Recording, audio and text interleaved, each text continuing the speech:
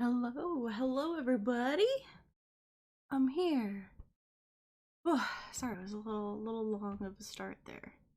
A little long of a start there. I needed to grab a drink and stuff before I actually started, but I was like, oh, I'll get stream started. So we're moving, and I had some kind of like dark foresty music, just to get us back into the mood of Beacon Pines. Get our souls ready for this. Because we're jumping right into the middle of it being crazy, so I figured get that going, get some sounds going, get some creepy, so we can jump back into Beacon Pines. I hope you're all having a great morning or evening, whatever time it is for you. I had to go to the grocery store real quick. So my sister and I went to the grocery store real quick and then came back, put everything away, and so now I'm here. And we could do this. Oh, okay. Be ready. Be ready for whatever scariness is going to happen next. Alright. Let's get back in it. Hopefully it will start us out. Chapter 6. Oh, I did! Chapter 6.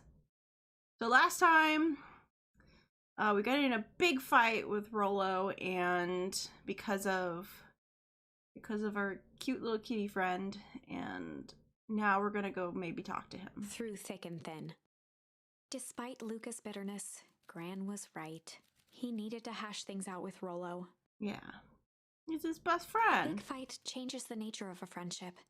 Whether, in the end, it is for the better or for the worse, all comes down to understanding.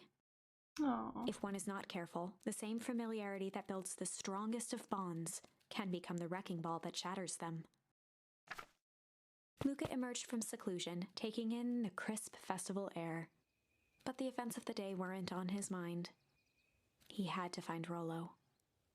Back into the world we go. Alright. Oh. There you are. Luca. Rollo wanted to tell you something. What is it? Roxy rolled her eyes, shaking her head. A space adventure, though you needed to buy it. If you're brave, go somewhere quiet. Roxy, it's a riddle, Luca.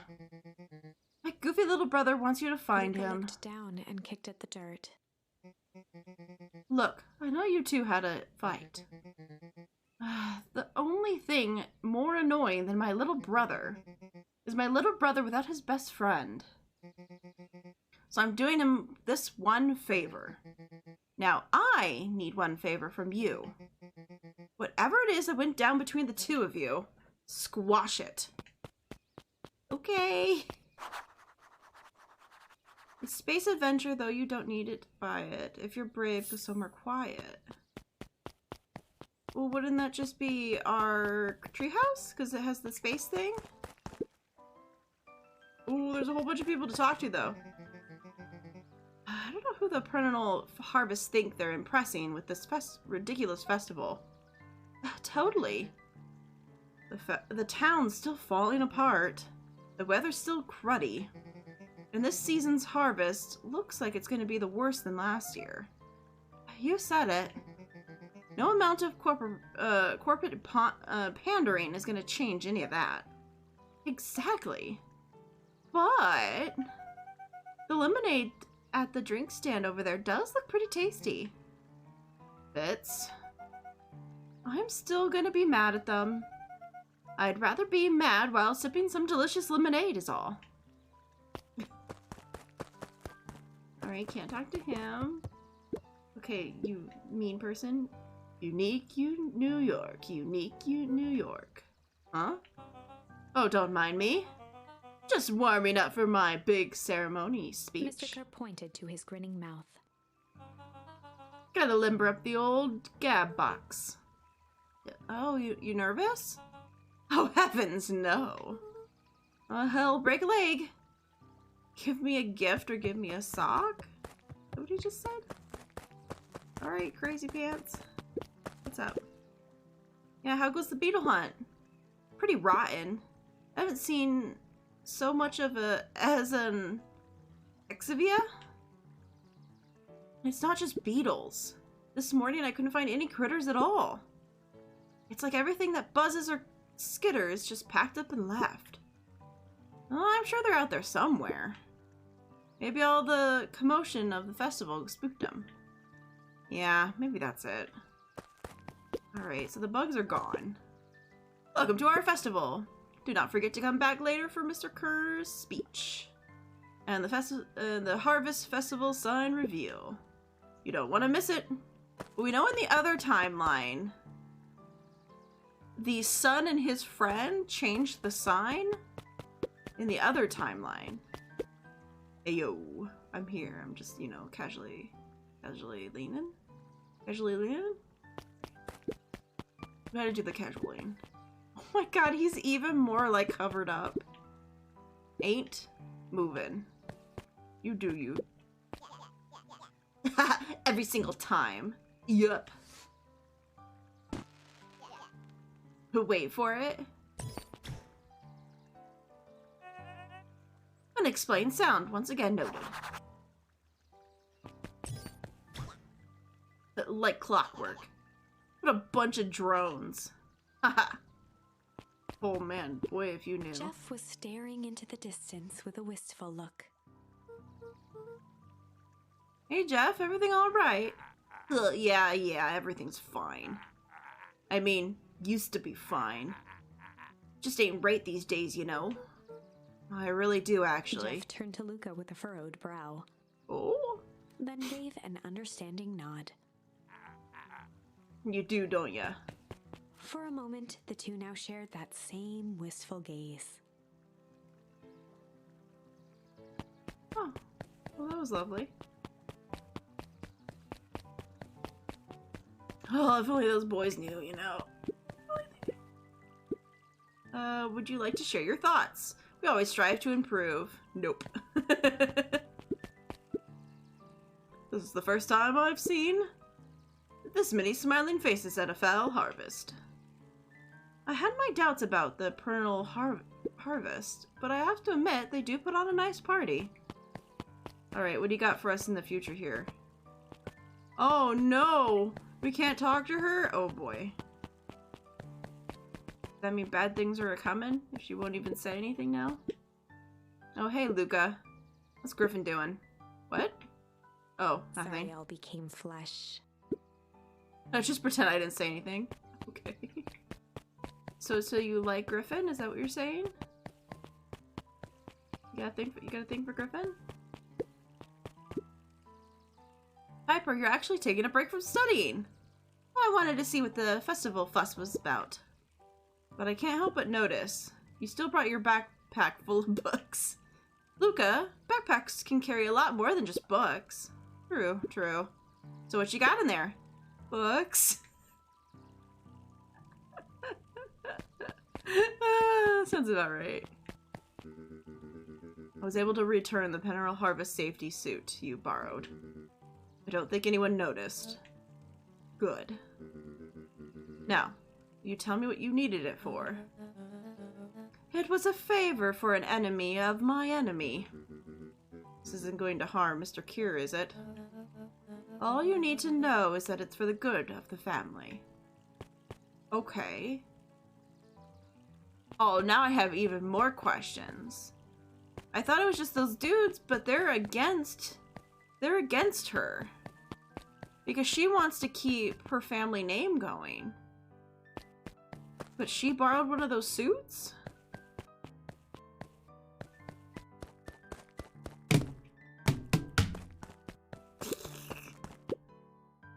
Oh, hey, Luca.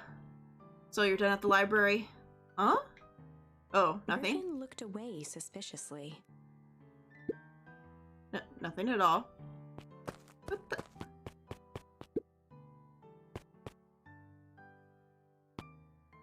Are they all giving me clues to where to go? Are they all just accidentally telling me where to go?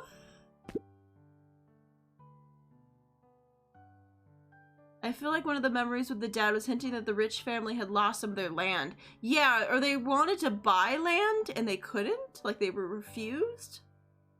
Luca, did you know that Beacon Pines is actually unincorporated? A lot of people don't know that. Oh yeah, I didn't know that. What does that mean? It means that most public works are handled internally. We do all the pipelines, the water treatment, building regulations. Man, oh, that's great. Census taking. Emergency services. Okay, I think they're all telling me where I need to go. I guess I don't need to go. It's the library. I need to go to the library, I guess. I was sure it was the thing, but maybe, yeah, because that's where the atomic stuff is. So I guess we could go to the, we can come over here then. It sounds like they're all accidentally telling us about the library. Look, did you hear? After Mr. Kier gives his big speech, they're gonna have the first annual biggest catch competition. As long as the boot qualifies as a catch, I'm a shoo-in. Good luck. Do we have any new stuff? Oh, we do have a new one. Luca wrapped a twig of thyme around the hook. Some fish have refined taste.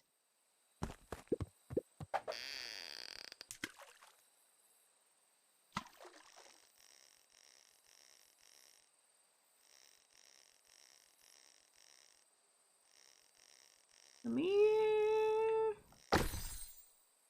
Oh! Is that a watch or is that a property of Sharper Valentine? Figures.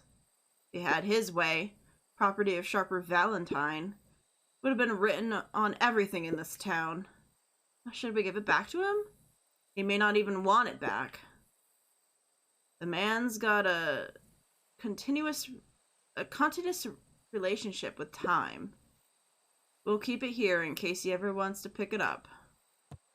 Okay. Yeah. Something about him and time. Nope, yep, I guess it wasn't here. I was curious, was there anything new here? No. Okay.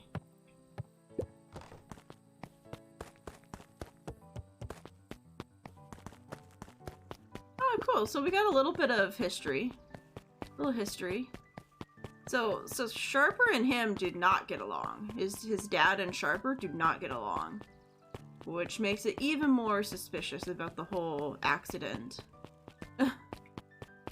Alright, I think we want to go to the library, so let's look around. They've definitely accidentally given it away a couple times, that... But I don't want to, like, miss anything. Like, the in-between. Okay, so I can't even visit. Okay. We gotta wander back this way, then. Do a little wandering. Should we see if there's anything going on here?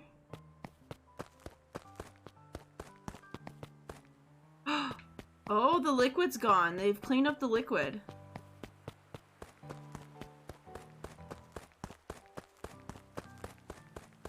Okay, so if they were able to block off the area, they clean up the liquid.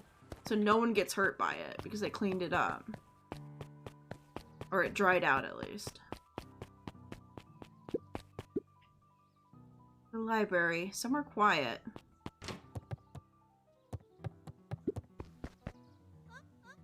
Oh, hey, Luca. Kato's eyes lit with excitement. I've been expecting you. Bravo on deciphering the first riddle. Yay. The first? Oh, you didn't think that was all, did ya? Rollo goes all out, doesn't he? Kato straightened up and cleared his throat as if preparing to sing. Ahem. On planet Farpool, you may take issue.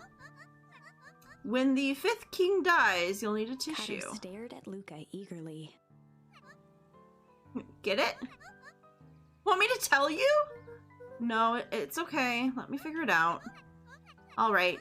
Well, when you find it, bring it here to be verified. And if you decide you want to hint, the offer still stands. Big issue. 5th issue? Is that a book? Luca grabbed Natural Photography, Volume 5, from the shelf. Once you've got a book, you can either bring it to me here or grab a different one. Well, that's Volume 5. Volume 5. Okay, what's this one? Luca grabbed The Modern Science of Atomic Radiation from the shelf. It's probably that one because it's Volume 5, the 5th edition. Luca grabbed The Adventures of Hank Atomic, issue number 4 from the... Yeah, because this is number 4. Luca grabbed The Adventures of Hank Atomic, issue number 5. Oh, no, it's definitely Hank Atomic, issue number 5 then. Oh, no. If there's Hank Atomic, issue number 5, it's definitely that one. Okay, here you go. Ah, you found it! He moved his book from the desk and replaced it with Luca's, turning on the lamp. As he slid the book under the purple light, 2 words glowed. The Adventures of Hank Atomic, issue 5. Yay. Luca clicked his tongue with recognition. Rouleau's cipher pen. Used to write secret messages everywhere with that. If only I had a special flashlight needed to reveal it. But I lost it. Well, apparently he traded Jeff for this purple light bulb. Parted with his entire Halloween candy stash. Oh, Rouleau. Now, let's see here. Kato began flipping through the pages, stopping when he hit a glowing word. Get away with such a He continued griff. flipping. Only found in Grub. Art? Reaching the end of the book, Kato looked up. Well, that's it. Griff in Grub. Art? Griffin's grub cart. He wants me to go to Griffin's snack stand. Brilliant. I guess you're off then. Good luck with the rest of the scavenger hunt. Thanks, Kato. Okay. That's why he asked if we had been to the library already. Because he knew the next part of it was him. That after he went to the library, he would go to him. And then maybe that's from Griffin you go up there because... Oops. I guess because I talked to everyone first instead of doing it, they gave it away. Oh, hey, Griffin. Did Rolo Before come? Luca could finish his sentence, Griffin handed him a corn dog. Oh, that's it? Bought and paid for. Enjoy.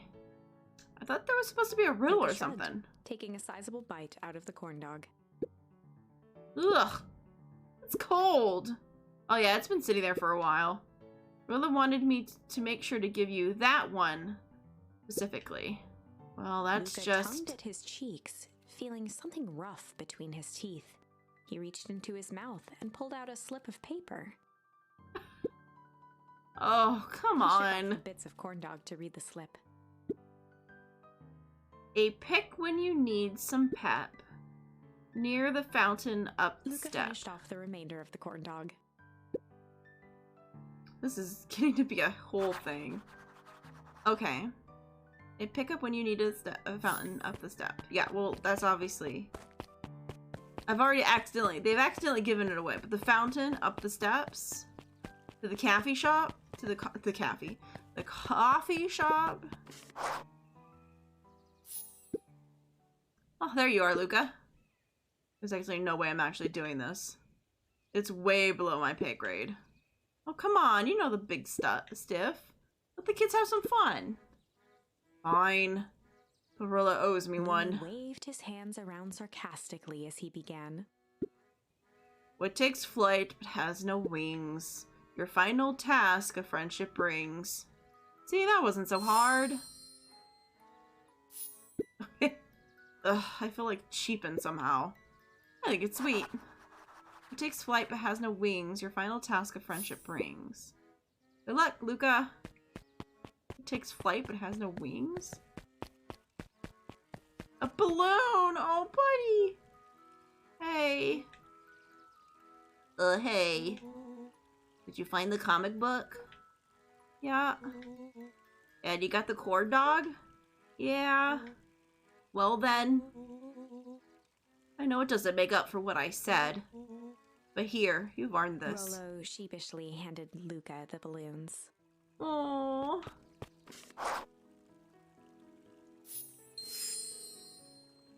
Oh, flight. Thanks. You don't have to go through all this trouble. Sorry I got so mad. Dang it. You were supposed to let me apologize first. Oh, sorry. Now you've apologized twice before me. Just let me do this. Luca, I'm really sorry. With everything that happened with your mom and all, I've just wanted to be there for you. Be a good friend, you know? When you said that you were gonna go hang out with someone else, I kind of freaked out. Oh, Rollo. Still my turn. I feel like if you needed some new friends to help you, it meant that I wasn't good enough. That was selfish and wrong. I was wrong. I'm sorry, Luca. Okay, apology over. Well, you can talk now. Luca threw himself at Rollo, hugging him as tightly as he could. Rollo, I don't deserve you. Well, I don't deserve you either. That's why we deserve each other. So, what else are we gonna do today? Do we want to snoop around and find some information about your mom? Snoop where? We could probably sneak into the Perennial Harvest HQ while everyone's at the festival. Are you curious about all the stuff those clipboards write down? What if we get caught? I think I've had enough excitement for 1 week. Just make the rest of the day about us. Oh, really? Yeah, the rest of the world can wait 1 more day. You know, I've been wanting to get some work done on the MCDC at the Mission Control. Aim is a bit unpredictable. That sounds perfect. I wonder if we have that time and we meet up and they get to meet, if we go into that building on this day. Because obviously there wasn't a fight, maybe? Because we went and had them greet each other. Oh, I can talk to him again?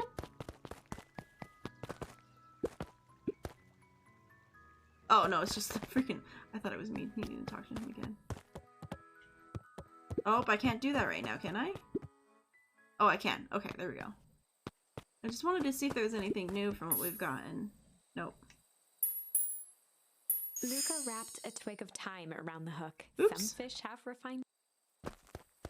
Alright, nope, we can leave. Okay, let's go to the treehouse and hang out.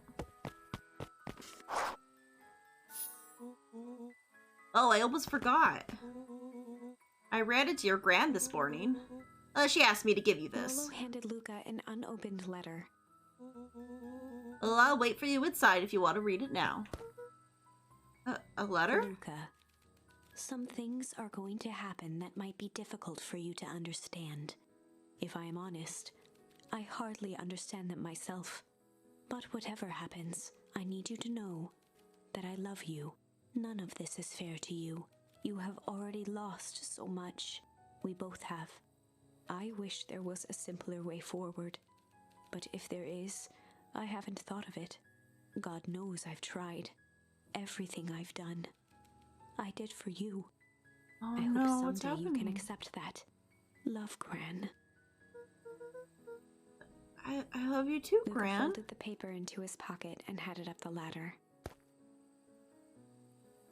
What the fuck is gonna happen? Oh, what was with the letter? Anything you want to talk about? Maybe later. Sure, whatever you want. You know, you really didn't have to go to all that trouble just to apologize. I know, but I've been looking forward for the festival for weeks. After I ruined everything with my big mouth, this was the best way to make sure that we still had good time without me. Luca Hello. was at a loss for words. but that was fine. Words aren't always necessary. No. Well, the festival seemed nice. Was it fun?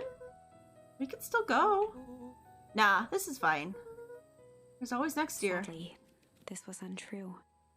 A distant rumble shook the treehouse. Oh, what was that? Oh man, we missed the fireworks? It was not fireworks. It was something the boys couldn't possibly comprehend. Something as old and cruel as time itself.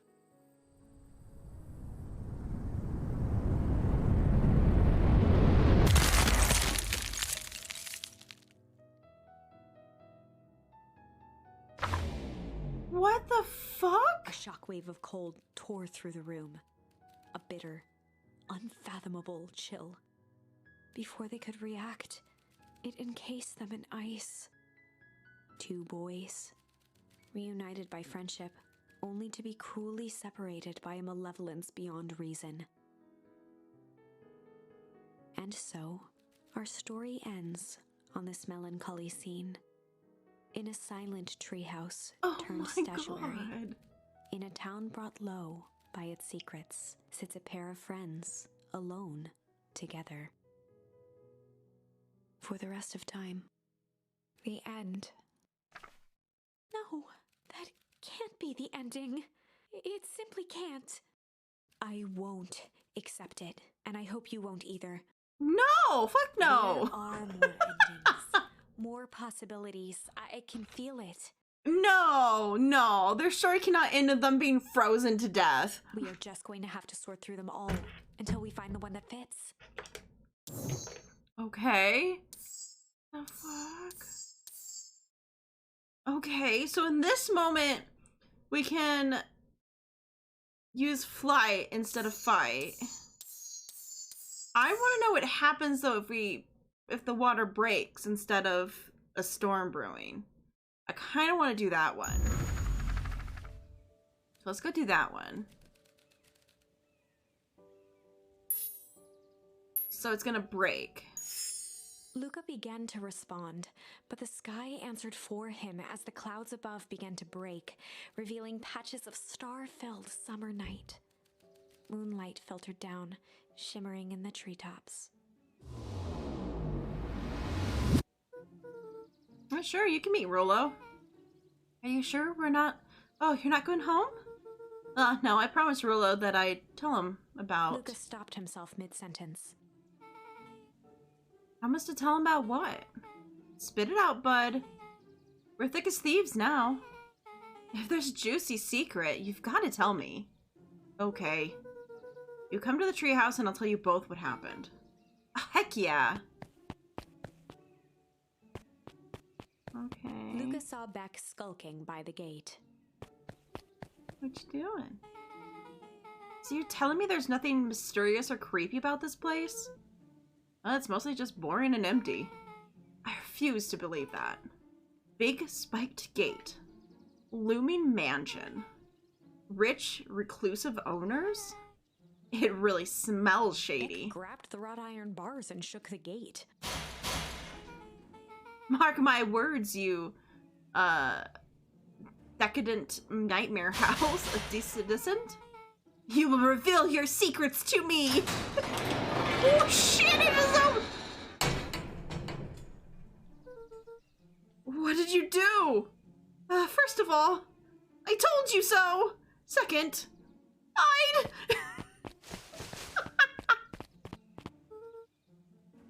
Oh shit! Okay. Harris's Valentine. Who's she talking to? Shh. I expect you to return that suit in working order. Of course. As long as everything proceeds as planned. There's nothing to worry about. The only thing I'm worried about is what's rightfully mine. If that means making some unsavory alliances, so be it. I couldn't agree more. There comes a time to suspect hostilities. I'll deal with our common threat. Now this is what I'm talking about. Beck's voice was an excited whisper. Proper shady stuff. Someone in a suit like that tried to grab me yesterday. Seriously? You understand that when this is all inevitably fails, I will deny everything. I wouldn't expect any less of you. Just worry about your part in this and let me handle the rest. I can't wait to see the look on Rub Kier's face. Yes, the truth will come to light. I'm still surprised that you're so comfortable with potentially collateral damage. There's one thing I've learned, it's change is painful. Wow, I was expecting shady, but that's just flat out supervillain talk. Well, if you don't mind me asking, why? Why are you doing all of this? The mysterious figure retracted their mask, hair pushing out from all corners. It's Grandma, isn't it? That's what I figured. Family? A chill ran down Luca's spine. His vision blurred. Oh, but we know that the original person was not Grandma. Grandma's whatever is going to happen right now that causes the whole ice thing. Also, hello, Nova! Good morning. Shocking reveals yet? One timeline we went down that we just finished where Rolo and Luca get into a huge fight, and then they meet up and they are chilling in the thing. We learned that she got someone to steal one of the suits for somebody, which we now learning who the suit belonged to. So Grandma's in the suit. Grandma gave us a letter that said that she was really sorry, but she had to do this stuff, and it was all for him to make things better because, you know, change needs to happen, and she's really sorry and all that. And then the whole world froze over. The ground rumbled, and then the whole thing got frozen. And that's a dead ending, I guess. Was they froze in their treehouse. Two friends reunited. And he currently is thinking that his grandma tried to kill him in the other timeline. Because in this timeline, he, by himself, went to the thing and got grabbed. And then fought the person off by hitting them and ran away. And he is now going to go tell. Yeah, this game is dark as fuck. Yeah, no. This game is... It's immediately dark as fuck, because you immediately get the timeline where he gets grabbed by the person in the suit and murdered. Immediately. That's like step one in this game. Vex stifled a sharp wince, and Luca looked down to see himself wrenching her hand. An answer I certainly respect. Gran tousled her hair back under the face mask. Just remember, keep everything nice and normal until the festival. I don't read lessons in rousing suspicion. Gran gave Eris a curt nod and disappeared into the night. So he's now going to think Grandma tried to kill him. So now he's going to be in the mind frame that Grandma tried to kill him. But it was not Chapter Grandma. It was 5. creepy. It was creepy dude. What big ears you have. Lucas sat shivering in the bushes, staring at his feet. What big ears you have. Oh God, why a wolf comment After there checking for to make sure the coast was clear, Beck gave Oh, him a because gentle tug Granny. on his sweater. Yeah. Makes sense now. Not my brain comprehend. What big ears you have. Because Granny in the wolf's clothes. In the wolf's clothes. Yeah. It's the wolf in the Granny outfit. What's wrong? Look like you've seen a ghost. Why are you so scared of the old lady in the hazmat suit? That's my Gran.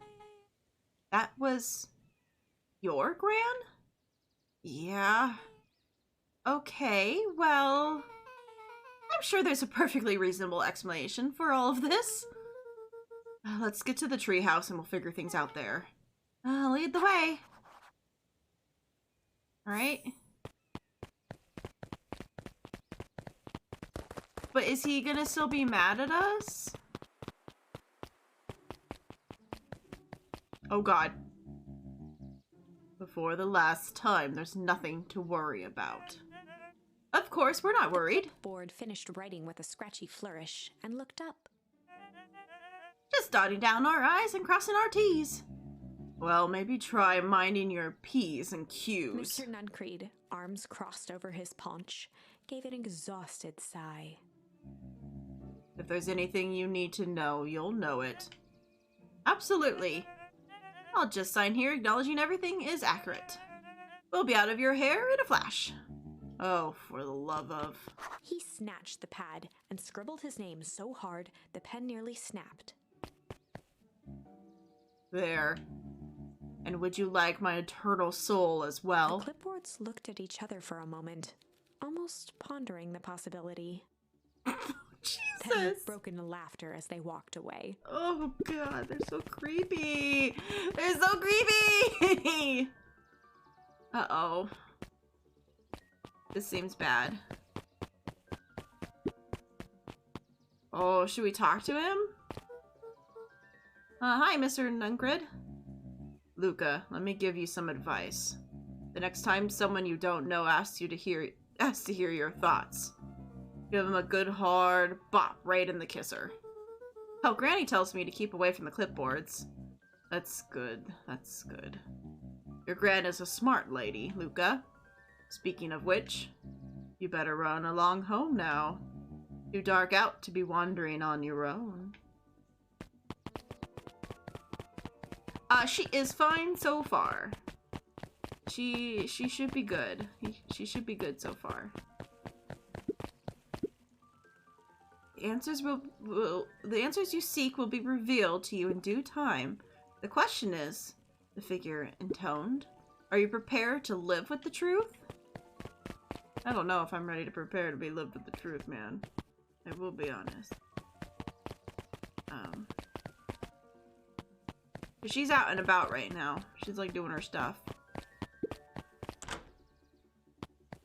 Okay, it's locked. Okay. She's at nighttime. She's out and about, so she's not going to be around currently. Another day, another dollar. See ya tomorrow, Z. Have you noticed how all the Pearl Harvest folks order the same drink? Decaf cappuccino with extra foam. Why? I don't know. Just thought it was a little odd. Pretty weird for sure. Well, the customer's always right. See you bright and early tomorrow. I can't wait. She gave us the fright of our life though. That damn.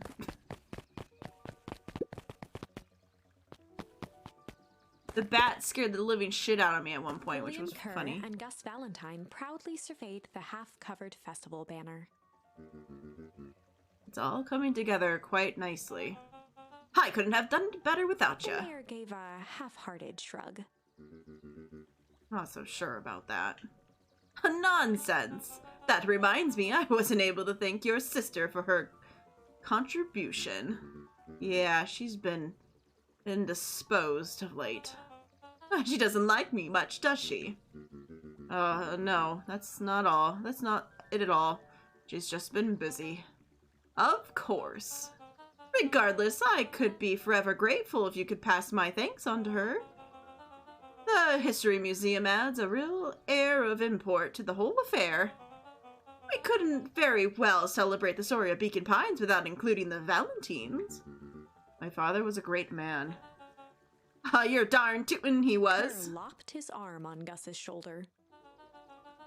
But I mean the entire Valentine family. Present company included. I ask you something, Mr. Kerr. Call me William. Ask away. William, why are you doing all of this? Oh gosh, I've never felt one needed a compelling reason to throw a party. Not just the festival. All of this. There ought to be 100 down on their luck towns out there. Why is the Pearl Harvest so invested in helping Beacon Pines? You know what I love most about agricultural business? Seeds. Seeds? Yep, little bundles of potential. With a glimmer in his eye, Kerr gestured grandly toward the horizon. You treat a seed right, nurture it, feed it, and it can grow into something truly special. You see potential here? Undoubtedly. A seed of greatness is already under our feet. All it needs is a little nudge. And the right leadership, of course. Uh-oh. Good night, Mayor Valentine. Or Valentine, whatever. I don't know. I don't know if it's Valentine or Valentine. I can't remember how they pronounced it. I don't like that he also lives in that building. Oh, this is nice. Yeah, the treehouse is just a little further from here. What is your buddy Rolo like? Rolo? He's, Rolo. Nothing particular helpful. Sorry. I've just never thought about it. Lots of energy. He's funny, even when he's not trying to be. Things have been tough for his family since the foul harvest. It's about darn that you guys tell me what this foul harvest thingy is. It's kind of a long story. Hit me with the highlights. Okay. There used to be a fertilizer company here called Valentine's. They were some kind of big deal. Oh, big deal fertilizer. Yeah, it was a big deal to us. Their stuff really worked. Farmers loved it. So, Valentine's grew and grew. Beacon Pines pretty much grew around it. Most everyone in town either worked for a sharper Valentine or his fertilizer. Things were good. I'm sensing a big but. Around 6 years ago, Sharper Valentine died suddenly. Something changed. Changed how? It had been a bad batch. Maybe it was the water, or the air, or soil. Nobody knows. But all the crops died. And everyone blamed the Valentines. The foul harvest. Yeah. Valentine's fertilizer business went out of business. Half the town lost their jobs. Sheesh. But next year the crops came back. But something was different. You plant a crop, you do everything right. And the sort of a crapshoot. What happens? And no one knows why. Nope. I take it, Rolo's farm got the short end of the stick. Yep. For some reason, their farm was hit harder than others. Oh, that sucks. Things have gotten better since the perennial harvest came to town. And Beacon Pines Reborn Initiative? Yep. First thing they did was to give the town a deep scrub. Even put us up in hotels one town over for a week as they decontaminated the groundwater. We'd better get going. Okay. So they moved everyone out at some point. Yeah, there's such a cover-up going on. Well, it's about time. I was just about to give up and go home. Who's the new kid? Name's Beck. You must be Rolo. I see my reputation precedes me. Welcome to Mission Control. Rolo waggled his head with pride. Oh. You'll find we spared no expense in construction. Or sparred. Wow, brain. Good job. I've seen worse looking piles of junk. Thanks. Hey, Luca. You know the security concerns we talked about? Yeah? Well, I was waiting. I made some improvements. Let me lock this baby down for a little test infiltration. Can't be safe these days.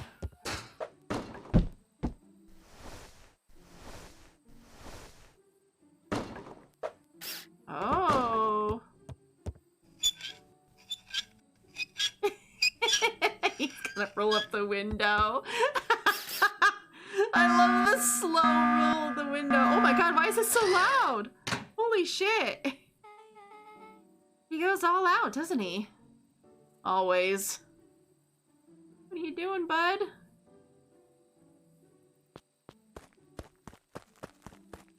Bud?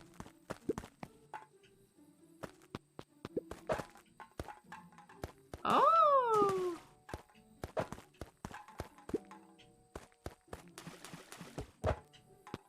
Oh gosh.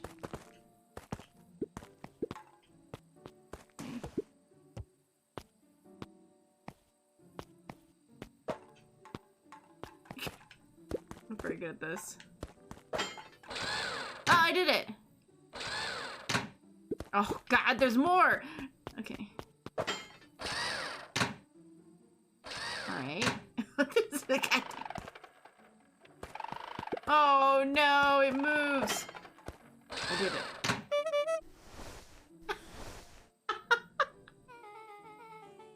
Where did you guys get all this junk for in the first place?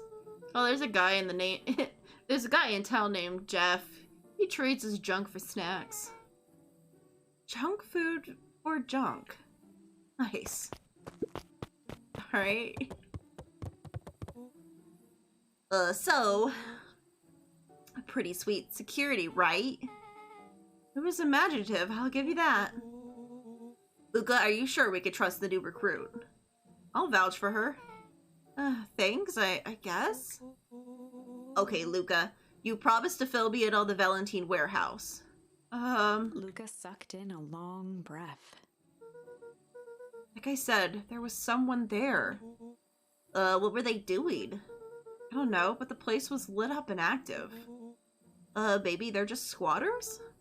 I don't think so. It seemed more organized.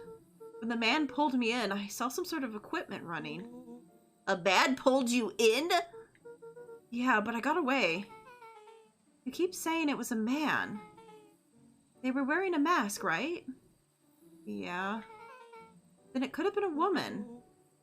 How did you get away? I grabbed a rock or something and broke their mask. They let go and I ran. Dang. That's intense. No wonder you freaked out when you saw your grandma. Yeah, that's the other part. On our way in here, Beck and I saw Harris, Valentine, and meeting with Gran. Wearing some sort of hazmat suit. Let out a low whistle. And they weren't there for idle chit-chat. It was a proper clandestine meetup. So let me get this straight. There's an operation in full swing at Valentine's warehouse. You were almost abducted by a strange man or woman in a protective suit. And then you saw your Gran in the same suit talking to Harris Valentine. Pretty much. I'm beginning to think this town is kind of awesome. Luca shot back a look. No offense. Oh, and so we could logically conclude aliens or alien zombies have infiltrated the town, and their leader is your Gran, and she tried to murder you. First of all, and last time, there are no aliens. Second, it couldn't have been my Gran at the warehouse. I broke that person's mask to get away. The mask Gran was wearing wasn't damaged. But she's definitely hiding something. Maybe. Well, your Gran is weird, but she might be the most boring person in the universe. All she does is sit around all day making jam. What could she possibly have to hide? I don't know. We haven't talked much since she moved in. Moved in? Your Gran isn't from here? No, she came in a few months back to take care of me after his mom went missing. Did you know your Gran before? Not really, no. It's been years since I've seen her. Luca? Don't take this the wrong way. But are you sure your Gran is on the up and up? Luca gazed out the window.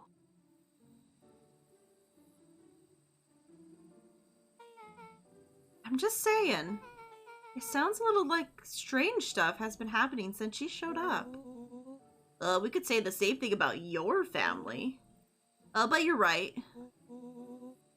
Luca, your Gran is hiding something. Pa says folks only bury stuff worth digging up. We need to investigate your house. If Gran is really hiding something, don't you think I would have noticed it by now? That's kind of the whole point of hiding something. I guess you're right. Gran's been leaving the house for hours at a time this week. I'll call you two tomorrow when the coast is clear. We can start getting into the bottom of this. Well, I'm always good I'm always game for a good snoop. You can count me in. Oh. Chapter 6. So this time we won't spend the next day just wallowing in our bedroom. Rilla, don't ever change these. Rilla, no more sci-fi channel. Rilla's allowed aliens and all he wants in this timeline. I don't know. I would almost start to agree with him. There's some weird ass shit happening here, man.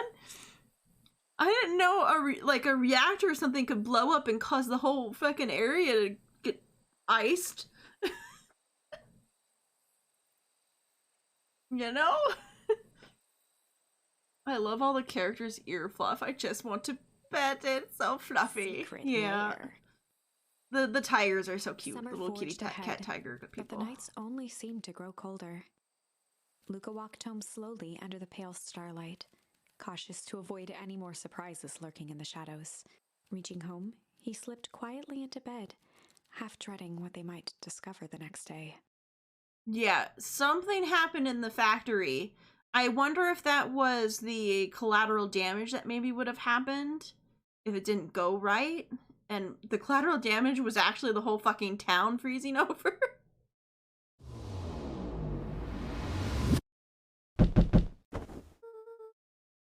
What time is it?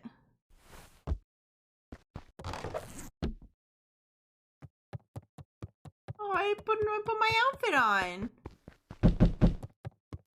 I don't like it when the... I like it. Last time it was Rollo's sister that was at the door. Oh god, his sister are friends. Rollo, what on earth is that? A ridiculous thing on your head. Oh, this? It helps me think. You're gonna need a lot. You're gonna need a lot more of those. Joke's all on you. Oh, joke's all you what? We'll see who's laughing when I crack this case wide open. The coast is clear? Yep. Whatever she's been up to this week, it's been keeping her busy most of the day. Very well. The game's afoot. Luca and Beck rolled their eyes as Rollo strutted across the room. I love him. He's the best character. Well, if I were Gran, where would I hide my deepest, darkest secrets? Perhaps where you might least expect it. Rollo flung open the cabinet with confidence. He coughed as a veil of dust hit his face. I think it's safe to assume anything that's dusty isn't what we're looking for. Or maybe that's what she wants you to think. Then again, any good detective knows not to trust their first hunch. First hunches are for suckers. Okay. Eureka! She lit a fire in order to burn the evidence. She keeps that fire going every day, Rollo. Drat! It might already be too late. Oh, just think of the bounce of documents lost to ash. Okay. I'm gonna stop you right there. Can you think for a moment? Luca, is there anywhere your Gran doesn't want you to go? Yeah? The closet upstairs. So maybe that stands to reason that we should check there first. No dice, it's locked. Well, well, well. Look who stands to reason now. I have no idea where the key is. If it really is important, then she probably keeps it with her. Anywhere else? She has her berry bushes. Who has ever thought? I'm gonna take this important thing and huck it into a bush. True. Anything else? Maybe something out of the ordinary? Well, he is always worried I'll break her fancy dishware in the kitchen. It doesn't matter anyways, I can't reach the latch. A look of realization crept onto Luca's face. All three kids snapped to glance at each other, then sprinted in turn toward the kitchen. It's like, oh, dishes? Alright, Rollo. This is your time to shine. Ah, yes. You've called upon my expert detective skills. And now I shall proceed Before he with... could finish, Luca scrambled up Rollo's back.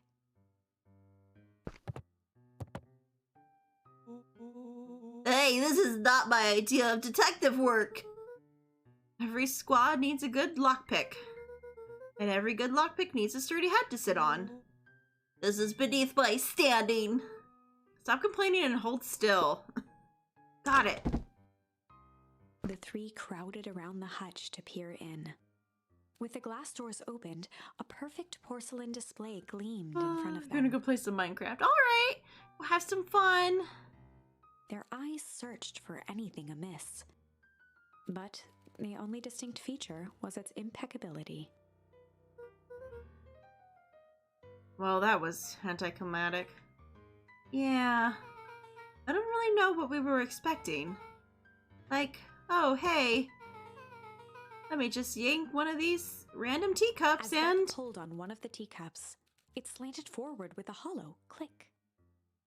The entire hutch began to rustle and slide under its own power. She pulled just the right one. Well, it seems like your granny has done some remodeling. Dude. Only two types of people have secret layers. Evil masterminds and superheroes. So which do you think she is? I guess we're about to find out.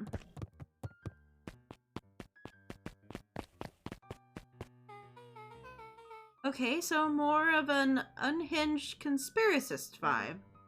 Oh, wow. Oh, yeah, this can't be good. We need to look around before jumping to any conclusions.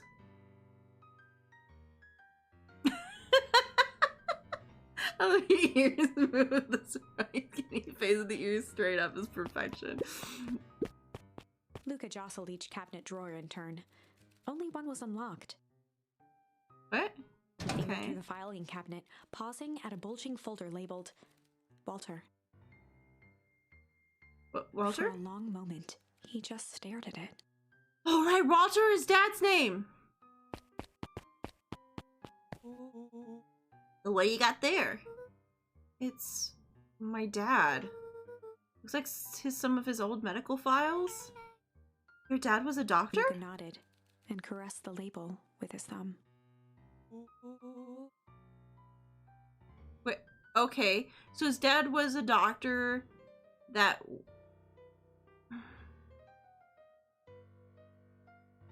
I guess he was the doctor for the factory?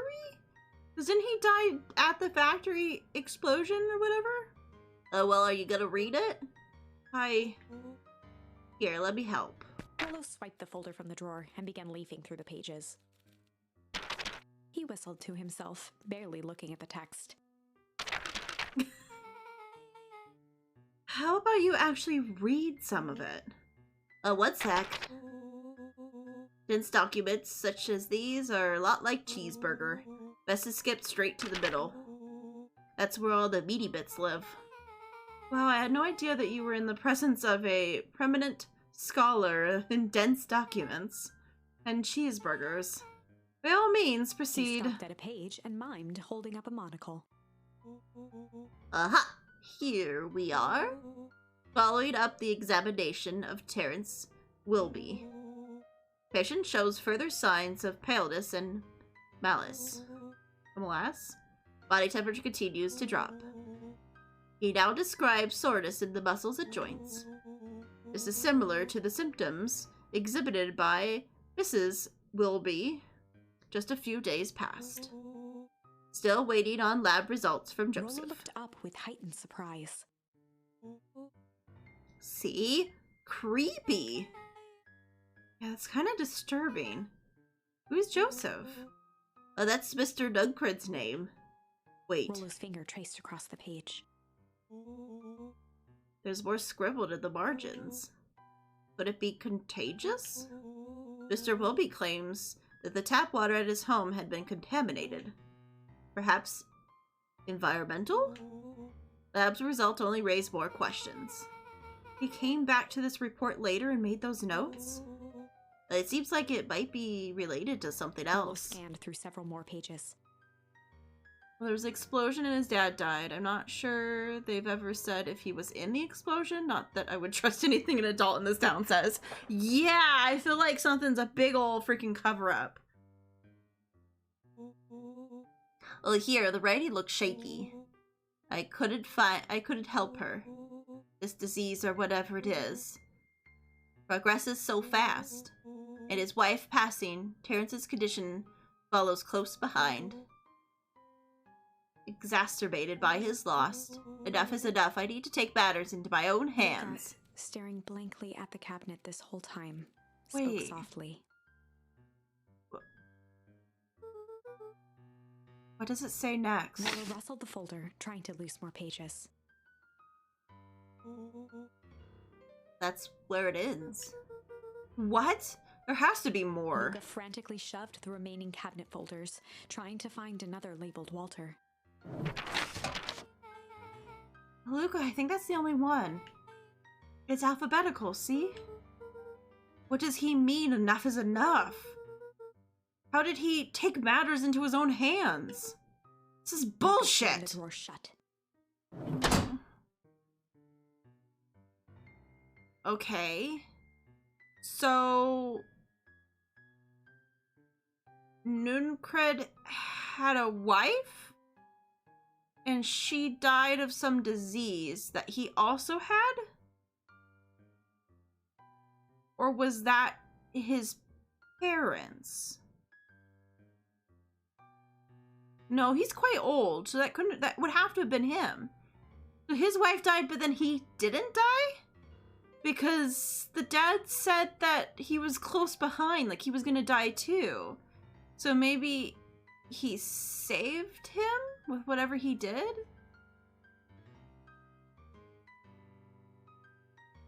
Because I thought Mr.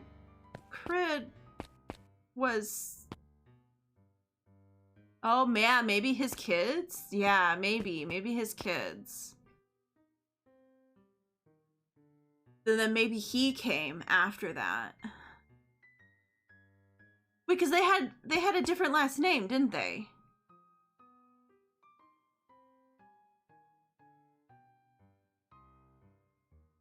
I think they had a different last name. So maybe the daughter, maybe it's his daughter?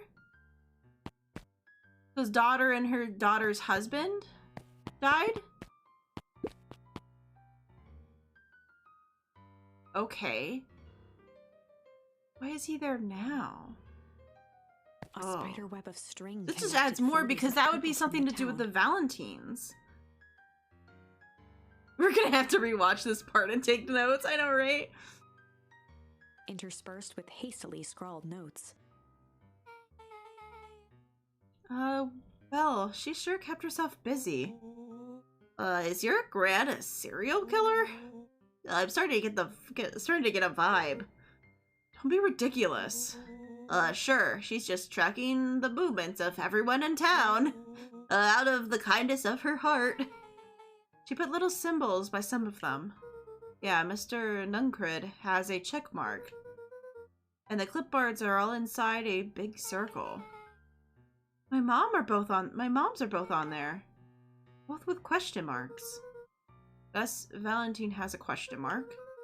Eris has a question mark, but it's been crossed out. Mr. Kier has a bullseye. The killer has chosen her next victim! We don't know what any of this means. Whatever it is, it's probably not good. Oh no, that's because he bad boy. He bad boy, and the check mark is Nuncred being also bad boy. Okay. Fireworks? Oh, what do we have here? Barrels marked caution explosive. And char jams? That's enough jam to feed the whole town. What kind of incendiary jam is your gran making? Oh, incendiary! Oh no! Well, she wouldn't have had me deliver. It wouldn't had me walking around town delivering bombs. Right? Only one way to find out. Casually spun open a lid and dipped his finger in the jam. Huckleberries. He smacked his lips. Hint of blue sugar. And ink. What? Rollo plunged his hand in the jar, fishing out a soggy slip of paper. Aha! Rollo offered the slimy note to Luca and licked his fingers clean. It's addressed to Mrs. Batilli.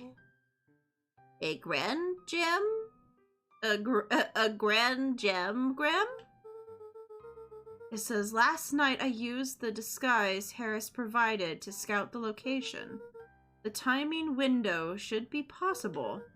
Operation Sparkplug is a go. Oh, bad. They're gonna go do a heist? Whatever it is, it can't be good. So, more of a bombshell than a bomb, am I right? You're new here, so I'll let it slide. But I'm the bad joke guy around here.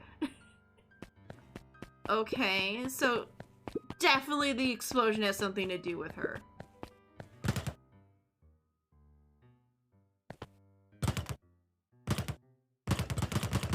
Bam, bam, bam, bam, bam, bam, bam, bam. I'm getting my workout.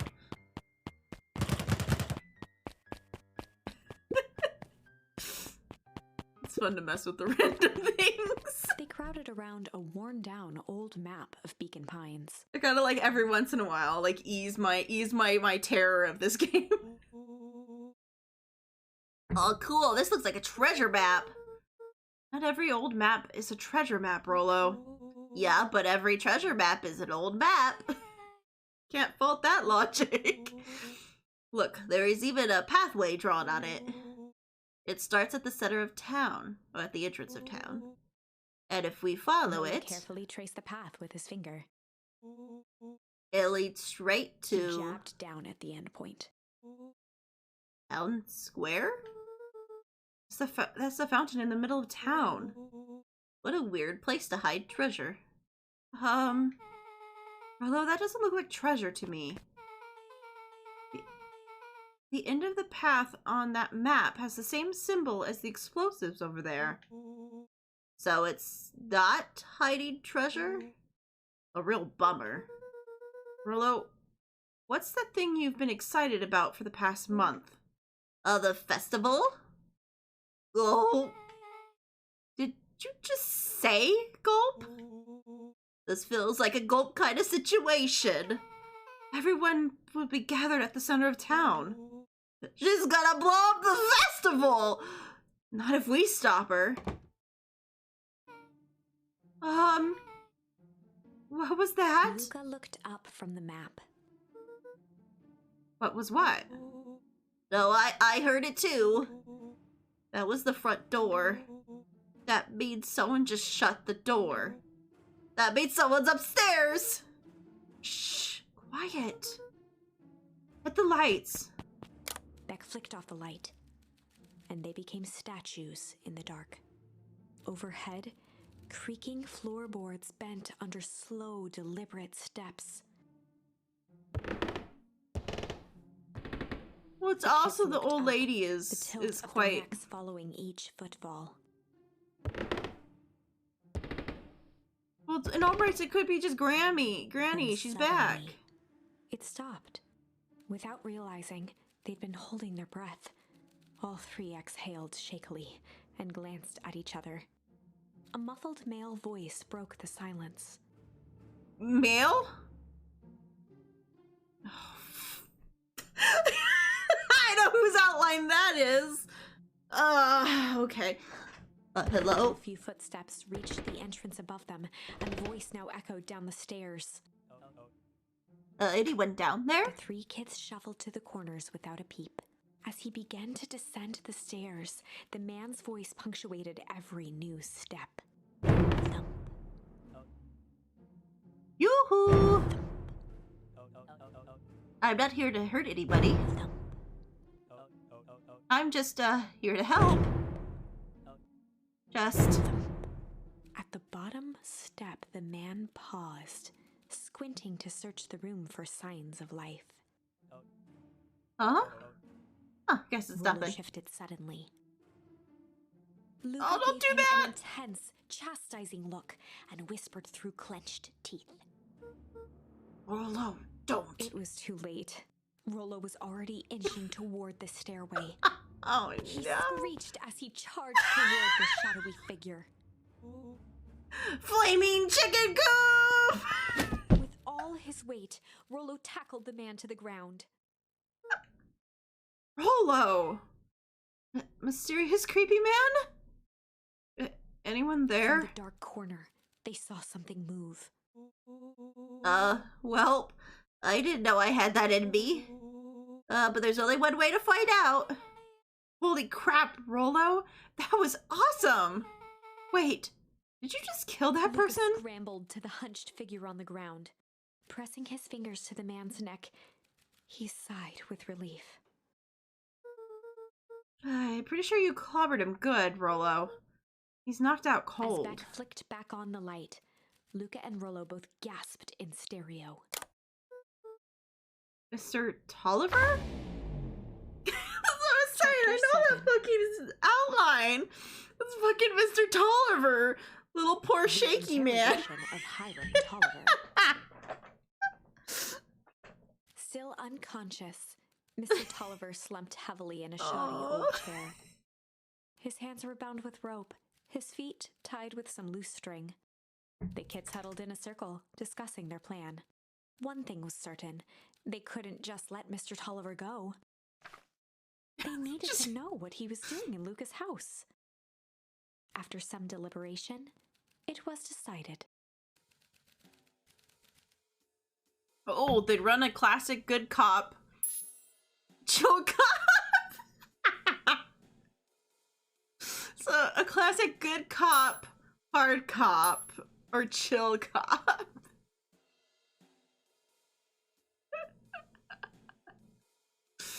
Oh. I always wanted to do chill cop as the first one.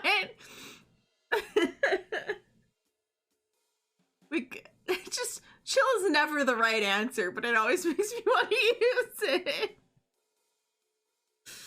Yeah, we're gonna do it. We're chill copping it. Classic good cop, chill cop interrogation. God, it even sounds like the voice person again. I'll handle this. Gotta play it cool. Luca walked calmly to the light switch, flicking it off and on a few times. Mr. Tolliver shook his head, gathering his wits. Oh golly, I sure guess my bell He rung. looked over to find Luca, who returned a calming grin. Sorry, Mr. Tolliver.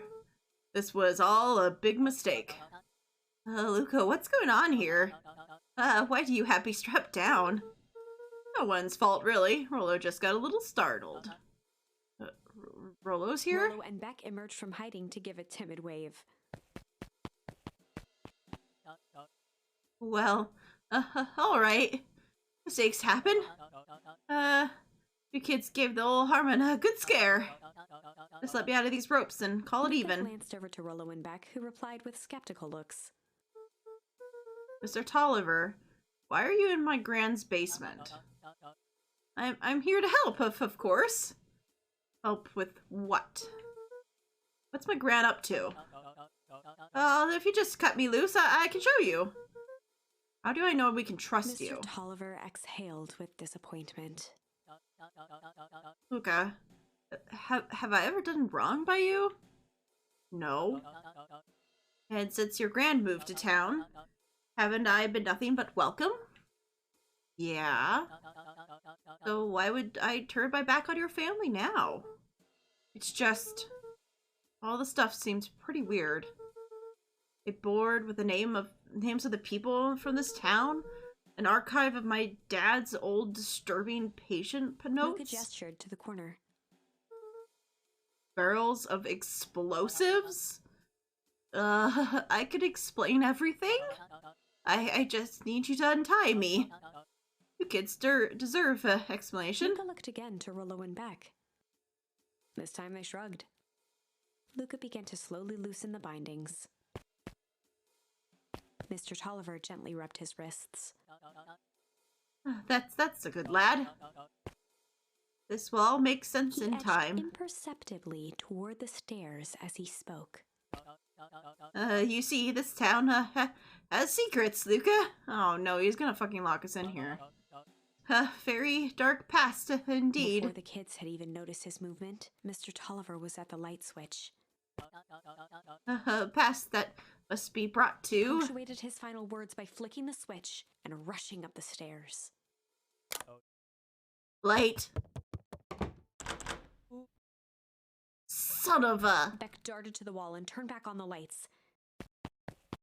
It was too late. Rollo confirmed what they all heard. He just locked us down here. Mr. Tolliver's muffled voice came from behind the door. I wasn't lying, you know. This is all for your own good. You kids just need to keep tight down there. And let the adults handle this. They looked bewildered at each other. Play it cool, huh? Now, Beck. They heard the staccato thump of quick steps. Play it exiting cool, the huh? house. The kids looked down in resignation. This isn't how it goes in Hank Atomic. For some reason, they'd always assumed it was up to them to save their town. Luca opened his mouth, hoping to conjure some magical words to make this right. Only a hollow croak escaped. The end. Well, we certainly aren't going to find a grand resolution to our tale locked in a basement. Back to the drawing board. It's like, well, that didn't work. Alright, I guess hard? Hard cop time. They'd run the classic good cop, hard cop interrogation. Yeah. I'm not gonna go over to the other timeline yet. Brandished a steely gaze. I've got this. Read about it 100 times. Rollo swaggered past the chair which propped up the slumping Hiram Oh Tolliver. no! Without even looking at his captive, he began with a long, blustery drawl. Oh no. Oh, well, Mr. Tolliver. Mr. Tolliver remained motionless. Rollo spun around to face him. He'd clearly expected to rouse Mr. Tolliver with his booming voice.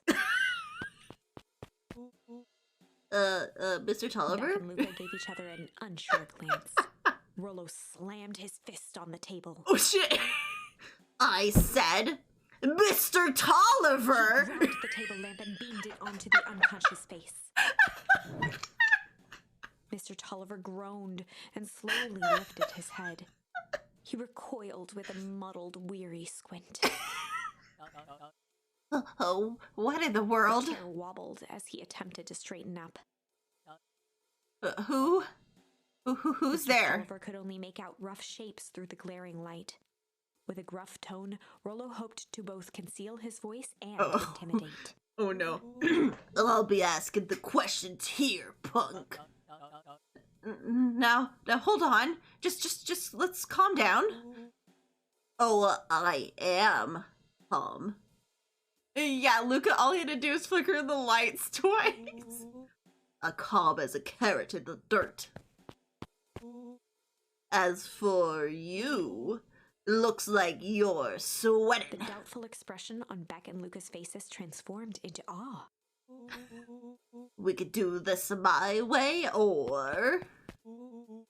Well, let's just say I've never needed another way. Rollo, hitting his stride, was now channeling every detective trope his memory could recall. I love this so much. He slammed the table again. Now dance. What? I don't even... Tolliver's voice became desperate. He was nearly in tears. You tied me down. How on earth can I dance?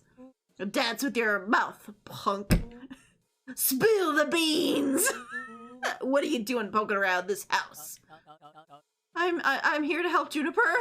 To make sure everything's ready. Huh, so you're in cahoots with Gran. Gran? Mr. Tolliver was in a daze, now more confused than ever. Gonna help her blow up the festival, huh? Blow up the festival? Good He shook lord! his head, feeling more and more dizzy.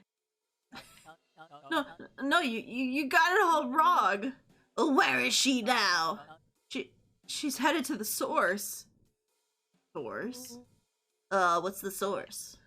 It's His where voice faded to a whisper. the town began. Where it all began. What is Operation With Sparkplug? that, Mr. Tolliver passed out cold. Oh, shit! Willow spun around with a repentant grimace. Damn, Rolo. I think you went a little too hard on him. What did he say about the source? It's where the town began? We need more information. Yeah, but we better not push Mr. Tolliver any further. Is there anyone else who might know more? Well, what about the History Museum? It just got set up for the festival. Nah, the tent was put up by the Valentines. Everything they have is a bunch of fluff to glorify themselves. Is there anything more reliable? Library. If there's any information about this source thing, Otto has gotta be able to help us find us. Let's go get some answers. They scared that poor man to just passing back out. Oh. Can I talk to you? No. We're kids on a mission. Dang, this is a nice library. Oh, thanks. I work hard on it. Aren't you a little young to be a librarian? Oh, hung out here so much, eventually they just gave him the keys. Hi, just keep an eye on the place for Mr. Novak sometimes. They got you working here for free? It's quiet and I get access to all the books I can read. What more could a person want? Fair enough. What can I do for you all? We need a favor. I already told you and Rollo. I can't put you any higher on the wait list for the next Hank Atomic. And if you're here for more candy, I'll have you know I can't be bought. Call it a personal code of conscience. Actually, we're doing a little research. Now you're speaking my language? What are you looking for? Well, that's the thing. We sort of don't know. What do you got on the history of this town? There's a county record archives. But what's in those? Births, deaths, newspapers, clippings, stuff like that. Pretty boring reading. But they do go all the way back to when the town was founded. Ah, great. We'll start with there. Chapter 8. 6 feet under, 3 towns over. The kids spent the rest of the afternoon combing through dusty piles of old county records, desperately searching for anything that could help them make sense of Mr. Tolliver's cryptic utterance.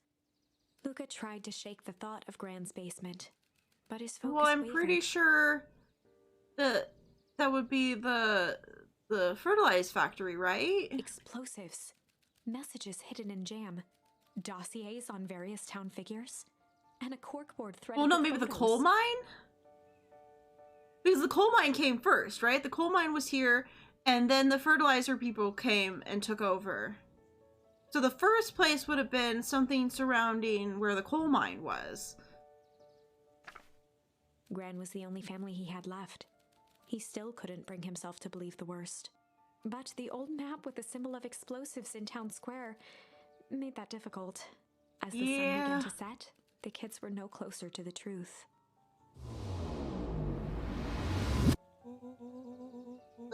If I have to read any more records, my eyeballs are gonna pop. I have to keep digging. If I dig another word, I'm gonna end up in one of these asinine death records. Rollo Cotter lived a full and wonderful life, till he read so much boring crud and his brains oozed out of his ears. Rollo shut his book with an assertive nod. You got a better idea? Spit it out. You sound like my sister. Keep pushing your luck, pal. And it won't be a boring county record that will kill you. I'll put you in the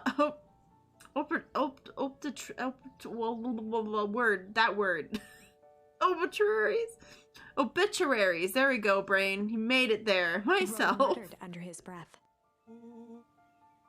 You're a county record. Really? That's the best you got? When I'm done with you, you'll be the footnote in history. Just like... Slammed her finger down on the open page before glancing down to read. J. Hartford here. I'd love to see ya try. Hey, hey, hey! We're all a little tired here. Let's just take a minute and... Something tickled the back of Luca's mind. Wait, what was that name back? In the orbit? Obit? J. Hartford. From Brookville Tribune. 8 years ago.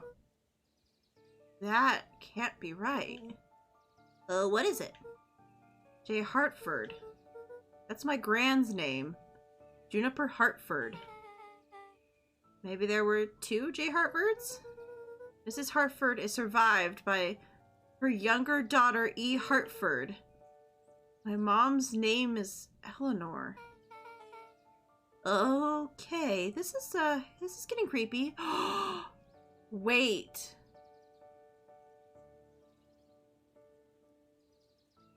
Is Gran his mom? Because we saw what happened when the goo stuff got on her hair. It turned her hair gray. But we also know it can turn them into a monster because that's what happened to the one guy. But to her, it turned her hair gray. Like it aged her. That's what I'm thinking. I think Grandma is mom. I think Grandma's mom. Okay, this is getting creepy. If your grid is 6 feet under, 3 towns over, then who am I living with? The question hung in the air.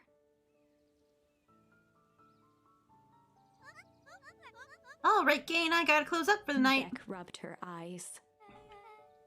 How late is it? Almost 10.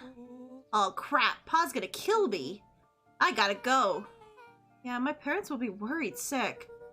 Okay, let's meet up as early as we can at the festival tomorrow. What are you gonna do about the unconscious man in the basement? I'll think of something. What are you gonna do about the grandma that's not your grandma? Luca's heart was pounding. I would be more worried about that. If he was lucky, Gran, or whoever it was, hadn't gotten back yet. And of course, there was Mr. Tolliver tied up and unconscious in the basement. Dealing with him would be the first order of business. Luca shook out his arms to calm his nerves before entering. Oh, Gran's back. He held perfectly still, tempering his breath and listening. She was asleep. His only hope was that she hadn't found Mr. Tolliver before dozing off. Oh, shit. Okay. Oh, it's open.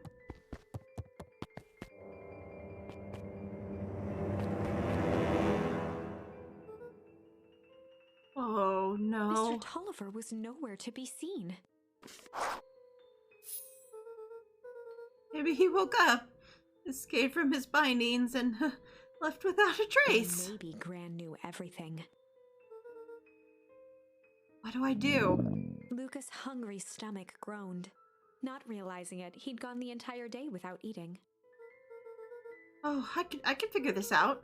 I just need a little brain food. Luca rushed over to the pile of jam jars, unscrewed one, and shoveled a handful into his mouth. I'm afraid your jam delivery will be delayed. He flipped the lid to read the label. Mr. Newcred. Okay, well, I can think. So if Gran knows we tied up Mr. Tolliver, I'm screwed. If she doesn't know, I need to play it cool. Is he gonna pass out? Is he gonna randomly fall asleep? I guess the only option is to go to bed and act if nothing is wrong. Gran will think Mr. Tolliver finished what he was sent to do and left when he was done. Why do I feel like I'm gonna start feeling really fucking weird in a second? Oh! Gran? Okay, stick to the plan. Go to bed, play cool. As Luca climbed the final stair, the emotion of the day dragged heavily on him. With each consecutive step, his legs weakened. Oh. His stride began to falter. He tried to grab for the railing to steady himself. Something was wrong. Yeah, no, he just took the poison that was meant for the freaking dude. Because they need to knock the dude out so they could go into there because he works there. But just a few more steps. Luca groaned and tried to move. His limbs might as well have been bolted to the ground. Through numb lips, he mumbled just before falling asleep. The room?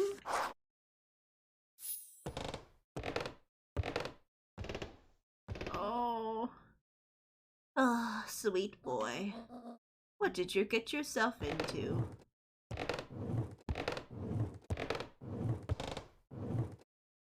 Why is she dragging me? Pick me up! God!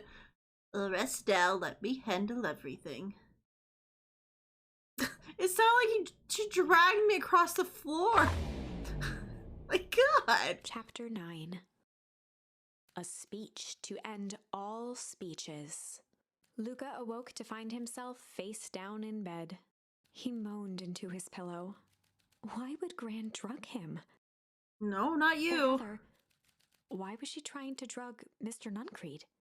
Yeah, that's the correct words to Shaking ask. the questions from his woozy head, Luca snapped back to the matter at hand. The festival.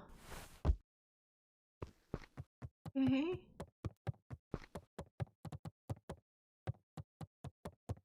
We've never went into the closet. I don't know what's in the closet. Is she just gone already? Also, I like how we're just leaving this open now. It's already known what has happened, so it's all just being left open. Anything new? Nope, doesn't look like it.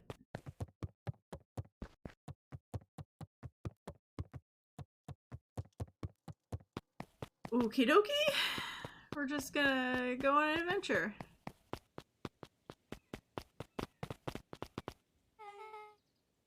Where have you been? Gran put something in the jam. Yeah, we know. Secret messages for secret conspirators. Not this one. The one intended for Mr. Nuncreed. Put me to sleep. Oh, whoa. Oh. Sly devil. I think she's trying to remove him from the question. From the, equation? Yeah, it should be equation, right? From the equation? He might be in danger. Have you found anything?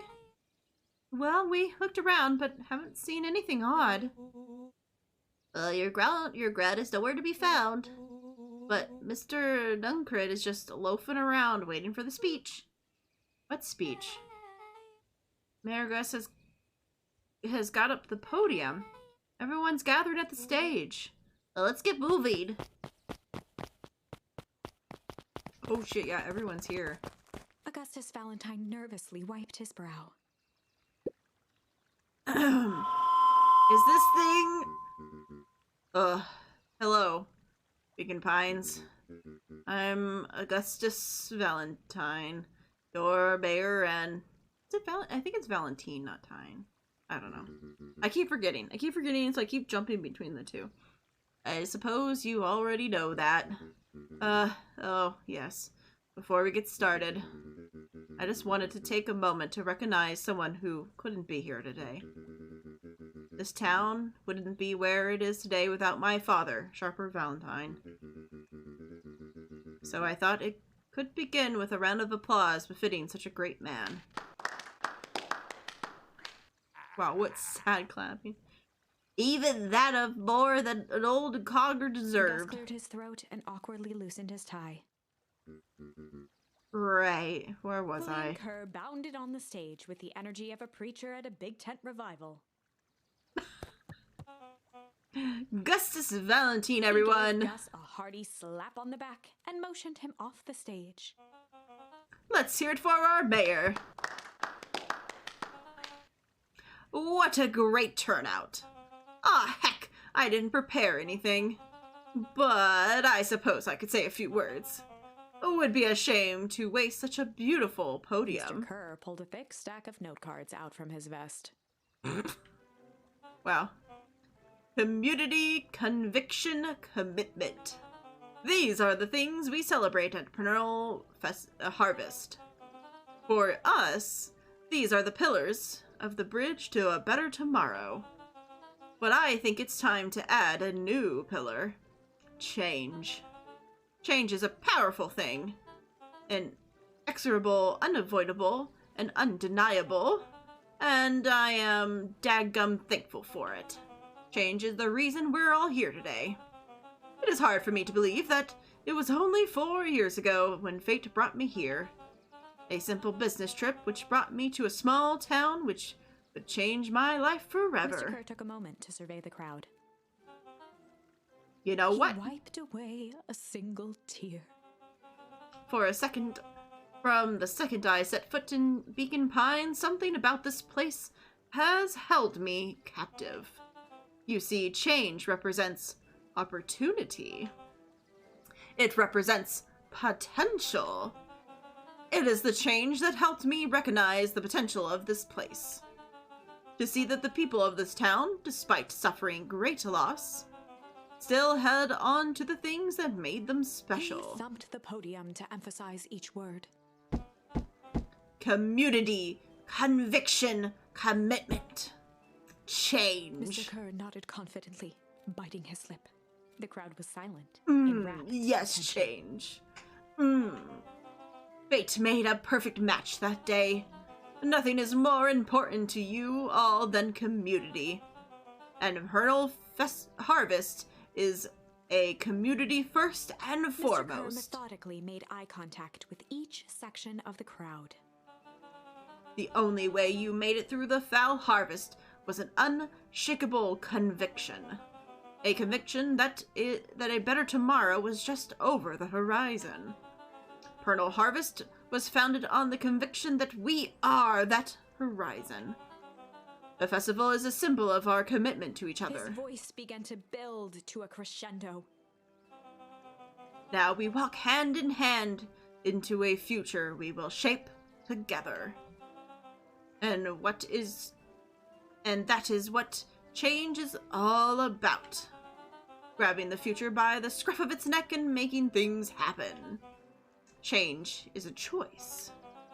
I am tickled pink that we will all be making that choice together. How great is that? Just imagine what we can accomplish.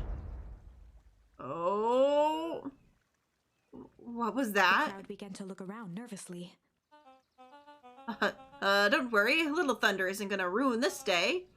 Everyone remain Mr. calm. Kerr quickly flicked through his note cards. Where was I? Throughout my travels I have learned one true thing. One always reaps what they sow.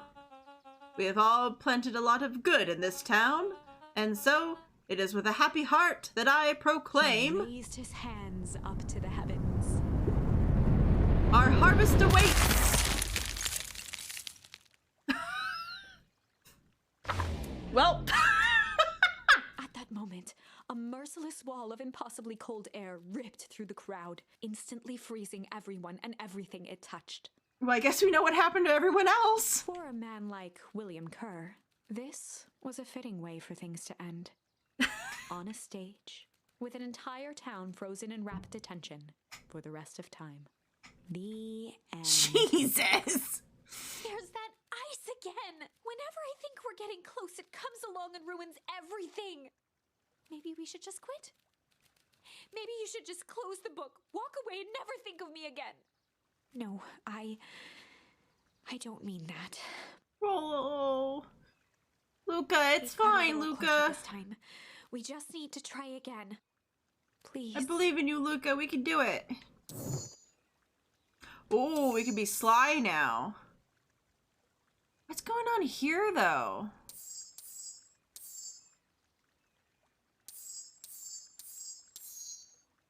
When do I get to do that one?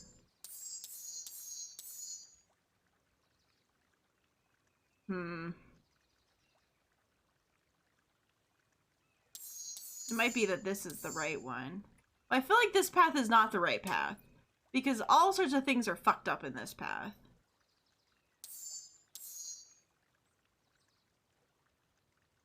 It's like, do we go back to this one? Or do we go see what the other path is?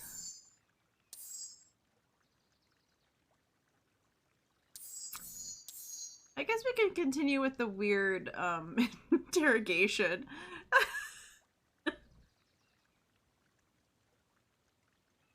I don't know.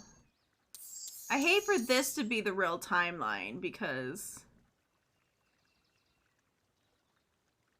You know what? Let's do this one. I've changed my mind. Let's do it. Let's go back into bad timeline where everything's fucked up. Let's go back into the timeline where everything's fucked up. And let's run.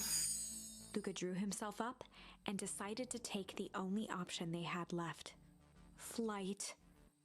He sprinted down the barrel of the mission control defense cannon, aiming it through an opening in the dense tree branches.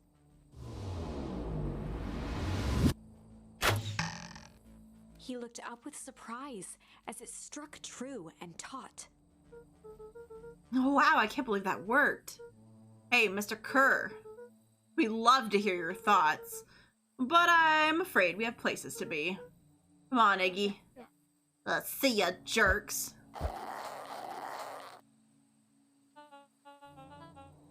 Fine. We all know where that leads them. This way. We'll take the tunnels. Oh, there's tunnels? Luca and Iggy winced as they sprinted through the thicket. The branches clawed at them, reluctant to give passage. After what felt like a marathon, Luca stopped in his tracks as they reached the clearing. What the?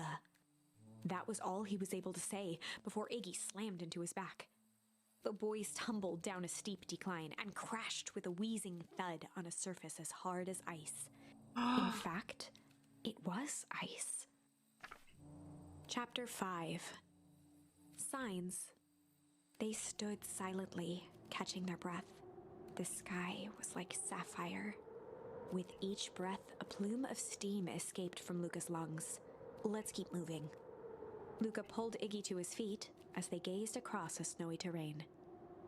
What the heck?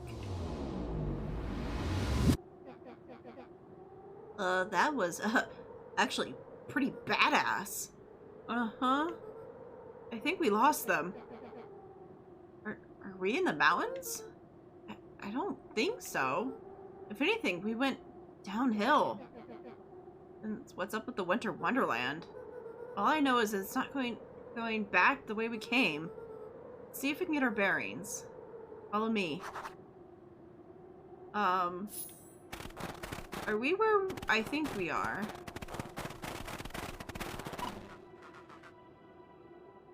Oh, Luca! Luca, are you there? Luca had almost forgotten the walkie-talkie he was carrying. That bozo Kerr.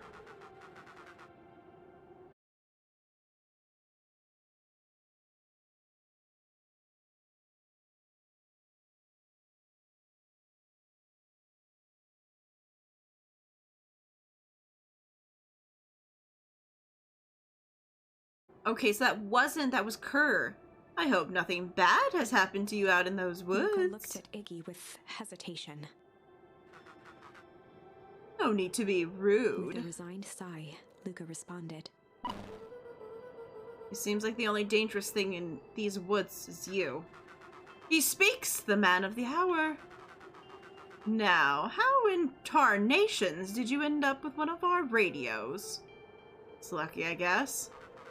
Boy howdy, you Van Horns are full of surprises, aren't you? You knew my parents? I never had the honor of meeting your father, but your mother sure was a handful. Luca winced, shoving the walkie-talkie back into his pocket. Well, we gotta keep moving. No, this is definitely... Oh god, the sound of this is horrible. I hate it. A disc of smooth metal was lightly covered in snow. Two faint seams were visible along the surface. Manhole cover? If it is, I've never seen one like it. Weird. Oh. Oh. Well, what's the readout? Sitting just above 258 Kelvin. Well, that's a bit down from last time. To report this to Mr. Cure. Meh. Still within safe ranges. Might be spreading, but it's under control for now. Even a small nudge in the equilibrium could cause a cascade. Dude, relax. Just a few more sites to hit before we can punch out. Let's get this over with. I don't understand. What is all this? Hard to say with all this snow. I think it's a town sign. I can almost make out the letters under there. What town could this even be? There could be another town this deep in Weepwood. I'm looking at evidence to the contrary.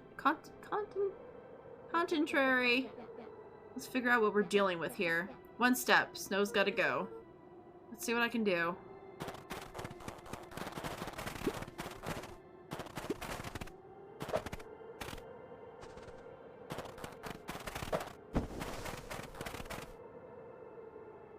The boys stared in disbelief at the sign that now clearly read, "Welcome to Beacon Pines."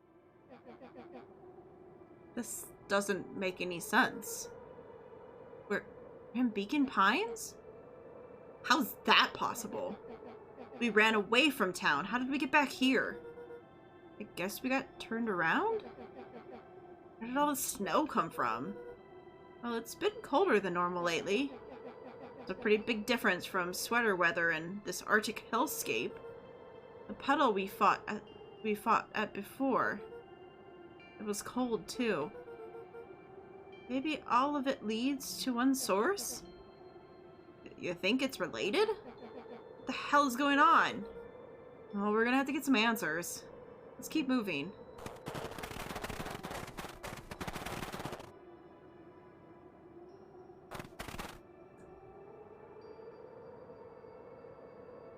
So when they said they redid town, they fully redid town.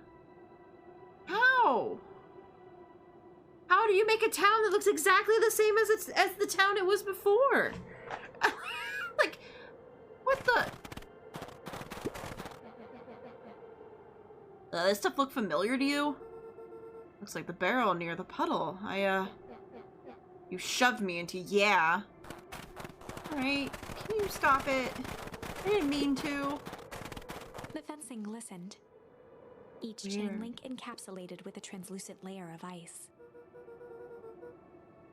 Looks like the stuff they put up around Weepwood.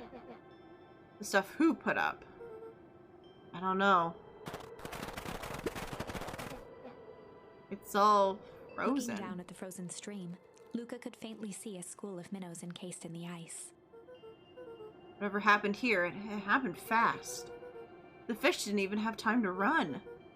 Or, you know, swim run.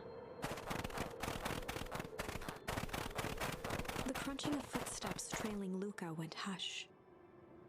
He looked back to see Iggy's face twisted with confusion. Everyone's gone. What? There's nothing here but more snow. There must be an explanation for all of this. I have to keep looking. You can keep looking all you want. I quit. Iggy, you have to keep going. You don't get it, do you? This isn't one of your pathetic Hank Atomic series stories. We aren't going to save the day. We're not going to save ourselves. My face is mangled.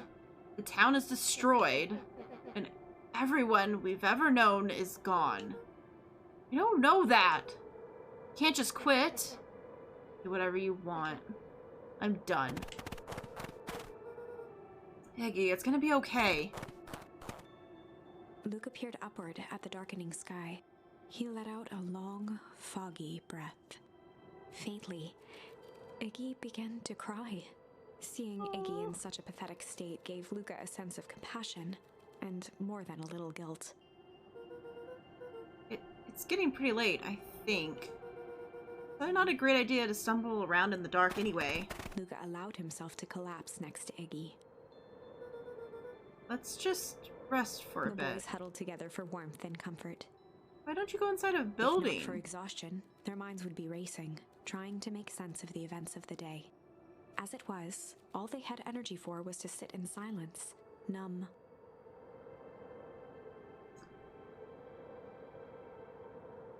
They should have went inside a building at least. Don't want to just lay there. The way the snow covered everything over. It's kind of calming. Yeah. I haven't had time to say it, but thanks. Huh? For getting us away from those creeps. I sort of froze up back there. Iggy, I should be the one apologizing. This all happened because I lost my temper. Nah, that's bull hockey. First of all, you don't know what the junk would do. You didn't, right? Of course not. And second, stop with all this baloney about losing your temper. But I did lose my temper. Motioned sarcastically to his half-deformed face. Obviously. But exactly what you should have done. Huh? I was being a horse's ass. You were supposed to be a horse's ass in response. That's how it works. Eggy, I'm having a hard time following. You wanted me to fight you? Of course. Jeez, you goody-goody types take forever to understand the most basic point. Why would you go saying such cruel things trying to get into fights? Shrugged. It's something to do. You're an asshole because you're bored? Sometimes I just feel empty. You wouldn't understand. You and Rolo always have a blast together. Laughing and calling that dinky old treehouse mission control. They now wept openly. Oh, perfect little Luca Van Horn. This perfect little life. My life is not perfect. Everybody in town likes you. Not everybody. Hell, that new girl hasn't even unpacked yet and she already likes you. You have Tish. He wiped his nose with a sleeve. I love Tish. Tish is great.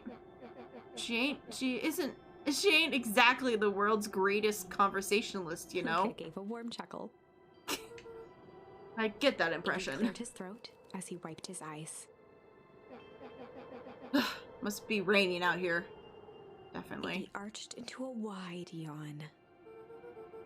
Should probably try to get some sleep. Yeah. Let's lay low for now. Tomorrow we'll get back to the we'll get to the bottom of Luca's this. eyelids began to slowly drift shut. Luca? Yeah? I always did want to see the inside of your dinky little treehouse. What do you think? Not bad. Give you a full tour when we get back. You know what? That's all Luca could whisper before succumbing to sleep. Iggy snuggled in some more. When it comes to the worst days of my life, this one wasn't half bad. Oh, they're probably gonna die in the house over the smelled of night. warm bread. Luca was playing with toy blocks on the living room rug. Oh, he's having a dream He again. looked up to see his parents on the couch. His mother held his father's head in her lap. She idly stroked his hair while humming a song. A voice behind Luca spoke. "This is how you remember them, huh?" Luca turned to see his own face. The doppelganger from his dreams, still clad in a yellow hazmat suit, still carrying a look of disdain behind empty eyes. Lovely. Aww, look at this perfectly cozy scene. You know it wasn't really like this. The figure picked up a toy block and inspected it. It's amazing the facades that one can build given the right materials. Not that What? I blame us. These are a child's memories, all warm and fuzzy. What? You don't remember, do you? What? Luca snatched the block from the figure's yellow-gloved hand. Remember what? The doppelganger pointed to the couch. The last day we saw him alive. The day What? he chose to abandon us.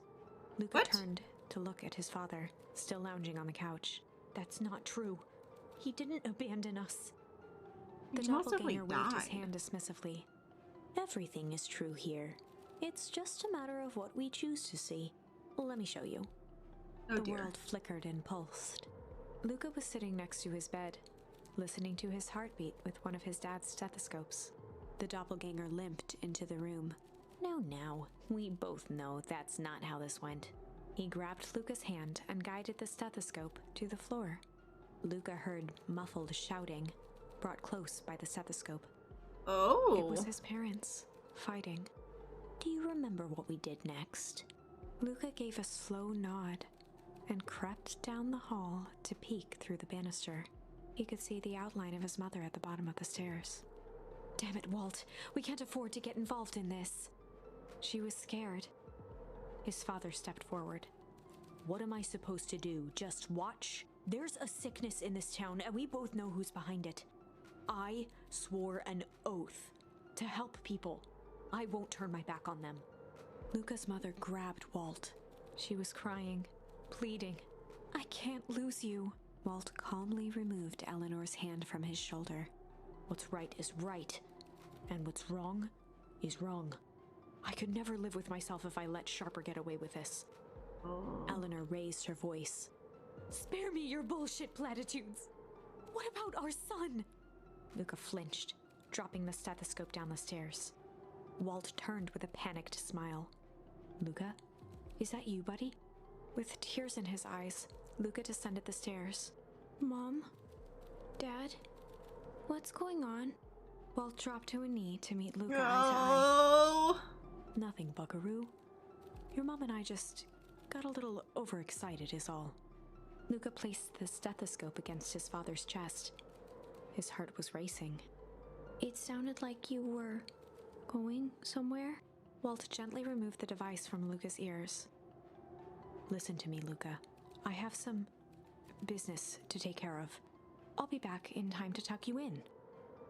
No. Luca hugged his father tightly. Promise?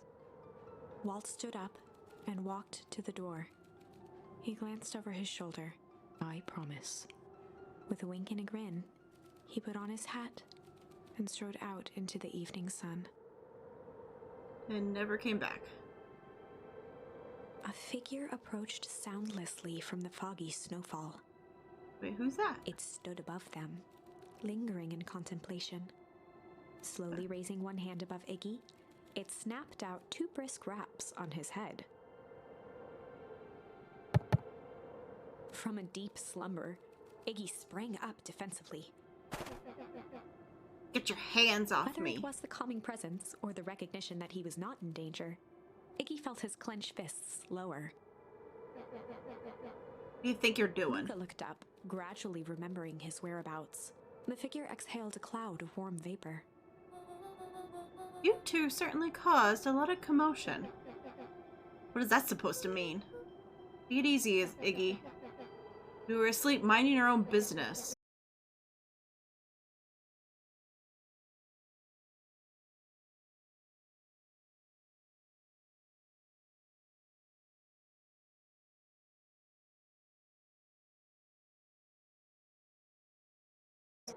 You didn't hurt nobody. Anybody? Huh? Oh, I see. Think you're better than me, you. When it came to complete strangers, Iggy had trouble cobbling together an insult. You big-hatted, scarfed neck furball. Okay, let's lower the temperature a bit here. Interesting choice of words. I mean, let's just calm down. Who are you? A friend? An observer? A hitchhiker on an infinite expanse of possibilities? Great. How about a name? If you must call me something, you can call me Nat. Iggy huffed with gratification. How about you make like a gnat and buzz off? Very well. Nat began to turn away indifferently. Wait, do you live here? You might say that. So you know where we are? You might say that. Look, pal, We're just gonna find a safe way out of here. You gonna help us or not? Before knowing how to leave, you must know where they are. Alright, that does it. Luca, I don't know about you, but I'm getting out of here one way or another. Iggy turned sharply and began to stomp off. Enough with the riddles. Iggy, wait up. Realizing he'd worn their patience then, Nat relented. Very well, I suppose this isn't time for metaphors. I'll show you how to get back home. Luca and Iggy turned around with hope in their eyes. Come here. Nat took a deep breath in. Close your eyes. Nat exhaled slowly, then snapped his fingers. Okay, open For them. a brief moment, Luca and Iggy let themselves believe that some great magic was about to unfold, until they opened their eyes and found themselves in the exact same place, cold and disheartened. This is your home. This is Beacon Pines. Look, Nat, we don't know how we got here. Maybe we stumbled through some sort of time gate in the Weeping Woods? Or we teleported into some sort of alternate universe? Or this is just some cruel experiment by Kerr and his goons. But this is not our home. You're inching closer to the truth.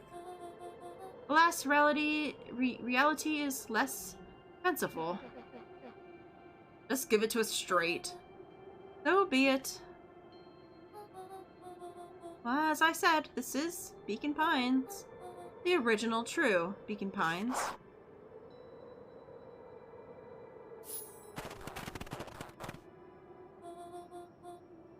You both grew up here. The town you've called home for the past several years is a replica. A remarkable achievement of engineering, to be fair, but a replica nonetheless. That's impossible. It's too much work. You'd need a whole town to replicate a whole town. Indeed, to pull off such a feat require immense labor power. And that could be moved would be moved. That which could not be moved would require a precise duplicate. We would have noticed. Someone would have noticed. You think so, unless the auditing was impeccable. A mind-numbing attention to detail, as far as innumerable trivialities were complete the tapestry. Well, you can leave it at that, this miraculous thing we call a brain. It has a real aversity to discontinuity, and revulsion even. The brain has a wonderful way of smoothing out the rough edges, keeping us sane. Luca and Iggy looked around uncomfortably. So you're saying that someone made this entire new town and moved us all here with no one noticed? Precisely. But why? Why is one question that can never be answered with certainty. The best one can do is uncover. Matt narrowed his eyes, furrowed his brow, and uttered, The source. Why do you say the source like that? Why indeed. Luca began to laugh uncomfortably. It's all ridiculous. There's no way they He could. looked down at his feet. His eyes darted back and forth in contemplation. With a sudden pain, a thought struck him. This really is home. He sprinted off into the pale distance. As Iggy turned to follow, Nat called out. Iggy. It's not too late to turn back. Simply head west, through the Weepwood.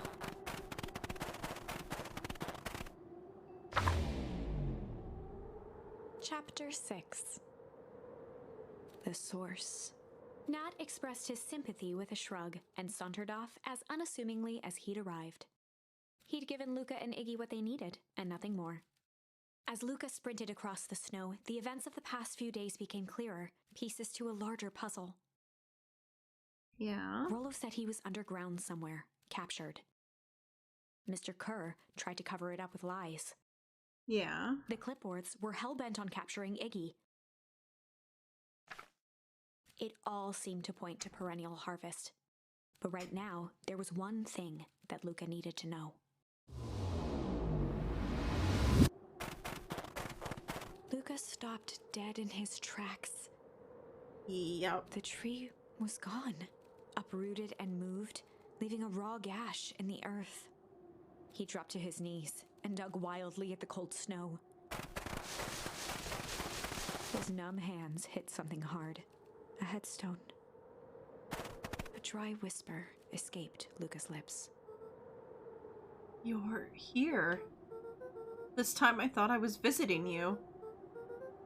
But you've been here, alone in the snow. Dad, I'm so sorry. I've ruined your favorite spot in the world. Our favorite spot in the world. Dad, what do I do? There was no reply, just snow-covered silence. Why'd you give me the slip like that? What if I couldn't find you, you jerk? He finally noticed the tears welling in Luca's eyes and the snow-covered grave. Oh. Iggy, they stole his tree, Iggy. Yikes. Suddenly, they heard the crunch of approaching footsteps in the snow. Gotta hide. 259k. Fall off distance is still good. Dude, did you hear me? I said 259. Sorry. You ever think about what we did here? Saved a whole town of people. Doesn't feel like it sometimes. What about everyone we left behind? It's a grave of someone with a family. People who love them will never know the truth. The truth is He bent down overrated. to scoop up a snowball and lobbed it playfully. Hey. Don't be such a downer, dude. You took this job to change the world. Yeah. Come on. Almost lunchtime. Just doing a little dance out of there? Weirdo.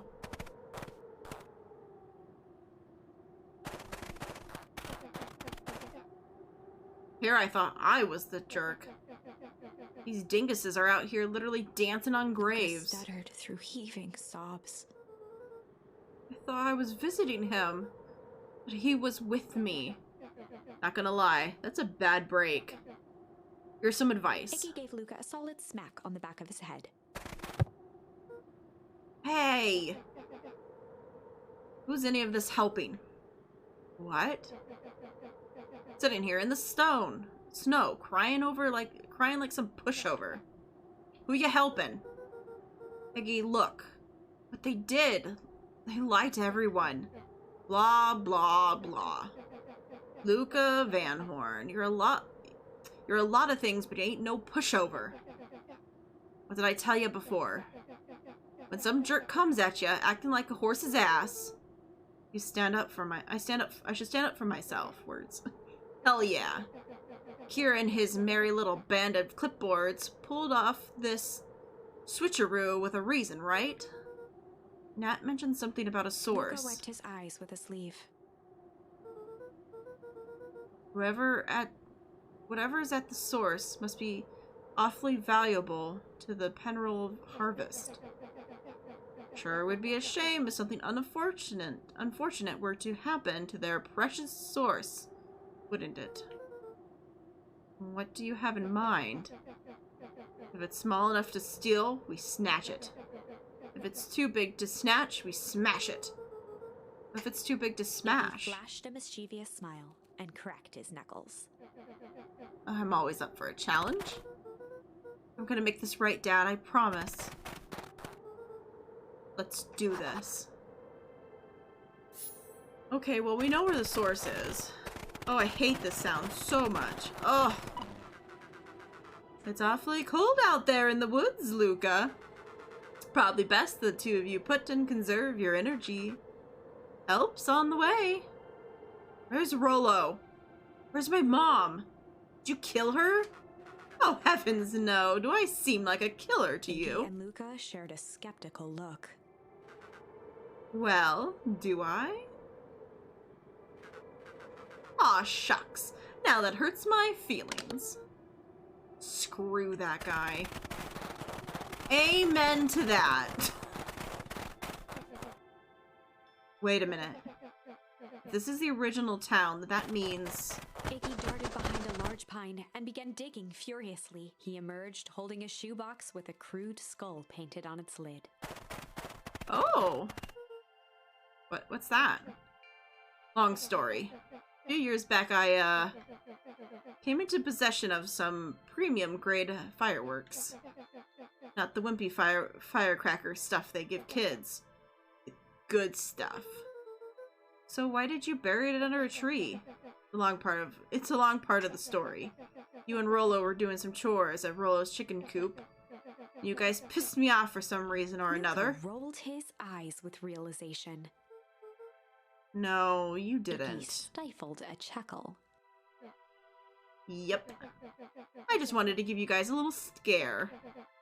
But like I said, those were some primo fireworks. So I might have underestimated things. You blew up the chicken coop? I prefer to think of it as incendiary redecoration.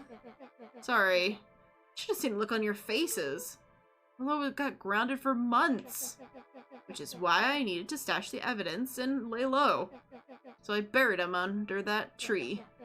And when I came back for them later, they were gone. I figured some grown-up found them and tossed them. Iggy triumphantly raised the shoebox. Turns out, it wasn't that the fireworks got moved. It was us. Unbelievable.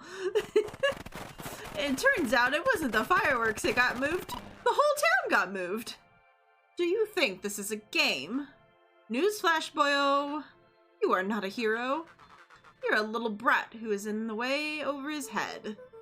A hero is just someone who refuses to give up. Comics these days are rotting children's brains. Everyone thinks that they're a spaceman superhero. I was always partial to Hank Atomic myself. Is that so? Do you really think you have a chance against us? You have no idea how powerful we are. Prepare for blast-off, loser.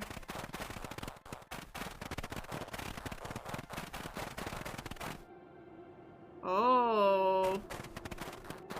Okay. That's terrifying.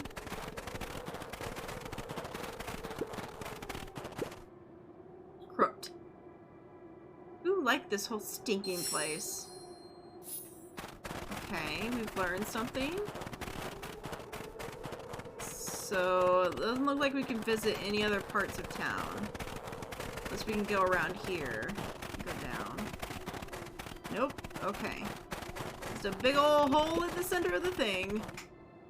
Luca and Iggy inched up to the edge of the hole with bewilderment in their eyes. Arctic air breathed out of the cavern in heaving gusts. Echo, echo, echo, echo. Whoa. I can see why they wanted to move us all out of town now. But why would they dig a giant hole? I think this is it. This is the source? The dang hole! How do you smash a hole? Oh shit. Oh, it's much more than that, my annoying little friend. Here. Where's Rollo? I wasn't lying before. He's safe. Well, safer than you two, at least. Drats, it's cold. You just had to drag me all the way out here, didn't Mr. you? Kerr gazed down the abyss in contemplation. It really is something, isn't it? What did you do to our town? What is all of this? Well, that's a doozy of a question. This is the source, where they collected the unrefined. Kerr scratched the back of his head. Honestly, boys, I don't understand any of this well enough to explain it. Fact of the matter is, I'm not paid to know. What do you mean you don't know? Ain't you in charge? Oh, heavens, no. My role was merely to flash a winning smile and manage various complications. Complications like us? You are a smart His boy. face contorted into a saccharine grin. It really is nothing personal. Some people are destined to thrive for greatness, and others are simply obstacles along the way. I'm suddenly having troubles reading. Seems like you were destined to be a creepy lackey. The point is that we all play our part in life. Mine just happened to be a lead in a role of a lifetime, and you happen to be extras ready for your curtain call. We're not giving up without a fight. Your smile ain't gonna be so winning after we're done with you. Now, boys, there's no need for melodramas. It makes even a professional seem, such as myself, embarrassed for you. Let's change the mood a Kurt little snapped bit. his fingers. Scene change. There. That's better. Deal with them. Iggy turned to Luca with a sly glance. Why are you smirking? Because I have a box of fireworks and you don't. Iggy waved the box into the air, threatening to drop it down the hole. Yes, hello, Rusty. You come to say hi to everybody. He's like, yes. Yeah, I didn't get pets. Alright. Stop. Let's not do something regrettable. Joke's on you. Regret is one of my specialties. Out of curiosity, what would happen if I threw these into your precious hole? Nothing? Nothing at all. You're a terrible liar. I'll have you know, I am an exceptional liar. That's far Iggy enough. plucked a single bottle rocket from the box and held it up with reverence. Stop, you fool. Pull off your goons. After a long pause, Mr. Kerr flung up his hand with frustration. Very well. You can all head back for the night. It's been a long day. I'll handle these two from here. Mr. Kerr sighed into the frigid air. It's just us now, Iggy. You can put that down. What? Like With this? a nonchalant flick, Iggy tossed the firework into the hole.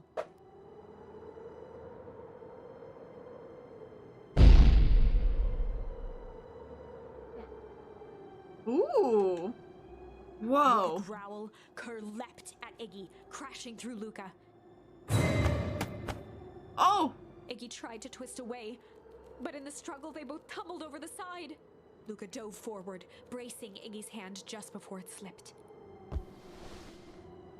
His grip was made precarious by the cold, wet snow. He could see Kerr further down, clinging to Iggy's coat. You reckless child! What have you done? Luca, listen to me. Hold on tight and use the walkie-talkie to call them back. What channel do I use? It doesn't make a goddamn difference. They're always listening. If you do that, the clipboards will haul us up and snag us both. The only way to get out of this is if Kerr is out of the picture.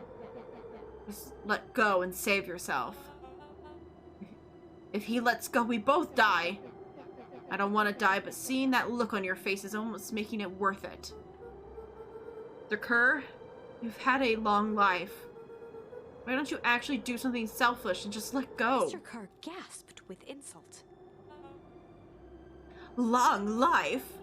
I'll have you know, I could still play 25. You should have heard me sing the part of Philippus Young. With a wild look in his eye, Mr. Kerr began to hum a proud melody.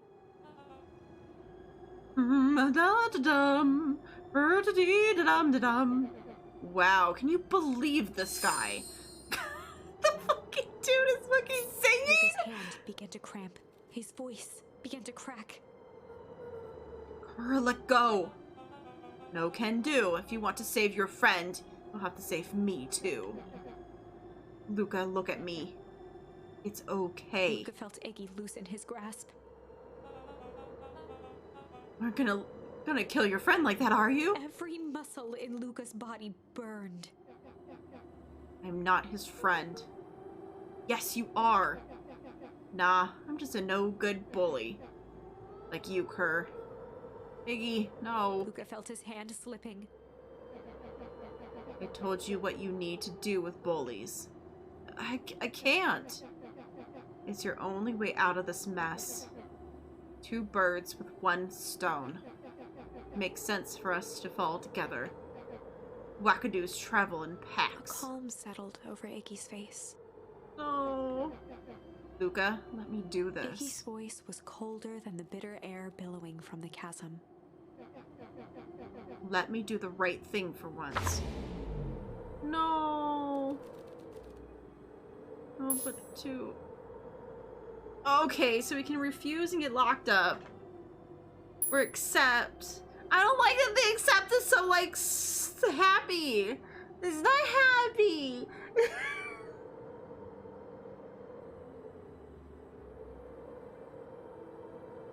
Ugh. No, we gotta refuse first. We gotta try to save him first. Or do we just let him die first? I don't know.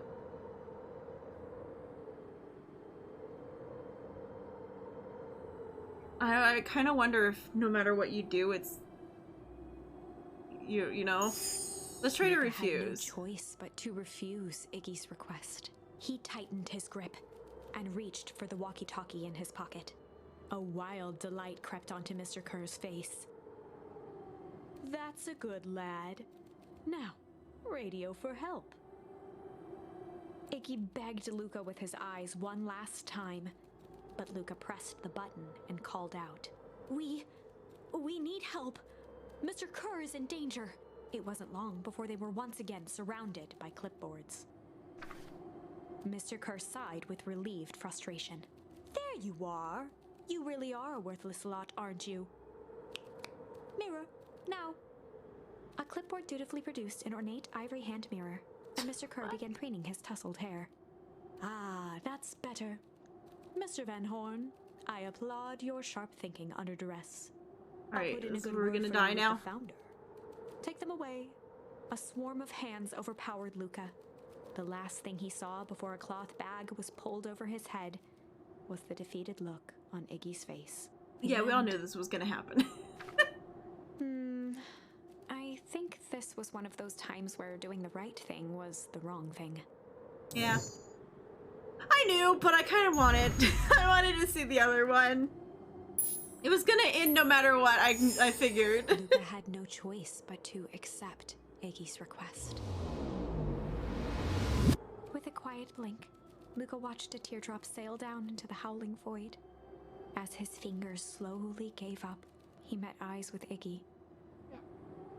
Good. Oh. The 2 silhouettes were swallowed by darkness.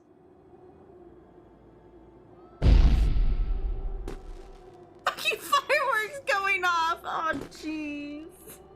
That's horrible!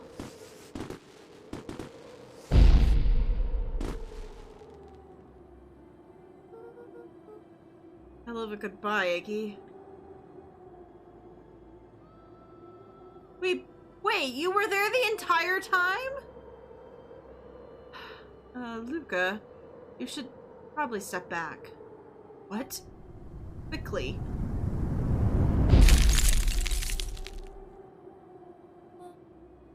Curious. Ah, but of course.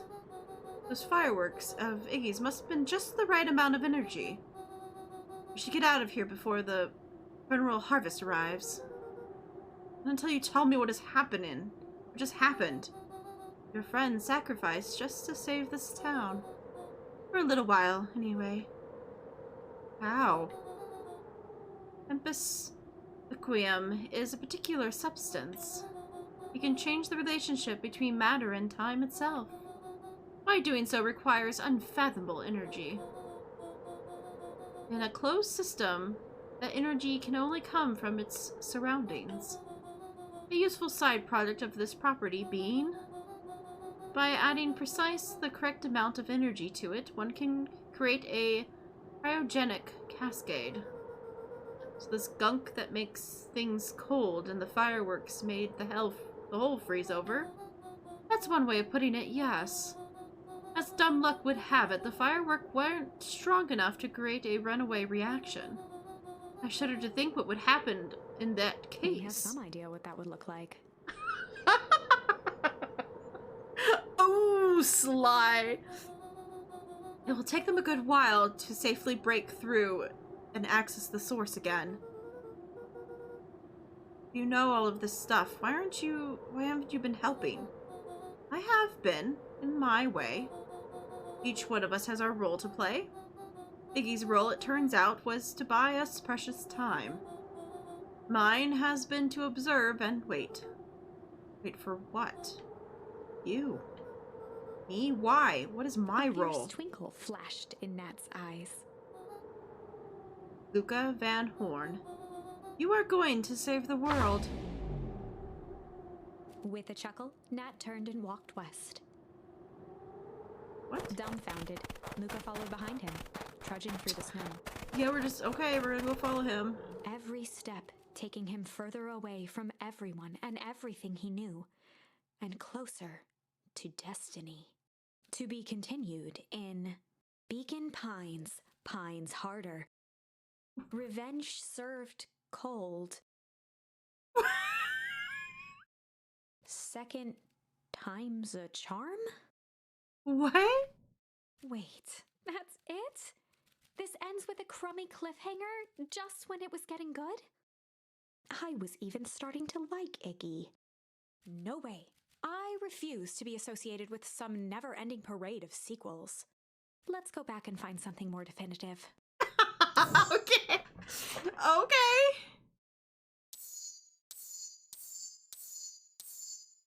Okay, nothing's changed there. But yeah, we have the sly one now. Okay, well there we go. That was a non-ending again. All right, sly cop it is. They'd run the classic good cop, sly cop interrogation. Luca and Rollo ducked behind a barrel, leaving Beck to her task. Oh, this is Beck's turn. With a few crisp snaps, she roused Mr. Tolliver. What? Oh, what's going on here? You're the Meadwell girl. Please, call me back. Sorry about all this. Mr. Tolliver looked down and shifted a bit, testing his restraints. It seems there's been a mix-up. You see, I'm down here for the same reason you are. Juniper sent you Beck here? caught herself before letting the surprise manifest on her face. She'd already gotten him to reveal his relation to Gran. This was gonna be easy. You know, Juniper is with her precautions. Operation Sparkplug has us all on edge. I guess she thought you needed some backup. But she sent a child? What better way to avoid prying eyes? Who would suspect a kid? I suppose that makes sense. Mr. Tolliver wriggled a bit in his restraints. Oh, I'm sorry. Beck quickly removed the ropes. That had to be uncomfortable. A little, yeah. But you understand. We never know who to trust in this Mr. town. Tolliver rubbed the growing knot on his forehead. Very true. So it turns out that we're both here Beck to twirled her hand, as if to prompt Mr. Tolliver to finish her thought. destroy the Beck evidence. shook her head and clicked her tongue. Yep. The old gal is nothing if not thorough. Mr. Tolliver let out an amused huff in agreement. She sure is. Can't blame her, though. If anyone were going to find out that we were going to destroy the source, well, we both know how bad that might be. No one will know anything once I clean things here. Once I finish cleaning things up, down, cleaning things up down here. Well, up down here is very Beck weird to was on a say. roll now, playing Mr. Tolliver like a fiddle. You're sure you can finish this up on your own? Juniper trusted me for a reason. You can leave the rest to me. Good. Here's one more loose end I'll go work on.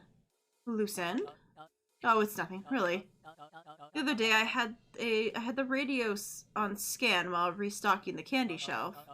And wouldn't you know it, I intercepted an odd phrase in the Pernal Harvest transmission. Underground secrets. That's ominous. I think it might be a password, but Juniper dismissed it. Said it wasn't mission critical. But the password before? Well, we don't know. So we have a password and know where to put it. It's gotta mean something, right? Good thinking. We should probably go work on that. I've got this under control. That's a relief. Between you and me, this basement gives me the willies. Heading for the stairs, Mr. Tolliver hesitated and turned to Beck with a puzzled look. She grinned and gave him a peppy wave. With a shrug, he continued up the stairs, whistling a jaunty tune. She just completely... You guys catch that? Oh, sure did. The whole time Mr. Tolliver had a candy shelf? What he only ever sells is apples. Beck blinked slowly in disappointment. The password, Rollo. Well, sure, but once things are back to normal, I'll be having a word with Mr. Tolliver about that candy shelf. Fine. In the meantime, I got an idea. She turned to the table and began tearing small scraps of paper. He said that he heard a password on the radio. Any good spy transmission is never what it seems. Beck marked each scrap of paper and leaned back. We just need to find the hidden meaning. Okay. What's another word for underground? Buried? Covered? Could it be a cover-up? Maybe it's one of these each letter is a number thingies. So you would be 21? And would be 14. D would be... Oh! It's an anagram! Nookrid's drugstore. Beck looked at Rollo with amazement. What? Rollo, that was incredible. Well, it's either that or Kren's nude rug store. Kren's nude rug store. Yeah, I think you were right the first time. How did you do that? What can I say? I love ciphers. Well, I guess we know where to go next. Okay, this seems like a horrible idea. Oh. Hey. Oh, you scared me half to death. Oh, sorry. Kids haven't seen Mr. Tolliver around, have you? Nope. He's got me waiting around like a last slice of pie. I swear the man would be late to his own funeral. It sounds like an interesting rug store. I know, right?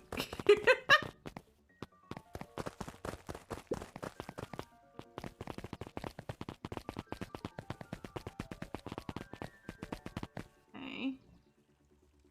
Oh! You're late, Augustus. Sorry, sis. Was caught up with work. Work? You? I had a few more details to lock down for the festival.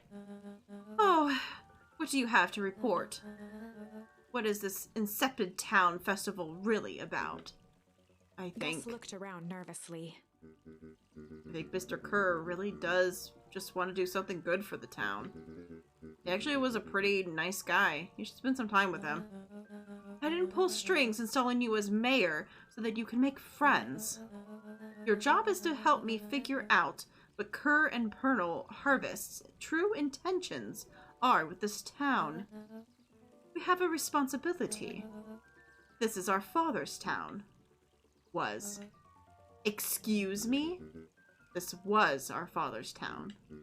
He's gone, Harris. And he isn't coming back. Father left us with nothing but problems. Mr. Kerr came here and offered to help us. We accepted that help. We didn't agree to them turning Father's warehouse into a toxic dumping ground. It's just a temporary arrangement. The The glow can be seen from our damn backyard.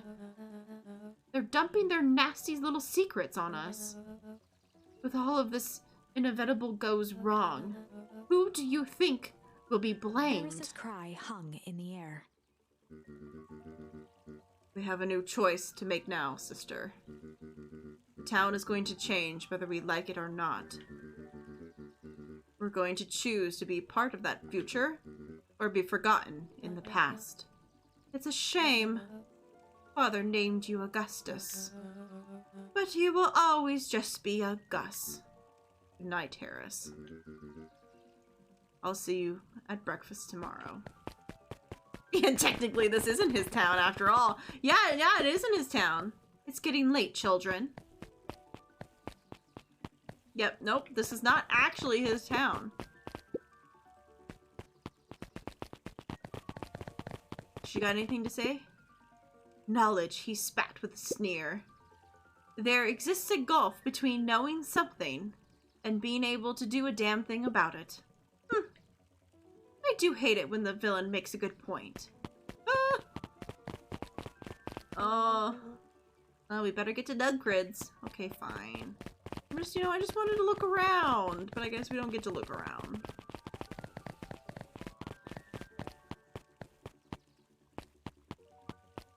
Hello? Oh, there we go.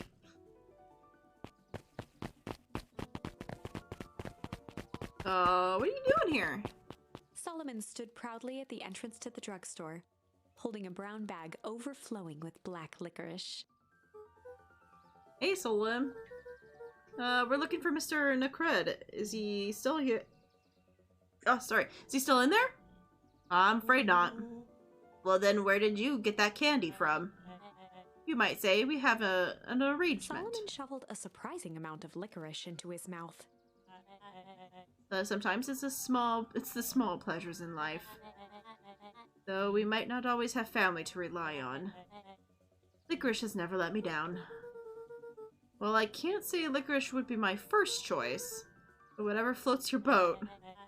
You can tell a lot about a person by their choice of confection. Oh, yeah, I guess. Oh, I like sour gobs. I'm certain you do. I always wondered why Mr. Nacrid kept licorice in stock. You must eat enough of it to make it worthwhile. There are many ways to earn loyalty.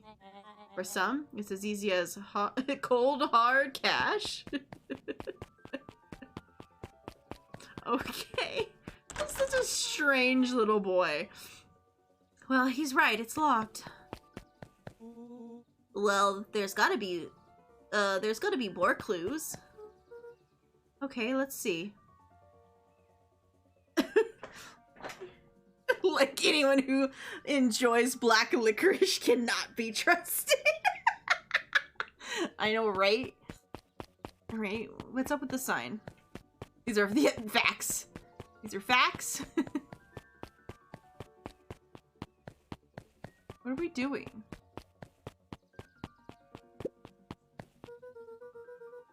Have you ever seen anyone actually use this thing? Oh no, don't go in it. Besides Mr. Nacrid, no. Don't go in it. Don't go in it. Cupped her hands on the glass to peek inside. Don't go in it. This is not a normal phone booth. It's got like a blinking keypad? Oh, why would it have a blinky keypad? Cred's not nude rug store. I mean, underground secrets. The password. Flung opened the door and they all squeezed in. Oh no, don't go inside. Oh, this is a bad idea. Alright, let's see here. Luca cracked his knuckles and entered the letters into the keypad. Underground secrets. Sounds like it did something. Great. Now what? Guess we... The inside of the phone booth dropped loose from its shell. Yup, we all saw that Without even coming. the space to panic, they closed their eyes, held their breath, and accepted their fate. Suddenly, the chaotic descent slowed to an effortless landing. It was unclear where they ended up, but at least it was solid ground. I guess we're gonna finally get to see the underground area? The air was stagnant and smelled vaguely of chlorine. What a completely unexpected turn of events! Yeah. I knew it! You knew that there would be a secret hub full of strange tubes under the phone booth. Of course I did. Didn't I say that? No. Well, I definitely thought it. Luca, do you remember when I said how cool it would be if the trans-dimensional conducts from Hank Atomic Issue 12 were real? Rollo, at one point or another, you said that about every technology ever discussed in Hank Atomic. Well, that's why I'm such a good predictor. Well, it looks like each of these has something written on it. Okay. Is there anything else to look at? This suit has a broken mask. So we found the mysterious warehouse creeper? At least we found their hazmat suit. Well, if it walks like Nucreed and talks like Nucreed, let's not jump to conclusions. Oh no, it definitely is. Just saying. Oh no, it definitely is. Oh, it definitely is. We've already been murdered by him a couple times. Finding Operations Alpha. Do you guys have mines here? Not that I know of. Well, this town is all farm and fertilizer. And a series of tubes.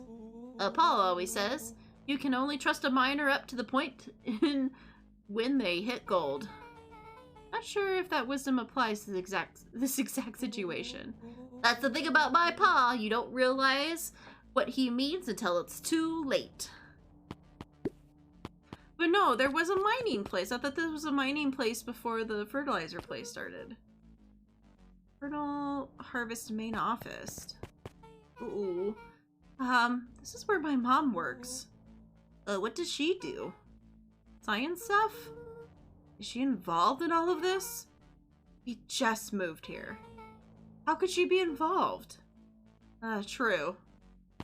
Like, we literally just got to town yesterday. What are you talking about? Valentine Fertilizer Warehouse. Isn't this where you almost got snatched? Yeah. Why would the Perennial Harvest have a tube going to the old Valentine place? This is starting to feel like something big. Oh! That's a lot of buttons. Stand aside, Earthlings. I've read enough of Hank Atomic to know my way around science-fied technology. Rollo's hands hovered over the field of blinking buttons. No, don't let him! Eeny, meeny, mighty. Rollo, what did you do? Nothing! I didn't even mow yet! What is that? Hide. Where? There's nothing but weird tubes down here. Just get back. Oh shit. Shit. Shit. Shit. Awesome! You all need to come with me now. I ain't going anywhere with you. Not until we have some answers. Mr. Underground Secrets? I told them there was an absurd password, but they love anything that makes them feel clever. They who? That's no matter. If I can keep you hidden until after the festival, I might be able to save your skins. We don't care about our skins. Hold on. Now, I like my skin. This all stops now, Nucreed. Joseph waited for a moment in silence. You sound a lot like him. Who? Walt? I don't even get to talk about my dad. You know, your father and I were friends back before. He gestured toward the strange tubes. All of this. That's a lie. It's true. I used to bounce you on my knee. What happened? Same thing that always happens. Reality. Complications. Life. We were a team, Walt and I. An idealistic doctor and a bright-eyed pharmacist. Both hell-bent on helping folks. So you were his psychic? No. We were partners. He helped with the patients and I helped him. Yep, total psychic. Nuncreed let out a growl of a sigh. Luca, I need you to know this. I need someone to know this. One day, Sharper Valentine came to us. Says he's got an opportunity. He found something he didn't quite understand. And he was willing to pay us both handsomely to help him understand it. And my dad said no. Your father and I both believed in helping people. The thing I could never get him to understand was, it's a lot easier to help others if you help yourself now and then. A classic sidekick turned villain plotline. Walt loved being righteous, almost more than he loved his family. He was wrong about one thing, though. He begged me not to take Valentine's offer, he said. Joseph, if a person says yes one time to Sharper Valentine, he'll make sure that they keep on saying yes to him until the day he's dead and gone. He shook his head wistfully. That wasn't very long. Sharper's long gone. He still got me saying yes. Is there a point to the sob story? Not really, no. Just an old man trying to delay what needs doing. Nuncreed took a menacing step towards the children. I tried to keep you safe. I tried to keep you and Juniper out of this. You forced my hand. Luca began to laugh. What? You really don't know. My gran isn't out of this. She's scheming right under your noses. Juniper? She seems like she's planning on crashing the town's party. She's going to disrupt the festival? Why would she? The color drained from Nuncreed's face. How does she know? Apparently, she knows a lot of things. What? Let's just say that this isn't the only underground layer we've busted into today. Honestly, hers is way cooler. She's got maps and explosives and bad intentions, big man. Nuncreed grabbed Luca by the shoulders. His eyes were frantic. You need to tell me what she's going to do right now. She doesn't understand what it is that she's messing with. Tell me now. She's in danger, boy. I don't know. He had a map with the mark on the fountain in town square. The fountain? Why would... A jolt of realization struck Mr. Nuncreed. She knows about the source? What the heck is the source? If she tries to destroy the source, it could catalyze and... Dear God, she's gonna freeze us all.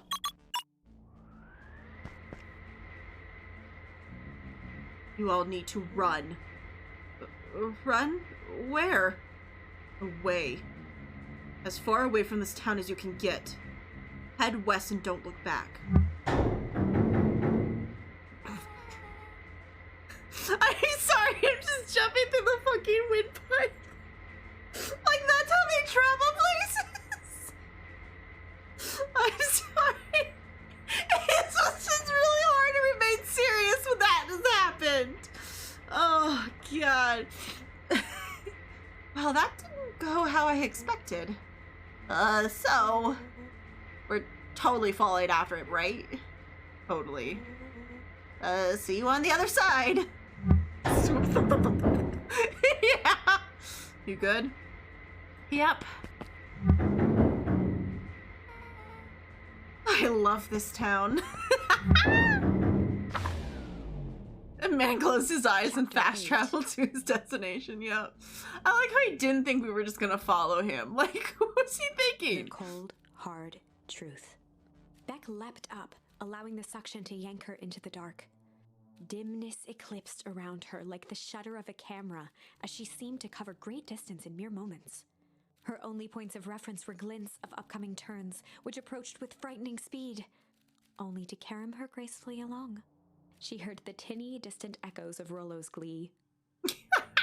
Once she stopped fighting against it, the ride was impossibly smooth. Then, all of a sudden, as if minutes had passed in an instant, light blazed into view.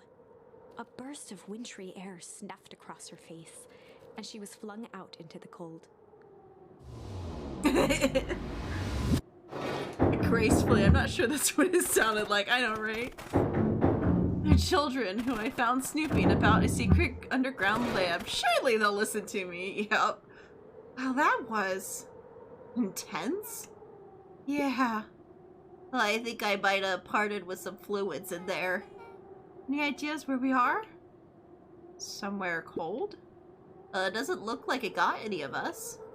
It doesn't feel like we traveled that far. So, where did it all go? This place sucks. Why would anyone even want to blow something up out here? Well, only one way to find out, I suppose. We gotta catch up the Creed. I think he went this way.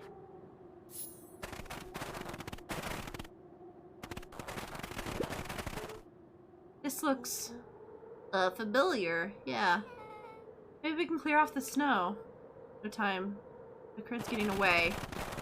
Okay, so in this timeline we don't get to find out. We don't get to find out that this is... Okay. Oh god, the sound of the snow. Okay, this is starting to feel really familiar. I may not be well versed with all things Beacon Pines, but this does look like some sort of frozen replica of the town. Yeah, I got it. It's so, obvious now. Mr. Decreed is an alien. Rollo. Stick with me here. His species can only live in sub-zero temperatures. Oh boy, here we go. The source is their base camp dimension, so naturally they keep it cold. We found it by traveling through those metallic wormholes back there. The final objective, kill us all and shapeshift back into Deacon Pines citizens of their choosing. You never really had me, but you very much lost me there. You get used to it. We should keep moving. Okay, no, can we fuck over here? No, we can't fuck over here. No fireworks for us this time around. As they rounded the corner to the frozen town square, they spotted Mr. Nuncreed inching cautiously toward a pit at its center. He held his arms out gingerly, as if approaching a beast in the wild. Upon closing the distance, Luca recognized what Nuncreed was after. Gran stood confidently at the edge, one arm outstretched over the abyss. Nearby, a wheelbarrow had been emptied out. She held a lit torch, which flickered in the bitter wind.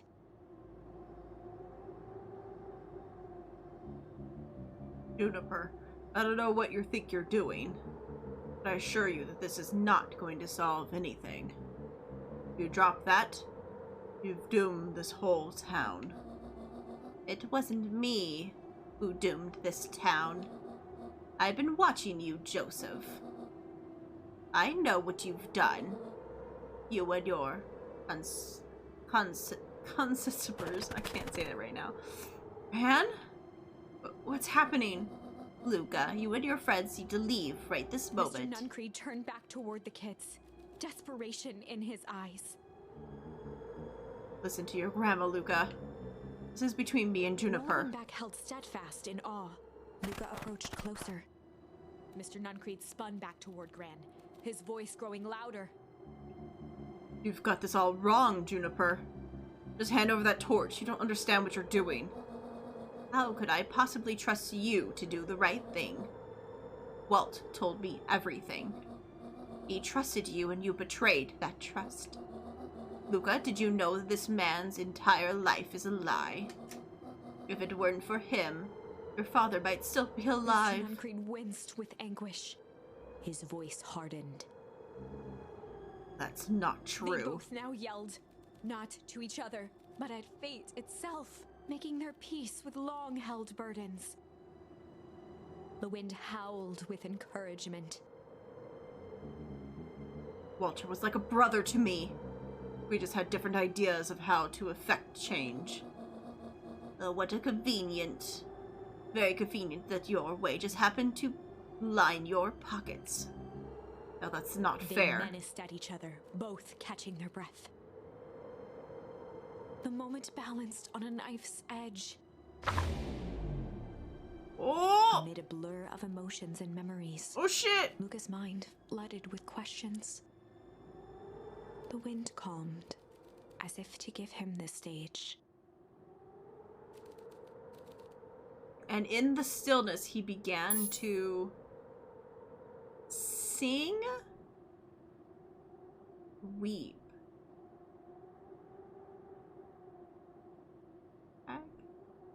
Okay, I guess weep, because I think we learned weep before we ever learned hum. And in the stillness, he began to weep. It was all just too much. Falling to his knees, Luca whimpered softly. The tears crystallized as they hit the snow. Gran stared at Luca for a moment with warm sympathy, remembering why this was all necessary. This will make sense soon, Luca. Then everything can go back to normal. I promise. She stiffened up and brandished the torch at Mr. Nuncreed. Wait for everything to explode. You can't hide behind those people any longer, Joseph. Once their precious source is destroyed, we'll see where their loyalties fall. Don't. Ignoring his final plea, Yep. Gran flung the torch into the deep darkness. Now we get to see what actually happened every time we froze over. She smiled and exhaled in relief. Mr. Nuncreed moaned in resignation. The torch echoed as it ricocheted down the hole, punctuated with a thunderous thud. Ooh. You see, Joseph, I've learned one very important lesson in life. If you want things to change, then you must be willing to. Before Gran could finish, the ground shook her to silence.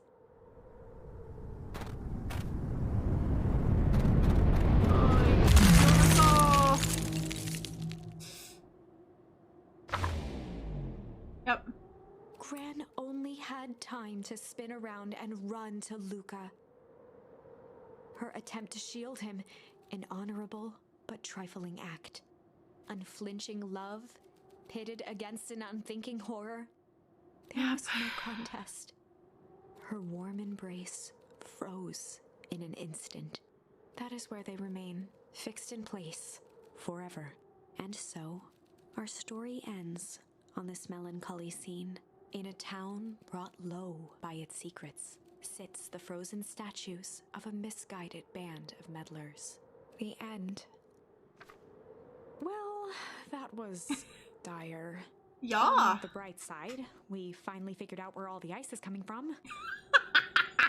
Now, Yeah, we did. just need to find a way to deal with a mystic, unfathomable force of nature. We know exactly how to, actually. We actually know how to. Bad end. Ice cream. We've been ice creamed 3 times now. Still as he began. It's to hum time. To hum.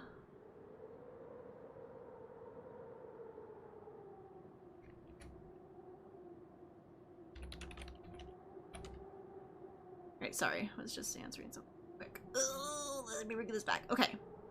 Let's do this. We're humming. And in the stillness, he began to hum. After the death of his father, Luca had trouble sleeping. Each night, his mother would sit at the foot of his bed and hum a gentle melody. It was the only thing that could calm his mind. The only thing that, however briefly, could make it all seem okay. That melody pervaded every memory Luca had of his mother. Shivering in the raw snow, he began to hum it out loud.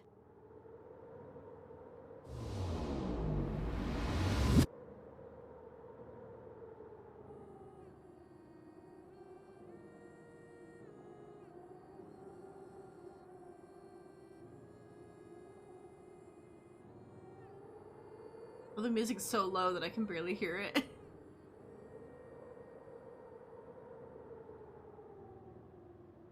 Gran lowered the torch, listening closely.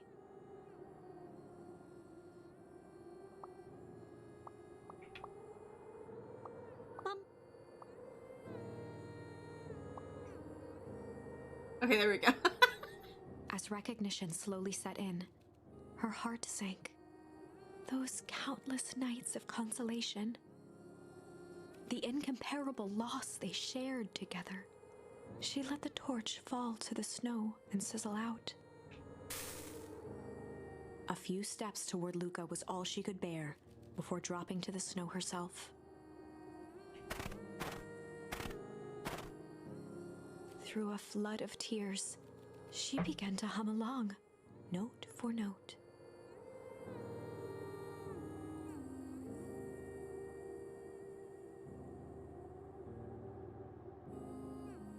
To stop his album, I mean. No, because I'm pretty sure Gran is mom. I'm pretty sure Gran is mom. I think mom got hit by the goo and got oldified. Because we know that the goo can make people grow old, but also can turn them into monsters.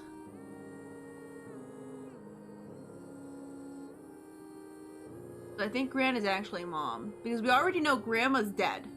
Grandma died a long time ago. Right, can I... Luca What's lifted happening? his head in Oh, okay, there astonishment. we go. The last time he heard that melody was the last night he saw his mother. How do you know? I'm sorry, my little buckaroo. Buckaroo? The only people who call me that are my dad and... your mother. Luca blinked through blurry, watery eyes, trying to see more clearly. He could just make out the impression of a familiar face. He peered across the snowscape at the woman on her knees. Something about her was undeniably his mother. Only smaller, older, changed. Mom? That's right, buckaroo. Mom! Luca sprinted as fast as he could toward his mother. They held each other close, and the cold retreated from their bodies. Eleanor? I thought you were... gone? You should have known I would never abandon my son. Eleanor looked down at Luca, tightening her embrace in an appeal for forgiveness. Oh. How? You're a smart man, Joseph. I thought you would have pieced it together by now. You were exposed. Mom, I don't understand any of this. What happened to you? Where did you go? Why did you leave me? I never left you. I was always right there, Luca. Why did you lie to me? It tore me up, Luca, but I did it to keep you safe. I thought that getting answers would help us both move on. But the more I discovered, the more I realized the danger we were in. Until Perderil harvest was stopped, it was better if everyone thought I was gone. You could have trusted me.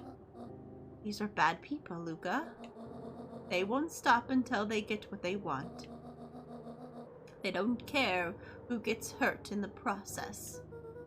Then, what do we do? We have to stop them. Joseph slumped into the cold, wet snow. They can't be stopped. This is too big. I tried beating them at their own game. I'm done fighting fire with fire. For the first time in a long time, her voice felt like her own again. No more lies. I see now that it is better. There's a better way to stop Perderil harvest. But cold, hard truth. Luca gazed down at Nuncreed with pity. He looked small. Joseph stared into the snow, as if searching it for answers. Come on, everyone. We've got a party to crash.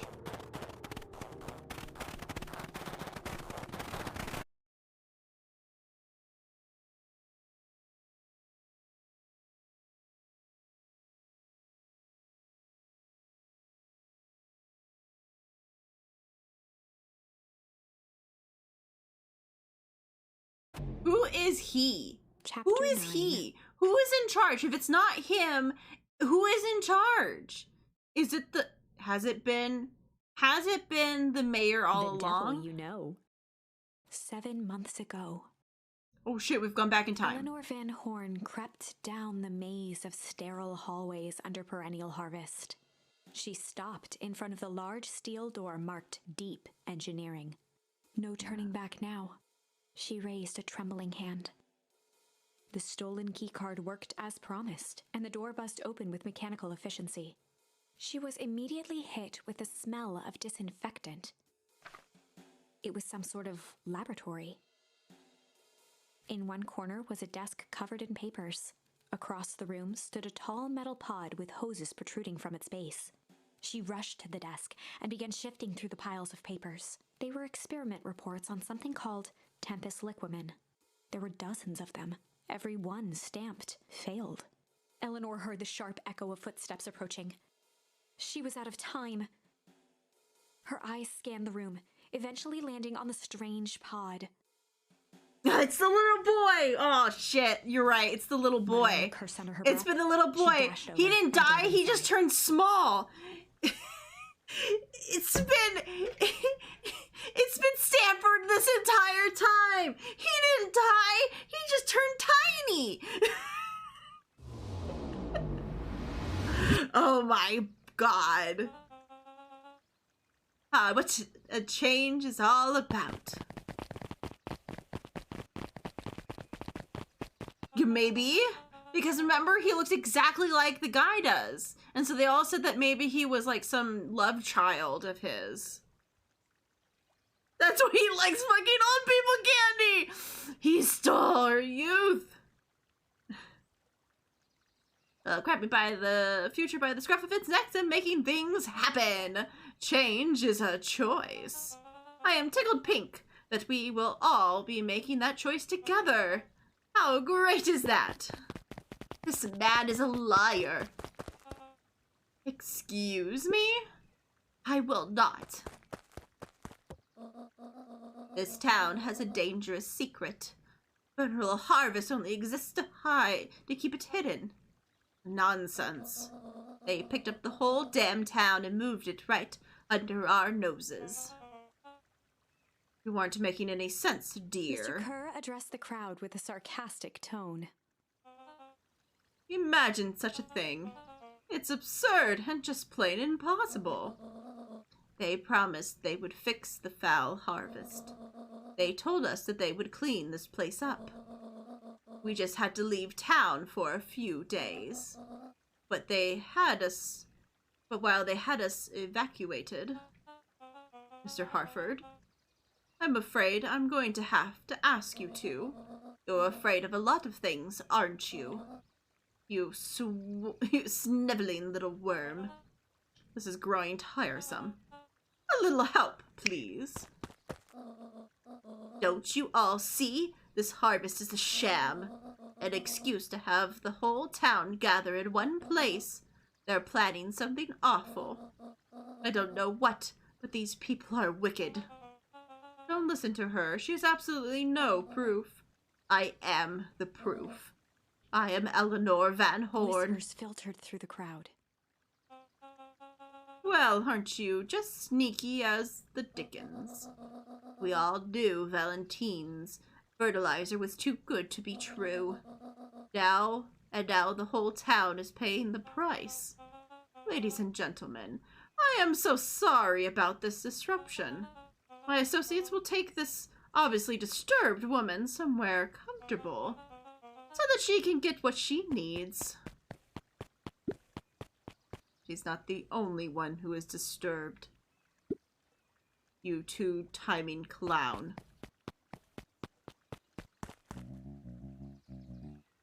You all know there's something wrong with this town. It's just easier to look the other way. The truth is...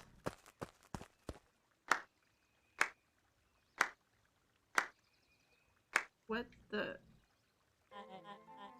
That's quite enough, Mr. Nacreed. Torment dragged on Joseph Nuncreed's face.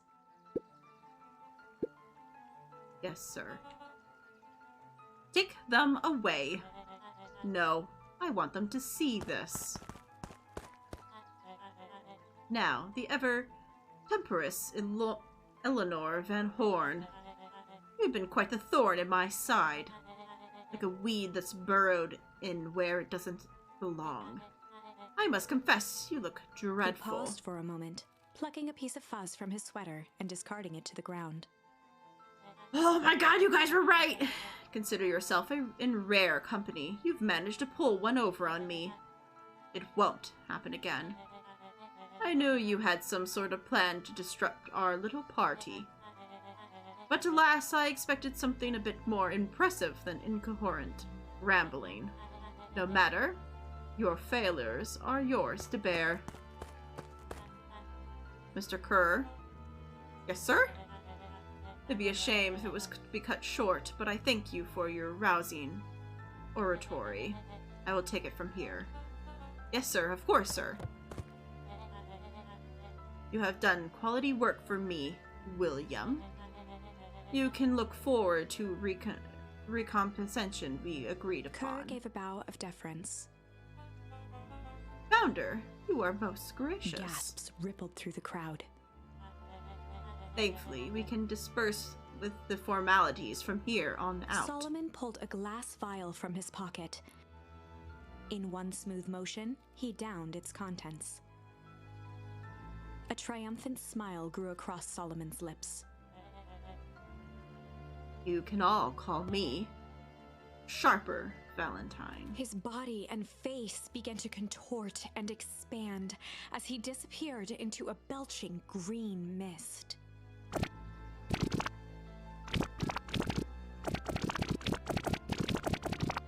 So A hushed he horror gripped accidentally the crowd. turned himself young?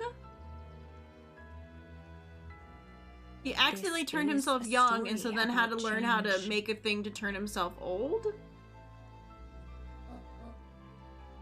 What? No. Yeah, fart noises. Oh, so you didn't see that coming. Good. Sharper examined his new hands. Well, this is quite the improvement. Everything looks so much smaller now. Eleanor was right about one thing. This festival was a ruse. I wanted you all to witness my glorious return with your own eyes. Why does everyone look so downtrodden? This is a celebration, people. Maybe it would help if I were to set the mood. Mr. Kerr, be a dear and reveal the sign.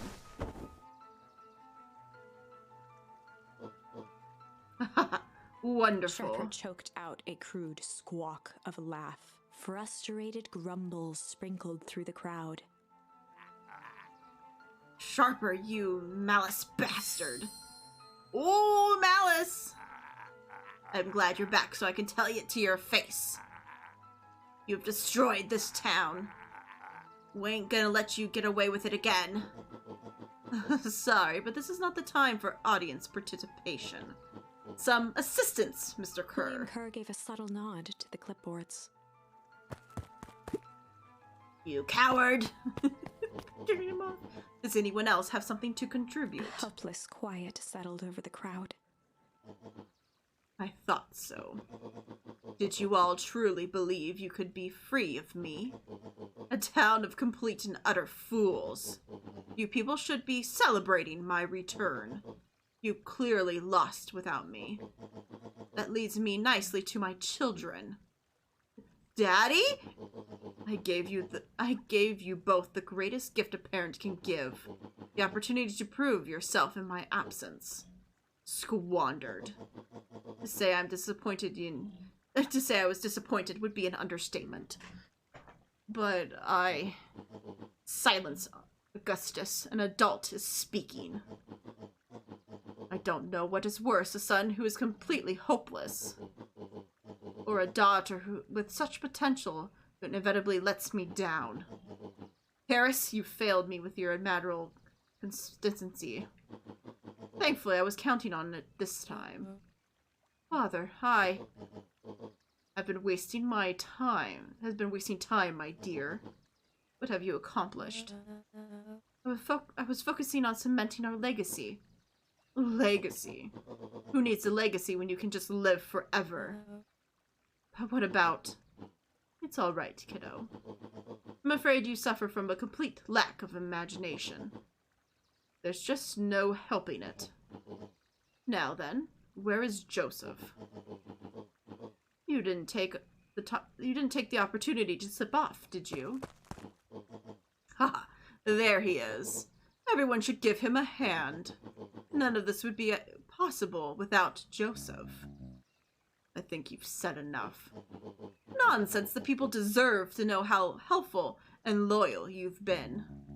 The only thing I only did what I did because he left me no choice.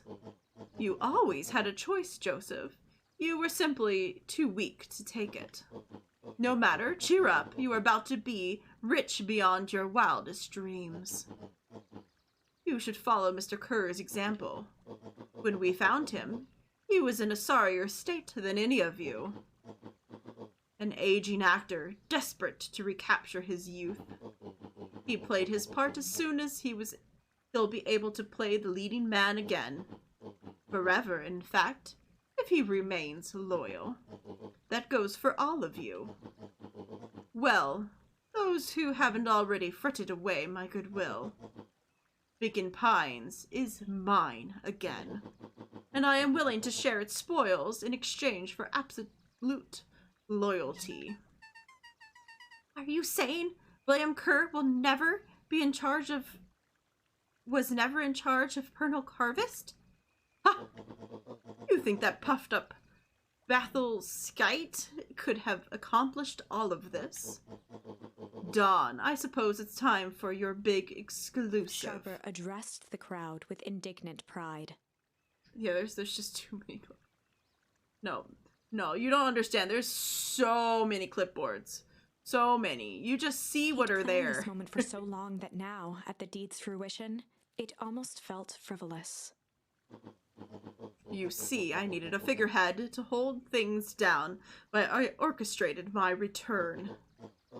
Someone to misdirect, lie, and blank this town for a spell. So I invented William Kerr. Take your bow, you've earned it. Mr. Kerr flourished a preposterously elaborate bow.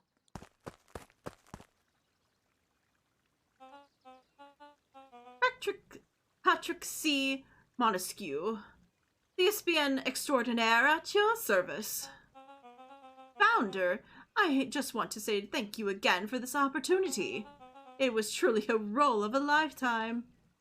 Wait. So Bill Kerr was a patsy the whole time? Now that your secret is out in the open, what's to stop this town from rising up against you? Oh, that's the delicious part. Fear. Thanks to our clipboards, I know what each and every person in this town fears most. And we'll make sure those fears manifest for anyone who steps out of line. The choice is simple. I'm not afraid of you. The young hero. I've got a keen eye on you, boy. You and your friends made a habit of disrupting my plans. What a pity. If things had gone differently, you might have had your moment of triumph. But that fate's for you. You can't do this. Oh, but I can. I have won. Never underestimate what a great man can do given time. And now, time is my plaything. Perhaps it's the most expensive thing I've ever bought. But well worth it. Sharper coughed up one final laugh and cracked his knuckles. Enough chit-chat. Let's get to work, shall we? And so, Sharper set about remaking the town in his own image. The fertilizer factory soon reopened for business. Sales rose steadily as more and more farmers across the countryside began to swear by its miraculous properties. Beacon Pines became famous. A secretive town that, for the right price, shared its gifts with all. Gifts that became more and more necessary in a world where winters grew longer and longer. Oh! The end. Winters grew longer and longer because the fucking shit's taken over. This is wrong, but things are becoming clearer now. Yeah. You can feel it, right? Yeah. We can't let Sharper win. Yeah. He might just be the key to this whole thing. Let's see. Okay. God, I sure hope it's not in this timeline. Oh, it's there? Okay. No, but that's when she gets all fucked up, though. I guess she just, her hair just goes a little gray. I guess her hair just goes a little gray, I guess. Okay. Alright, so back to this timeline. Yeah, her hair was just a little gray. Malice. Okay, so he's gonna try to fuck with us. There was a malice lurking behind those eyes. Yeah, he bad boy. He's bad. He's not Like a good. trap ready to spring. Yep. Realize the problem. Luca felt the weight of Nuncrete's hand on his shoulder. Something wasn't right. He didn't know why, but something was telling Luca to get out of there. I want this all to be over. Of course, I'm sure it will all work out soon enough. I should get going. I told Roxy I'd check for Rollo at the Luca treehouse. twisted free of Nuncrete's grasp. Of course. Luca, you know your dad and I were good friends back in the day. You can come with me. You can come to me with anything. Anything at all. Yeah, I'm good, fine, thanks, bye! Oops. Nope, don't want to be there. That's not where I wanted to go. Get the heck out of there. Oh. Can we talk to these guys again? Festival decorations are a bit humdrum. Now, if I were to throw a festival, it'd be a thing to behold. I agree, but this is all more than a little sad. It's worse than sad. It's boring. What if I were to what if I were to do a little something to spice things up? I'm listening. You know, that festival sign awaiting to be unveiled. It'd be a shame if The someone... two scurried off, eagerly formulating a plan. See, this part I don't understand. Wouldn't it already been set up like this? Identify yourself. Nellie Modwell. I work here now. I am unable to locate you on our staff roll. Oh, I don't officially start until tomorrow. Mr. Kerr said I could come in early tonight to get things done. Please hold. Clearance authorized. Thank you. Our harvest awaits. Okay. Whoa. You could get the wrench out of that noggin sneaking up on a guy like that. Don't scare him bad while he's junkin', sonny. Evening, Evening, Jeff. It's kind of late to be junkin'. I might as well ask the same thing of you. Find anything good? Bah, ever since Pernal Harvest moved in, even the junk is trash. You can learn a lot about a person by looking at the way what they throw away. A bunch of shredded papers and coffee cups. Well, I'd better get going. I didn't see nothing if you didn't see nothing. See what? Exactly. Okay. He's still just slowly being... Okay. So is there anything new?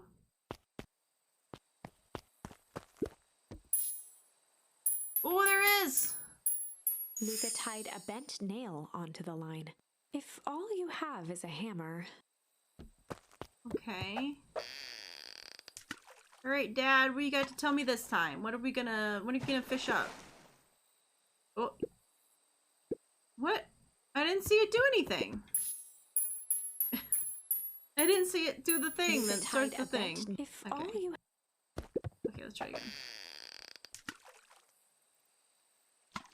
Ah, okay. I just missed it last time, I guess.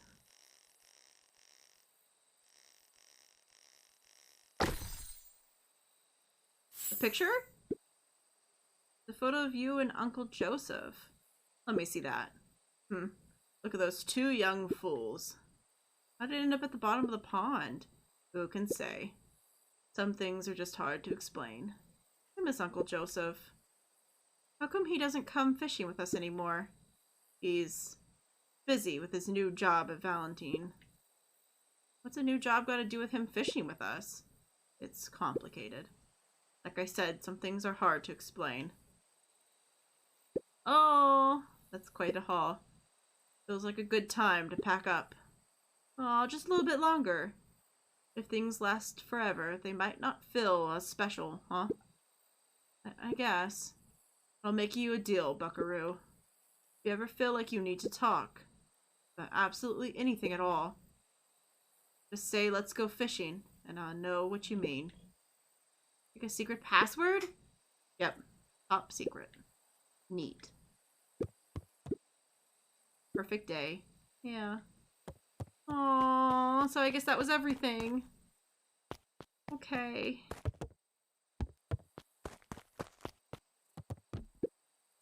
Rollo?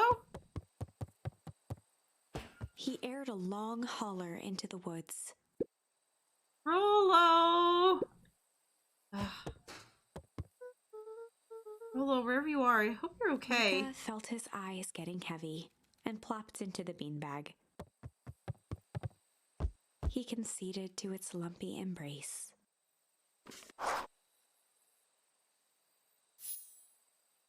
Oh, right, because this is when Rollo's been lost. Once again, Luca found himself in a vast black That's right, expanse. Rollo's lost. He don't know where Rollo is right now. This time, he knew exactly where to go. He took a single confident step forward. The world flickered and pulsed. Normally when someone like says something then runs off the screen, you can't really follow them. He found himself doesn't really have standing in anything. front of the frigid air of a blazing campfire. The source. He plopped down cross-legged and gazed into the cold flame, waiting. Soon enough, the fire began to die out, popping sporadically, until all that was left was a single ember. Because we know what they did to the sign. They changed it to say his name for some reason. Luca stood up and dusted himself It just doesn't off. make sense why he's doing that in secret when they supposedly all know who he is. Why wouldn't the sign just been written that way to begin with? That's a little weird. He plucked the glowing ember from the cold ash, examined it, and slid it into his pocket. A keepsake. The voice of his father spoke behind him. You made me proud, Buckaroo. Luca Aww. turned to face him. Dad, what is this place? A warm grin grew across his father's face. A place where everything that has been and everything that could be all wait together. Aww. Luca found himself staring at his father's face, trying as hard as he could to memorize every single detail. Wait? For what? Another voice spoke out as Luca's doppelganger stepped forward. Oh god, not the freaking doppelganger That's again. up to you. Without knowing why, Luca began to weep. Is any of this real? Are you real? Luca's father bent down to smudge away a tear. Of course. I'm as real as the part of you that misses me. Luca turned to look at the older version of himself. And you? The doppelganger choked back tears. I'm as real as the part of you that's angry he's gone. Does that make sense? Through Aww. his tears, Luca laughed. I think so. His father pulled him in for an embrace. Time to go, Buckaroo. Luca was startled from his dream by a banging on the floor. Nope. A commanding voice rumbled from below. Who is Just as it? Luca sprang to lock the entry hatch, the door knocked open. Oh! Chapter 5. Oh shit, okay. Dangers big and small. Luca stumbled back. He heard the rope ladder creak under significant weight. Keeping his eyes fixed on the hatch, he inched backward to the balcony. As his hand grasped the door handle, Luca froze. A large figure clumsily wriggled up through the hole. What the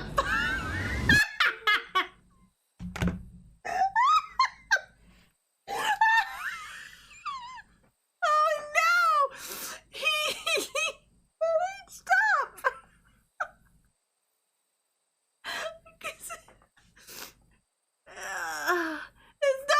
That's not the sister.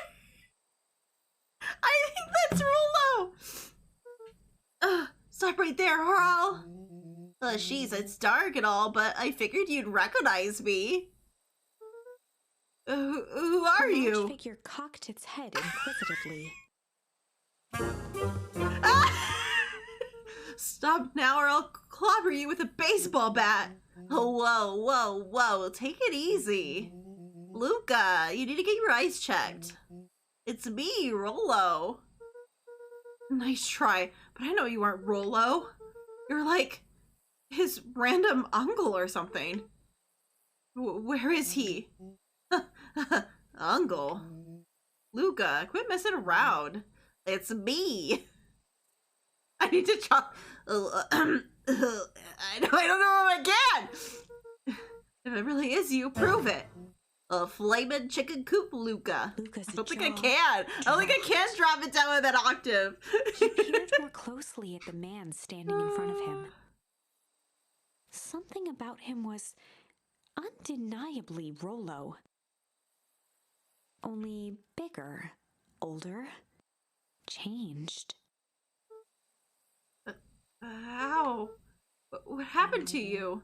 Well, I was rolling away and I ran into some more people with those yellow suits. They grabbed me and dragged me away. What? Where did they take you? I don't know, threw a bag over my head. It was cold and smelled like a swimming pool. It was then that the underground lab or something. They made my hands all big, look. Rolo proudly presented his hands to Luca. Oh, he doesn't realize! Oh, pretty sweet, right? I mean, it would be my first pick for a superpower. But beggars can't be choosers. Rolo, it wasn't just your hands. Oh, my feet too. Dang. Oh, just made me some new shoes. Wait, Luca, why are you so small? Luca moved to the side and pointed Rolo to his reflection in the balcony window. What the? His hands shot up to his face. Holy Toledo! Rolo, what did they do to you? They made me drink some sort of green crud? Ew. Actually, it wasn't too bad. It kind of tasted like licorice. I passed out and woke up as like this. And then I sorta bashed open my cage and escaped. Whoa, you smashed open a cage? Kinda. At least I think I did. It's kinda all a bit of a blur. They had you in a cage? Who are these people? I don't know who did this to you, but we're gonna fix it. Fix it? Oh, this is awesome!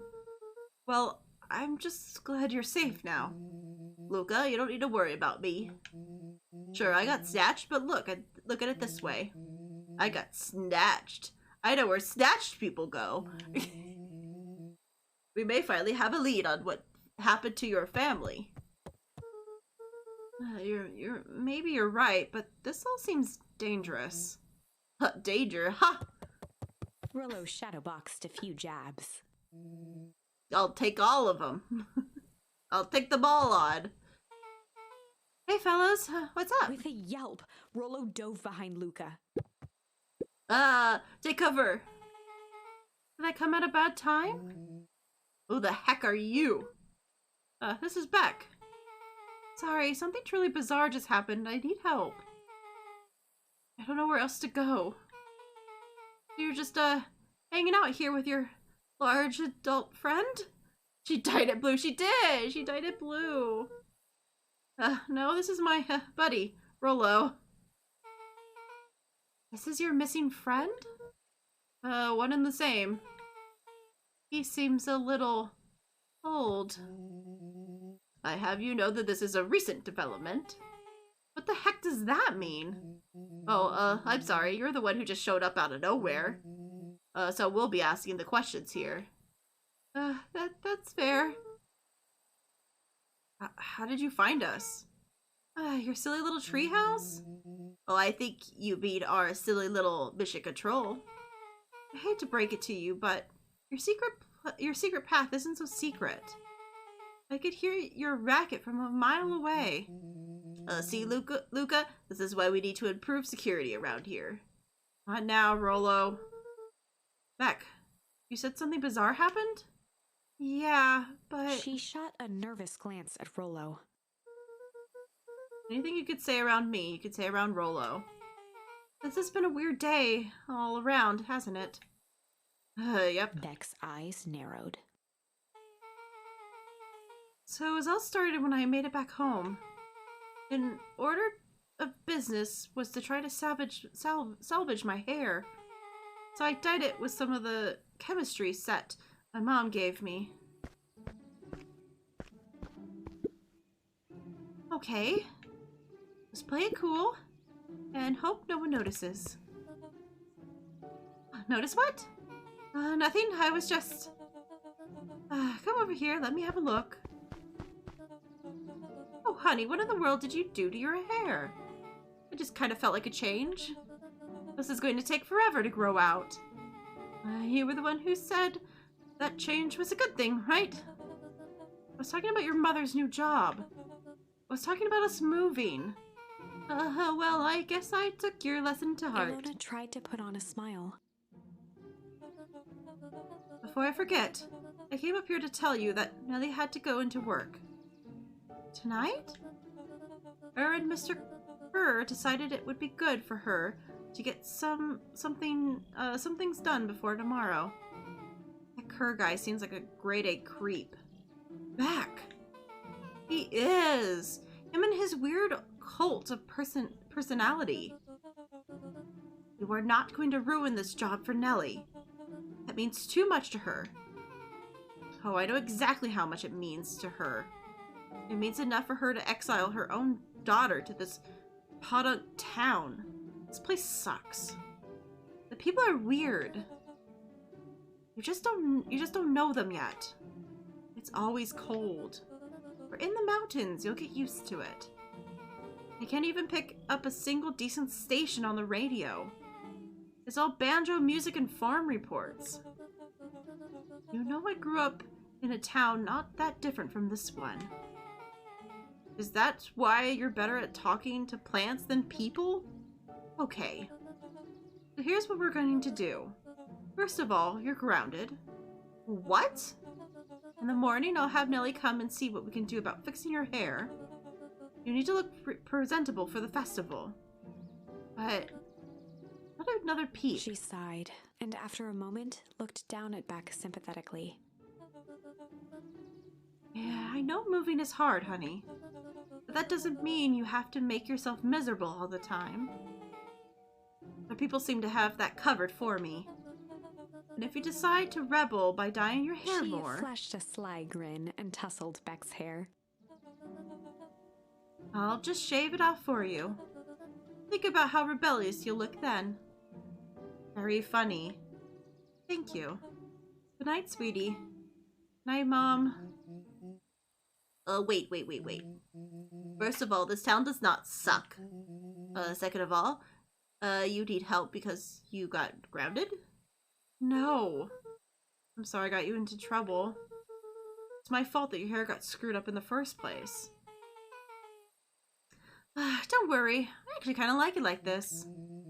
Great, can we get back to the story now? This next part is the important bit. I have this radio I upgraded with my mom, and I was too angry to sleep. So I tried to dial in something worth listening to.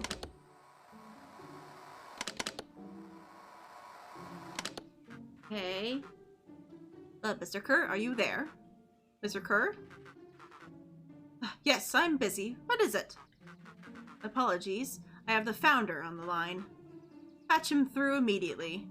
One moment. Hello, sir. It's nice to hear from you. Skip the pleasantries. What's your report on our new lead researcher of deep engineering? Nellie, Modwell seems to be integrating nicely. At this very moment, she is working to help us meet our deadline. She offered to work overtime before I even had a chance to suggest it. Excellent.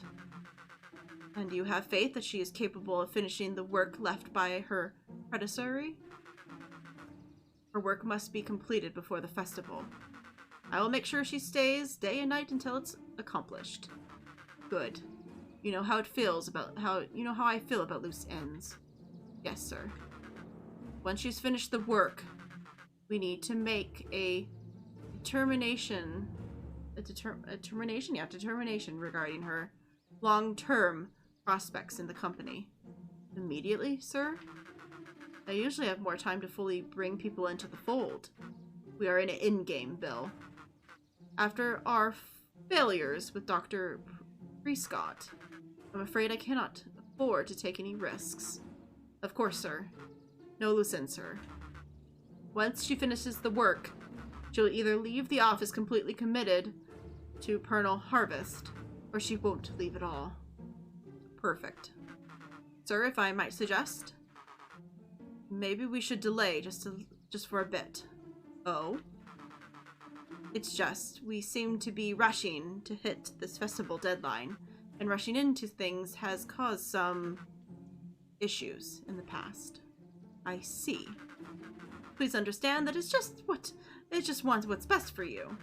I'm eternally grateful for all you have done for me. Bill, I will make this very clear for you. I brought you in to make things run smoothly, not to have opinions. Of course, sir. Chin up, Bill. You're only a few days away from having everything you ever dreamed of. Yes, sir. Thank you, sir. Whoa. Yeah. Just so we're clear, when they said loose ends, they're talking about murder, right? Like, actually killing someone? Capital murder? Luca gave Rollo a quick elbow to the ribs. Who is this founder? I was hoping that you guys would know. No, as far as I know, Kerr is the top banana at Pernal Harvest. He sounded scared of this founder guy. So we have an even topper banana on the field? The hell is my mom caught up in? Has she talked much about the job? Not really. She said she was going to come in and continue the work of someone she respected. Luca? Do you know that body at the warehouse was the person Beck's mom came to replace? That would make sense. Beck, it looks like Nellie's predecessor got loose-ended. I get that impression. Okay, so we need to get your mom out of there before the festival happens. It's just 2 days away. Won't she just come home after work? People on the radio said that they were going to hold her there until then. So if she's not coming out, we gotta go in and Beck get her. flipped a large sheet of paper out of her pocket and slammed it on the floor. Maybe this will help. Oh, wow, you have blueprints? Well, it's really just a welcome map that my mom's PF orientation day. It shows the layout. It sure looks like blueprints to me. It looks like here's the reception area and the big office marked Founder's Office. Even has the exit marked. Guys. We have a deadline. We have an objective. We have blueprints. You realize what this is, right? Willow started to wiggle with excitement. I think we're heisting. This is officially a heist. He finally gets his freaking heist. The heist. Oh! They spent the night's end huddled Oh, I around wonder how that much more small there is map, to this game. It's like, this formulating a is like plan the to end, or... infiltrate the headquarters of Perennial Harvest. Oh, because we're about to hit the 4-hour mark. I'm not sure how much more there is.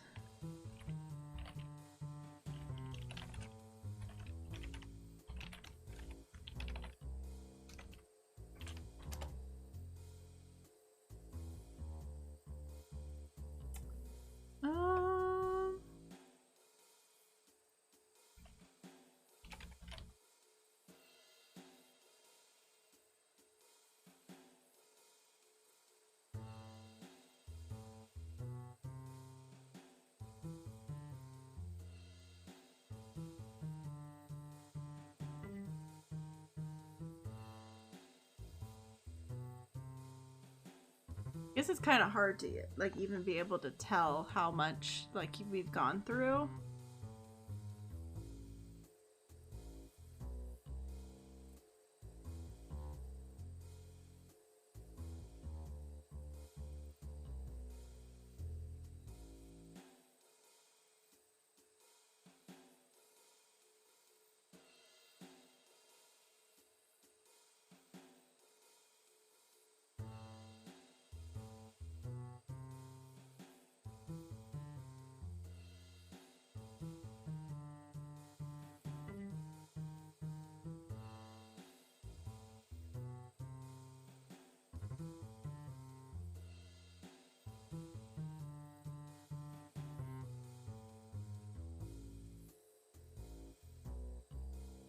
I'm trying to see. It almost looks like this might be the last one. But it's hard to tell.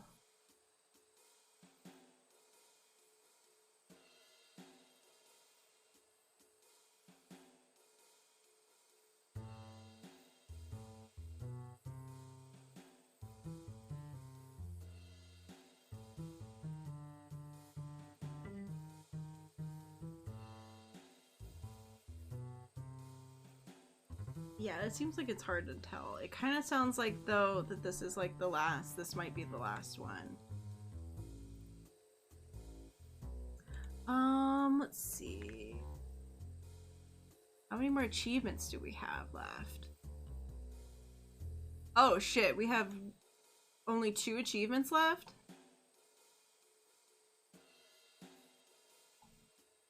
Okay, well, there's the answer to the question. We have 1 hidden achievement and then close the book. So yeah, no, I think we're at the end. I think we're at the end. All right, we'll just keep going then. Small feat. A modern facility equipped with all manner of technology. Not to mention, Maybe the swarm of we'll go a little corporates that would longer. most certainly be I'm scattered pulled in. throughout. I want to see it to its end now. By the time the sun began to peek through the car window used as a makeshift balcony door, all were in agreement. This could just work. The final day before the festival would be used to prepare. They'd need to pool every resource at their disposal, pull every favor with a thread. Even enlist some unsavory characters around town with important tasks only they were suited for. Luckily, there was enough ill will and mistrust toward Perennial Harvest that alliances could be founded. Oh, unsavory. Does this mean... Luca, Beck, and Rollo rubbed their eyes as they exited the treehouse. They hadn't slept at all that night. There was no time. The festival was to begin in 1 day, and they each had their assignments. Okay. Alright, quick recap. Rollo, you're gonna go talk to Roxy. Quarterly. Without her in fits, this whole thing is gonna go bust. B. Quarterly is my middle name. Uh-huh. And how do you plan to explain your He waved new vaguely at Rollo's sizable figure. circumstances? Bah, she'll be so happy I'm alive she won't even Beck notice. snorted an involuntary giggle. Yeah, no one believes that. Then back, you're gonna go see if Isla won't just shoot this whole thing down when she hears it. She'll listen.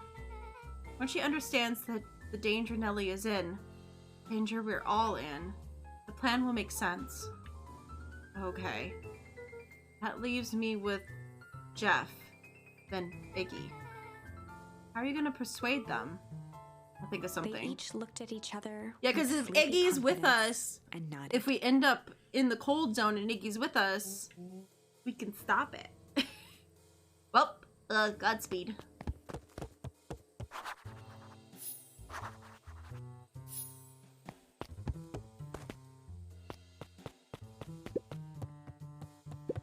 Yeah, we've done all that. Oops! Whoa, I went the wrong way. Wrong way completely.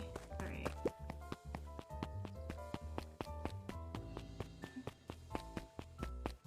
Ew. Okay. Okay.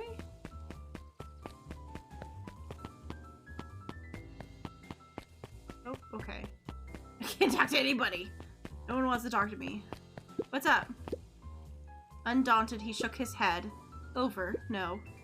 Endings are merely a state of mind. This doesn't end until I give up. Wow. I admire the conviction. But can he really pull through? Oh yeah, this totally feels like this is like the end one. Everything's like pointing towards it. Have you ever wondered why an agricultural company employs an army of survey takers? The clipboards? They say that they're trying to make us happy. But do they want to make us happy? Or just figure out what makes us happy? An important distinction. Newer words have never been spoken. Alright. That was a very interesting conversation. Okay. Nothing here? I have myself.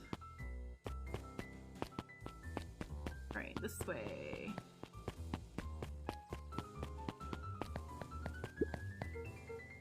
Hey, Jeff. What can I do for ya? Well, I know how much you hate Colonel Harvest. Hate is a strong word. Oh, sorry, I mean... Oh, I did say it was the wrong word. Gotcha. So we're gonna break into the headquarters. I just thought you might be able to help. Jeff wheezed out a long snicker. You see, I knew you kids were alright.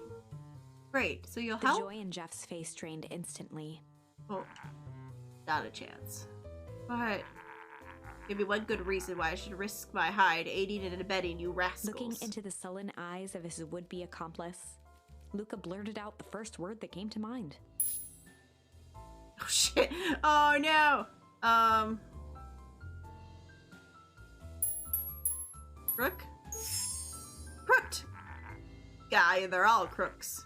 Like cockroaches. Stamp one out and another one scurries along to take its place. Well, that didn't work. Luca wasn't ready to give up. He shouted out again. Okay. Junk! Sonny, I've got more junk than the King of Copper. Ain't interested. I have to hide! Jeff's brow perked up. What'd you say? Go ahead and hide Sensing then. some traction, Luca carried on with vigor. Oh! Let a bunch of kids do what needs to be done. We're not afraid. Jeff's scowl faded with a sigh. What did you say about old Jeff and they all do? You'll never be able to hear him say that I hid from One nothing. good stomp of the foot was all Jeff needed to drive his point home. What was it that you kids needed? Some sort of disguise. Well, I just got just the thing. And while we're at it, the crate should come in handy. Well, that ain't gonna be free, you know. I know I didn't get to say shit! I was thinking 5 bags of sour gobs could cover it. Put it on my Luca tab. offered out his open hand to seal the deal. With a firm and dusty grip, Jeff reciprocated. Done. Swig by in the morning. if we just, okay, just real quick. What if we, where was it? Was it here? Yeah. It was here, right? Yeah, here. We're in Malice, right? Yeah. What if we... no, replay. Malice, like a trap, right?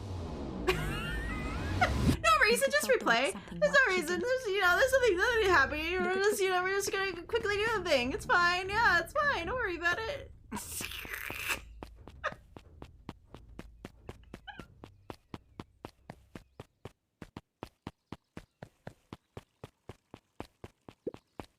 I might have to listen to this though. I don't know if like these count for things.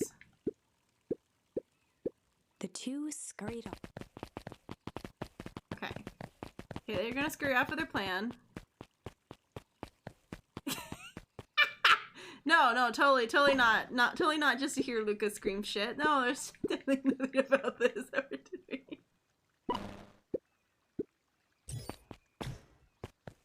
Okay.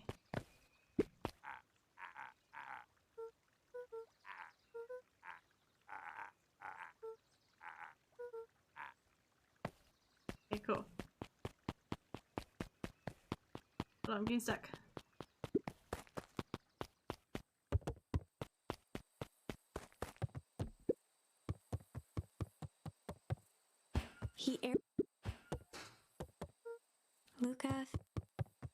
Luca's falling asleep. Nap time.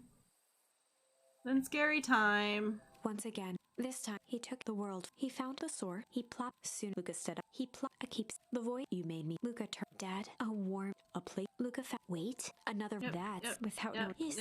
Lucas, of course. I'm as Luca turned, and you, the doppelganger. I'm as Rita's through his father. Time. We just have to get through this real quick. Luca was startled. A command. Just scary time. Chapter for dangers. Lucas keeping as his alone.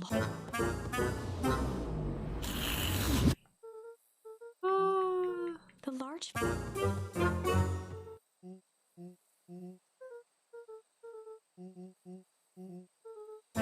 Lucas, he peered something only chain. We're making it there. It's fine. Rollo proud. Luca moved to the side. His hands shot.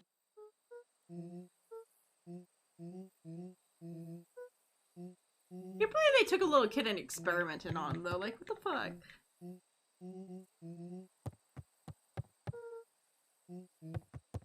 Rollo shadow. With a yelp.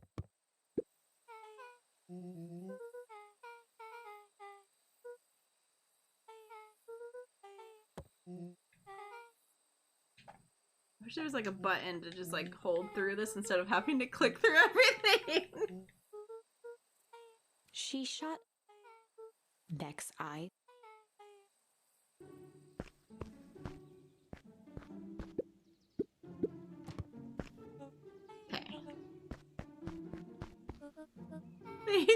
They technically do test their products on animals. They do. They technically do.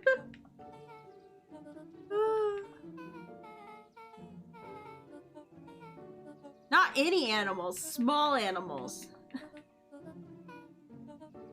On baby animals. She sighed.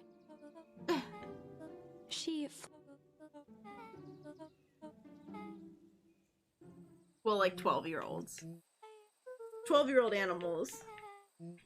Which doesn't fully make sense because, like, in actual terms, 12 years, they'd be all grown up now, not... Oh, my stitches.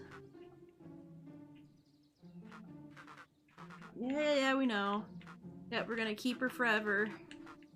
He doesn't get to leave. We understand.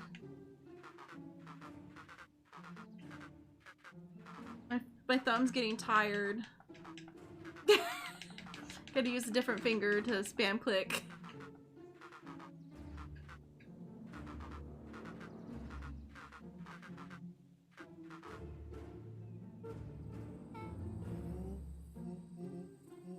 Luca gave Rollo a quick elbow.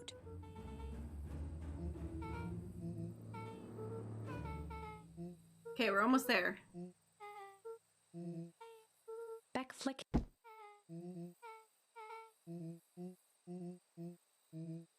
Rollo started. Yeah, it's a heist. We're officially heisting. Chapter the high they spent the nights. It would be not to mention the swirl. By the time the sun, this could the final day before they'd need to pool, even enlist. Luckily, Luca, Beck, and they hadn't slept at all. The festival was. And we've done it. He waved vaguely at Rollo. Beck snorted.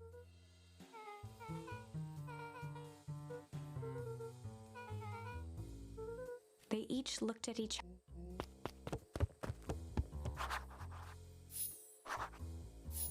Okay.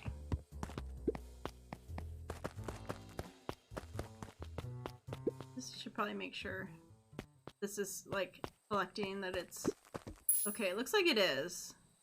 Okay, good. Luca It tied does. a It shoe. is. What fish could? Yeah. Okay. It does still remember that. I was just making sure because I couldn't remember when I did that.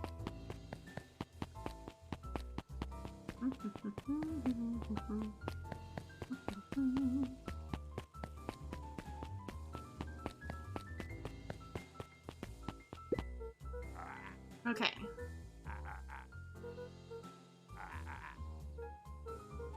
Jeff wheezed out. The joy Okay, in Jeff's and face. he's gonna be like, not a chance. Looking into the sullen eye. Alright, let's do the one we really want to do. Shit! Yeah. Yeah, it's all shit. I still ain't helping. I ain't that some shit.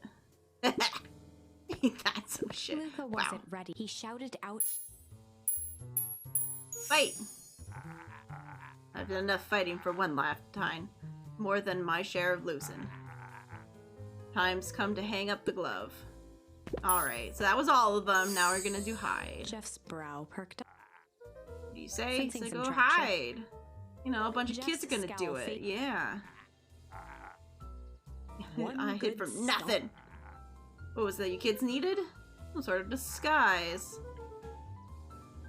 That crit should come in handy. 5 bags of sour gobs. Luca offered out his with a firm and Done.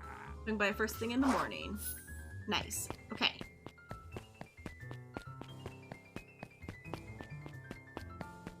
Now we just have to find the asshole kids. Found them! Hey, Tish, look who it is. Luca, what are you gonna try to do? Tickle us to death again? Just look, hear me out. Iggy raised an eyebrow suspiciously. Worth it. Totally worth it. We're listening. Iggy? No, we've both been giant bags of malice. Malice to each other. Malice? Wow, Tish. Smart guy here with his smart guy words thinks he's trying to impress us. Scram, we ain't interested. Yeah, we all knew that wasn't Luca the right one. knew they'd need Okay. Iggy and Tish to pull this off. He tried again. Carpal tunnel in exchange for hearing a kid shout shit. Yup. We get to do it again though, guys! Shit to each Iggy other. gave a reluctant shrug.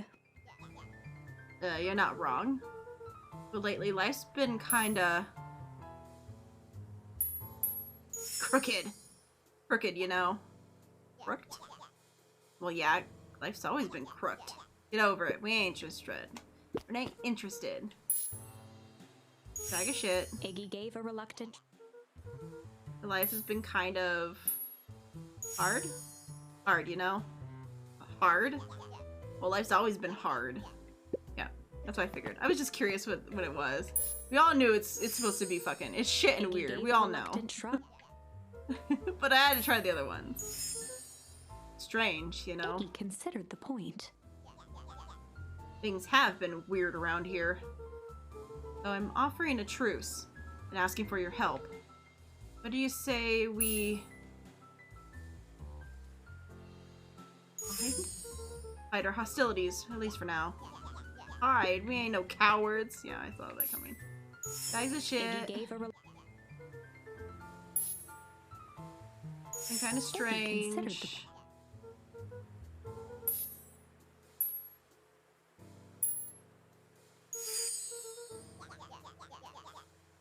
Even if a truce means less breaking things. If I told you that there was a way to have a truce and break things? Go on. I need you to cause a distraction so I can sneak into the Pernal Harvest HQ. A wild-eyed grin spread across Iggy's face. Oh my, Luca Van Horn. I'm impressed. After all this is done, maybe you and Trish can come hang out at the treehouse sometime. Iggy glanced over to Tish, who nodded in agreement. Fine. But not because we want to see your crappy treehouse. We just like to cause chaos. With a quick nod, Luca was off. Oh, but we know that he does. He always wanted to see inside the treehouse. Hear that, Trish? He gazed up at Tish with a smile. He invited us to hang out at the treehouse. A tear ran down Tish's cheek. Oh, I never expected this day to come. How wonderful. Oh my god, we've heard her talk more than Chapter yup. 7. Into the hive. A good heist requires preparation. And thorough preparation takes time, something they had precious little of. So far, everything was in order. Jeff, Iggy, and Tish all agreed to do their part. Beck radioed Luca that night with a simple and covert message. "We're locked and loaded on my end." And Rollo, after a lengthy confession, managed to persuade Roxy and Fitz to help. He stowed away in mission control for the night to avoid attracting attention. Yeah, since he's a grown-up now. Rollo, being uniquely suited for the role, would be the first to breach perennial harvest. The outfit provided by Jeff wasn't perfect, but a convincing disguise is 10% wardrobe, 90% confidence. Oh god. Which Rollo has Rollo inbounds. took a few vigorous breaths and shook out his arms. Okay. Stay calm, Rollo. You can do this. I got your delivery here. A delivery? I don't see anything in my notes about a delivery. One moment.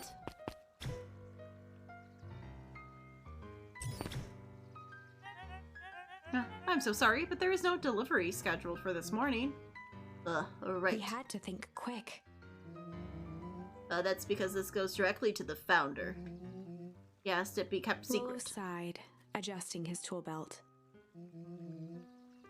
You know how the founder could be. I suppose we can leave this one off the records? Our harvest awaits and With such. a stroke of his mustache, Rollo proceeded into the Perennial Harvest headquarters. Our harvest awaits. Package here for the founder. Oh, I didn't hear anything about... Yeah, this is on a need-to-know kind of thing. I'll just He check. stammered and flipped through the pages of his clipboard. This goes directly to the founder. I don't have time to fill you in. Oh, I see. If you could just complete this Rollo form. interrupted with urgency in his voice. Every time with the forms. Look, if I want to explain to the founder why I'm late, well, it's your funeral. I'm sorry. What did you say your last name was again? Rollo panicked. Our harvest awaits. Sir? That's a restricted area. Excuse me, sir? Our harvest awaits! What are you doing? He's just... I need to light the candle, Tish. Yep. Suck on this, perennial ham fist.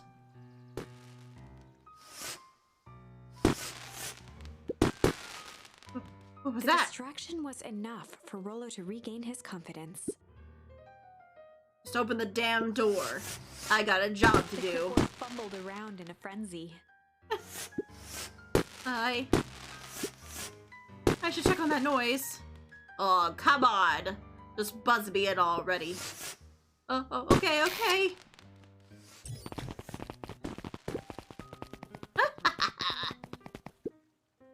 Ooh. Well, that was close. Our harvest awaits? Hey, I figured. When in doubt, stick with the classic. Oh, that was a close one. But you pulled it off. Nice job, Rolo. Alright. Everyone knows what to do. Yep. Deep engineering is in the north. I'll go with Beck, in case she needs some muscle. I'll head east to the founder's office. You two be safe. Locate the founder's office.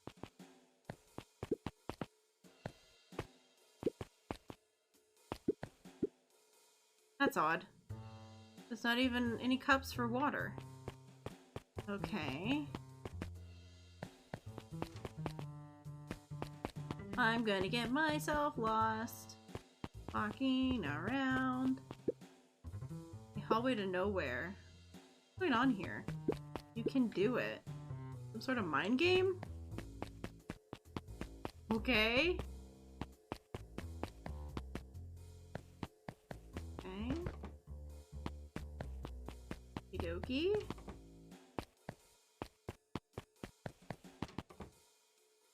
Oh. Oh yeah, we're back here.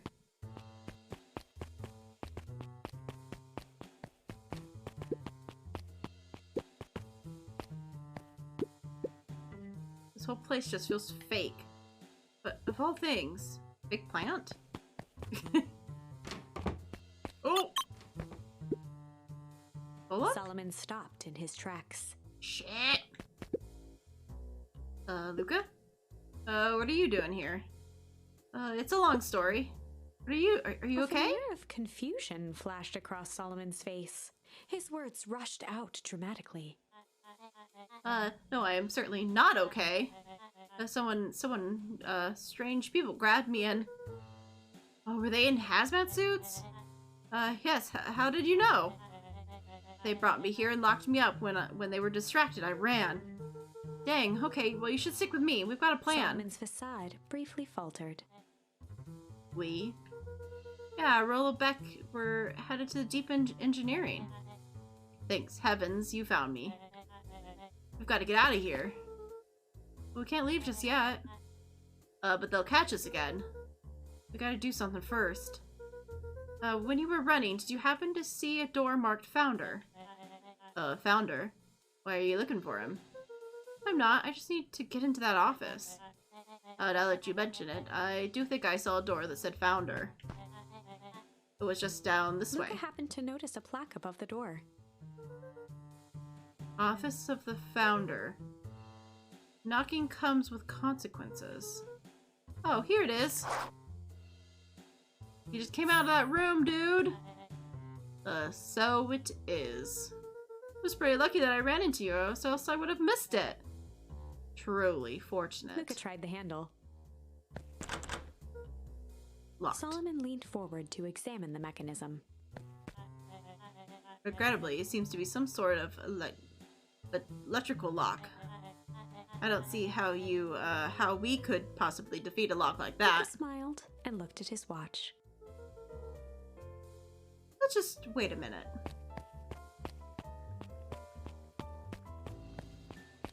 What is she doing?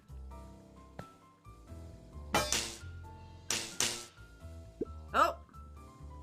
I don't know what sort of funny business you're up to, but I like it. She mimed a quick hat tip and ambled off with a whistle. Howdy! Good afternoon. The light on the keypad changed from red to green. How did you do that? It's good to have friends. Quick, let's get inside before someone spots us. Oh no. Luca switched on his walkie-talkie. Rolo, I'm in. As expected, there is a control panel. Great timing. We're stuck at the locked door marked 24601. Need you to let us through. What if someone catches us? Should get out of here. I'm not leaving my friend, Solomon. On the computer screen, a green cursor blinked in a password field. Oh. Surely you don't have any way to get around the password. Luca pecked out his best guess. Underground secrets.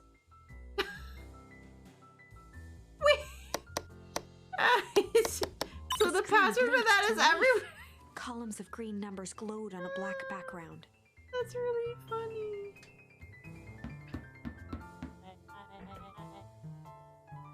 Oh.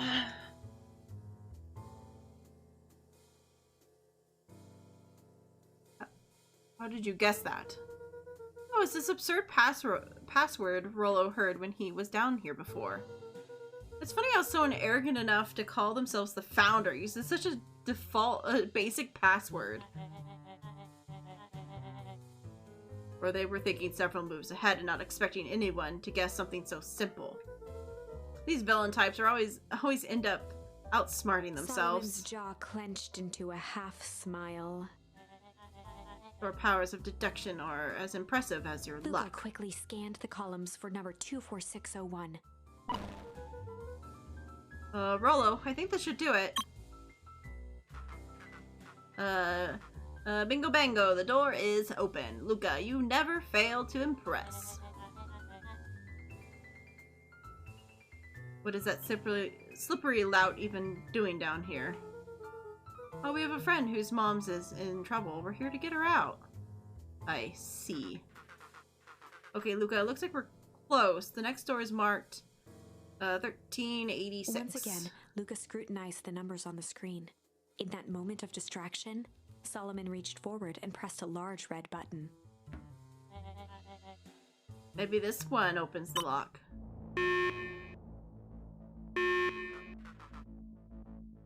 Crap, we've got company.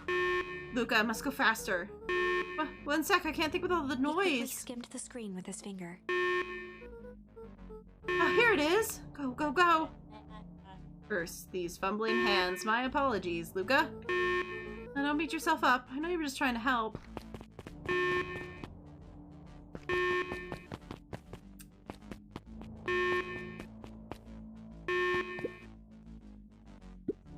Oh man, no water cups. Rollo. Oh man. Rollo, are you okay? Rollo, come in. Mr. Kerr approached with a sneer and spoke into his walkie-talkie. You can turn off the alarms. They're With trapped. self-satisfaction, he called into the hallway. That, my dears, is a dead end. Nowhere to run. Rollo, where are you? Are you okay? Yeah, I think we lost him. Making our way back to Deli's office. Okay, you two ramble rousers are coming with us. Nope. Bam! Make a break for it. Because the sister and her friend were also asked to help. That little shit just kick me. Don't stand there after them.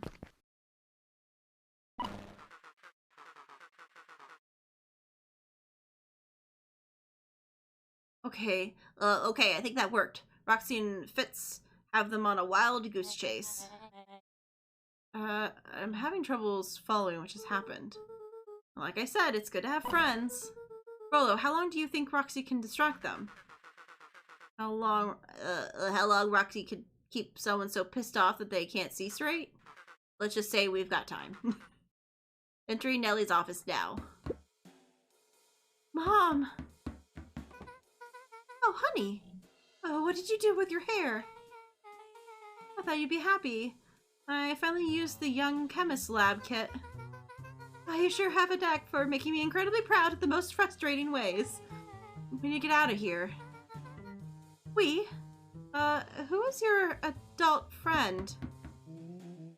Oh, I'm not an adult. Ever heard of a growth spurt? I had more of a growth spew. No, that's not possible? leaned over to examine his teeth. Substantially banding on the enamel of molars consistent with temporal liquium exposure. Is that what you call the junk they forced me to drink? You drank it? Oh. Oh no. They told me that it was only being tested on plants. Oh, Beck. Sweetie, I promise I didn't know. Mom? What the hell is going on in this place? I was brought here to work on the discovery of a lifetime. A novel chemical compound was discovered under Beacon Pines in a wellspring they called the source.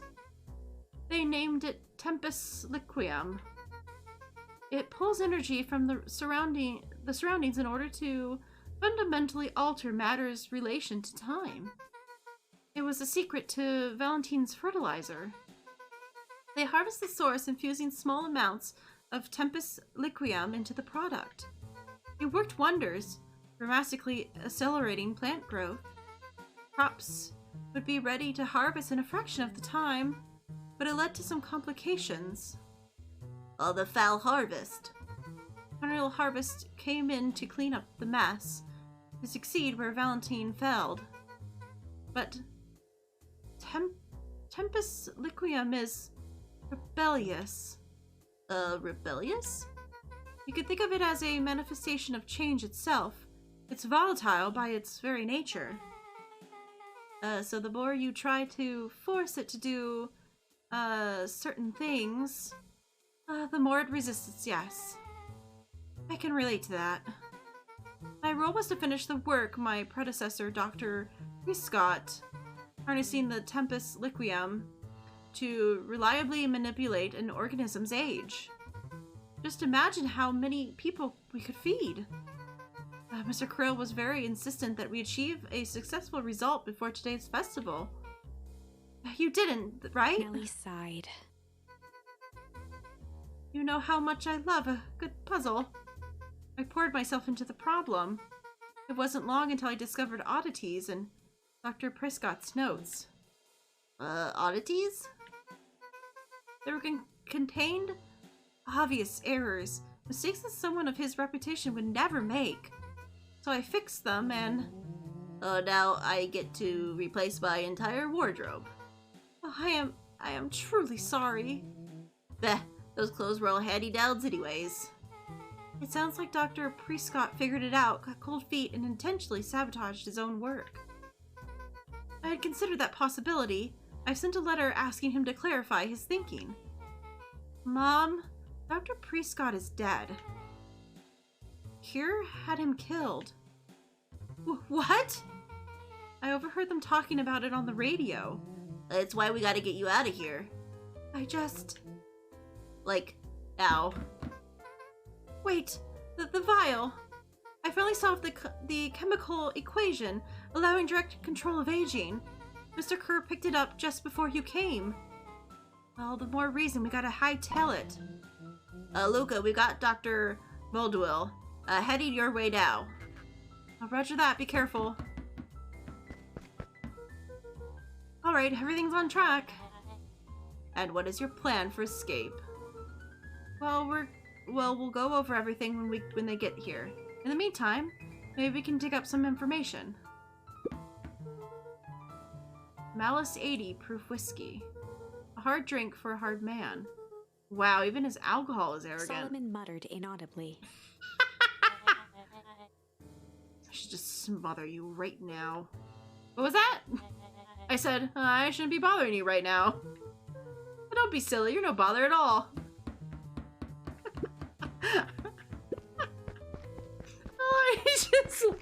I just smother you. Oh, it looks like the founder was helping Kerr's plan the festival? Why would such a secreted leaver be so obsessed with a party? Only time will tell. Luca held his hand up to the ashtray. Still warm. It must have been in here recently. Dude, I don't think you should be smoking as a child. That's really gonna fuck you up when you decide to get big again. Luca tugged on each of the cabinets. Dang, this must be the good stuff. They're all locked. Perhaps he was not as careless as you suspected. Let's see what else is on this bad boy has on it. Security system? Time card logs. Payroll. You know, for being so evil, this guy sure is boring. Solomon once again muttered under his breath.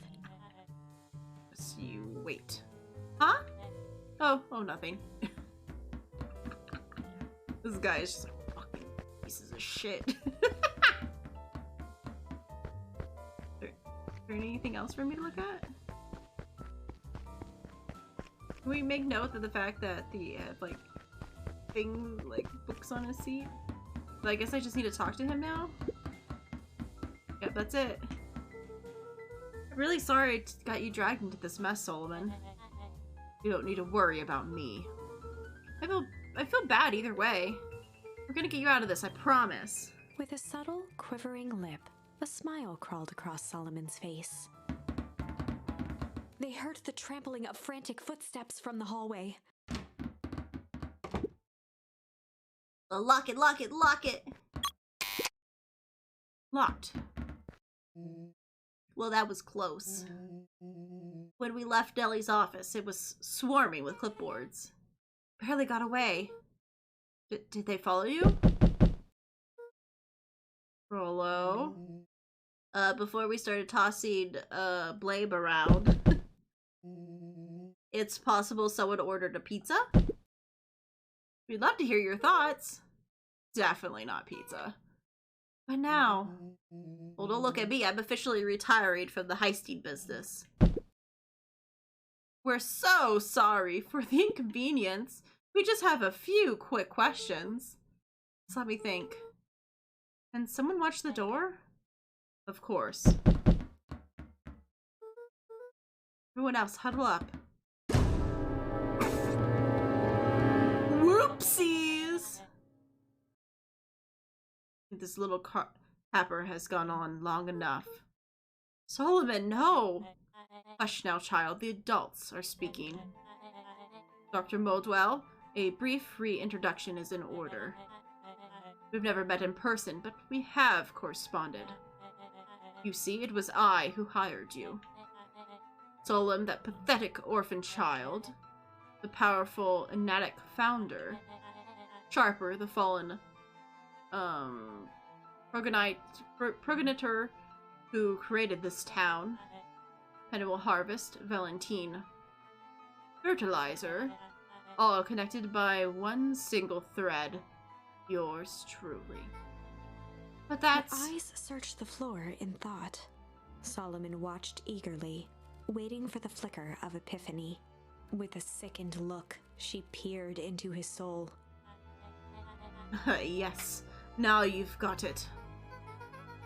Temple Lycium, you discovered how to reverse the process? Solomon clapped with genuine delight.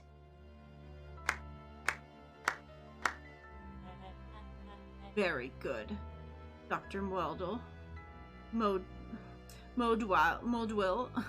A weird last name for me to say. Very good. Though the discovery wasn't intentional. Solomon glanced down, examining his youthful form. The effects went a little too far for my taste. That's why you needed me to finish Dr. Prescott's work. Which you did admirably. Mr. Kerr, the vial, please. Kerr presented it with a theatrical twirl of the hand.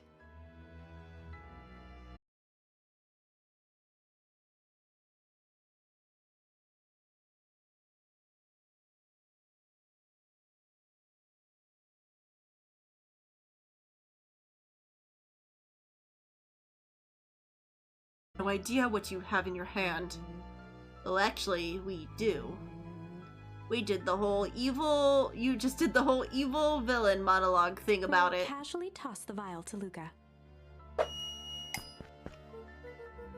Oh gosh, maybe I'll have a Luca taste. tickled the vial mockingly. Seize him. Oh, Luca, over here. Move another inch and I'll smash She it. held it tightly behind her back. Solomon sighed, speaking in crisp, measured syllables. You have no plan. I'll smash it, I swear. Fine, risk killing us all.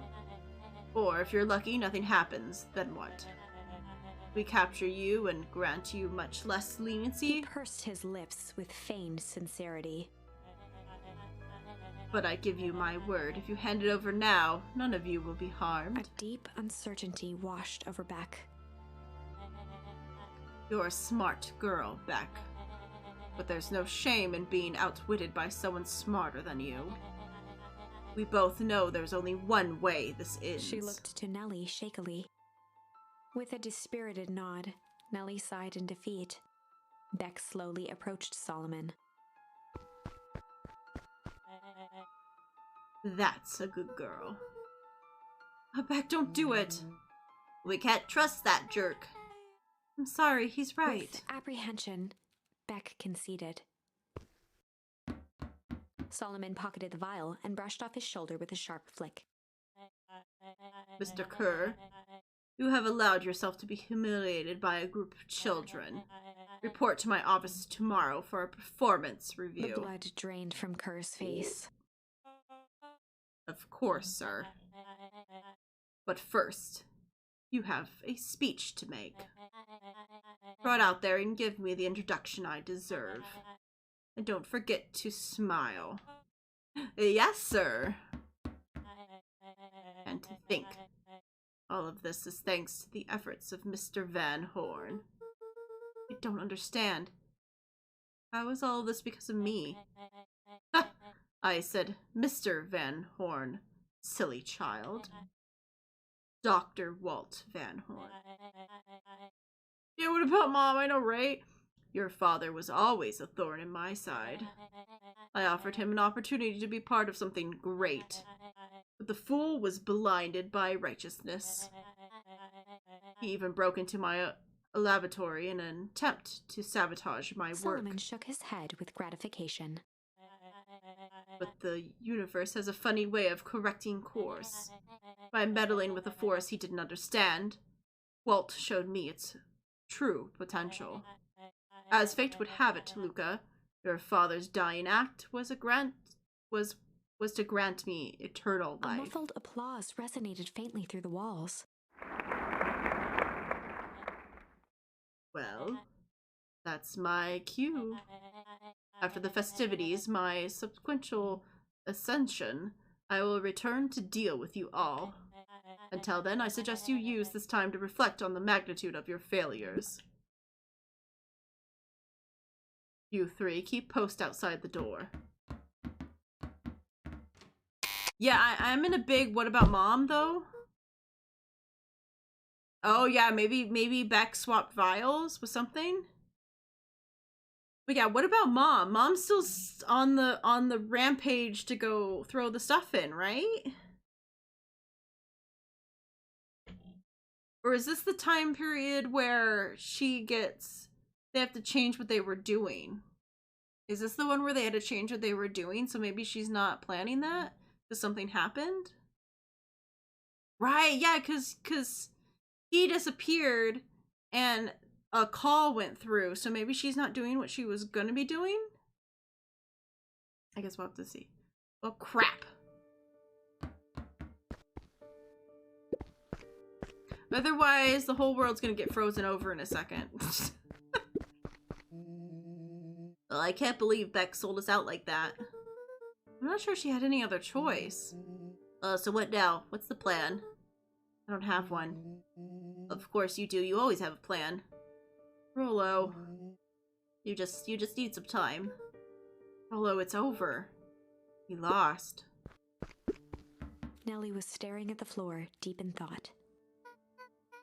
Sorry, Luca. Give me a minute to calm my mind. Alright, what's up? Hey. I'm sorry, Luca. I did what I had to do. I know, it's just that we were so close. I've got a feeling that eventually Solomon will get what's coming to him. Time wounds all heals. Well, time seems like less of a issue for him now. Hey, what's up? Luca, there's something you should know. After Mr. Kerr locked me in that office, I had nothing but time and curiosity. I poked around a bit, hoping to find a means of escape, but I found something else. A note, hidden in a false drawer. But what sort of note? Dr. Prescott must have sensed his time at Perennial Harvest was growing short. Yeah, time wounds all heals? What?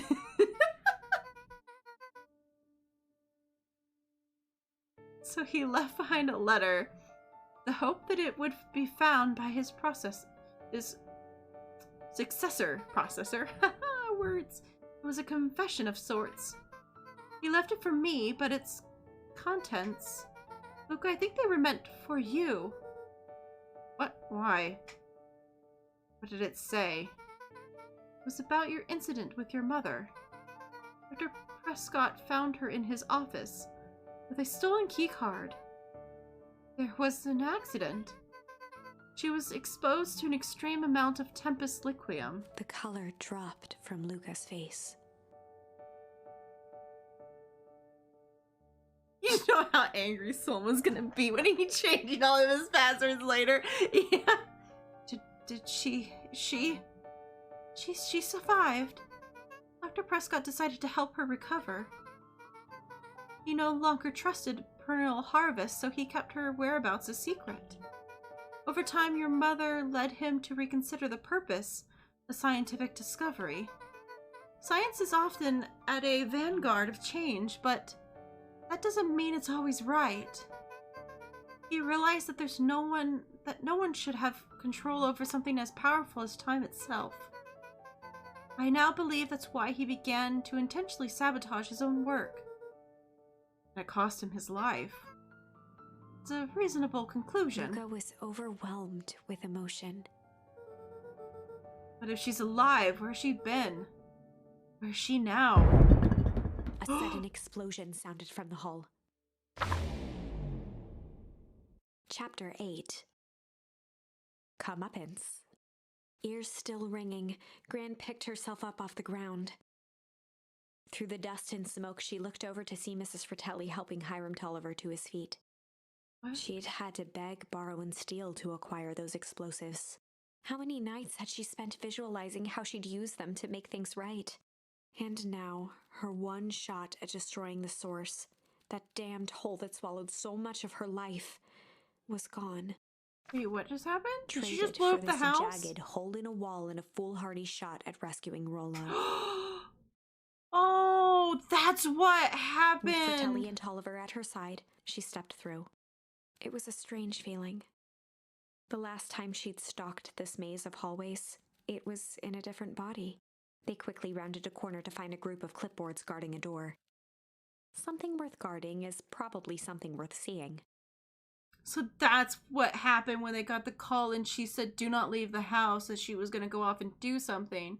It was they were going to go save Rollo because they knew exactly where he was. She leapt forward, brandishing her cane. If her last chance at vengeance for things lost was truly gone, she would just have to fight to keep what she still had. Yeah. You show them.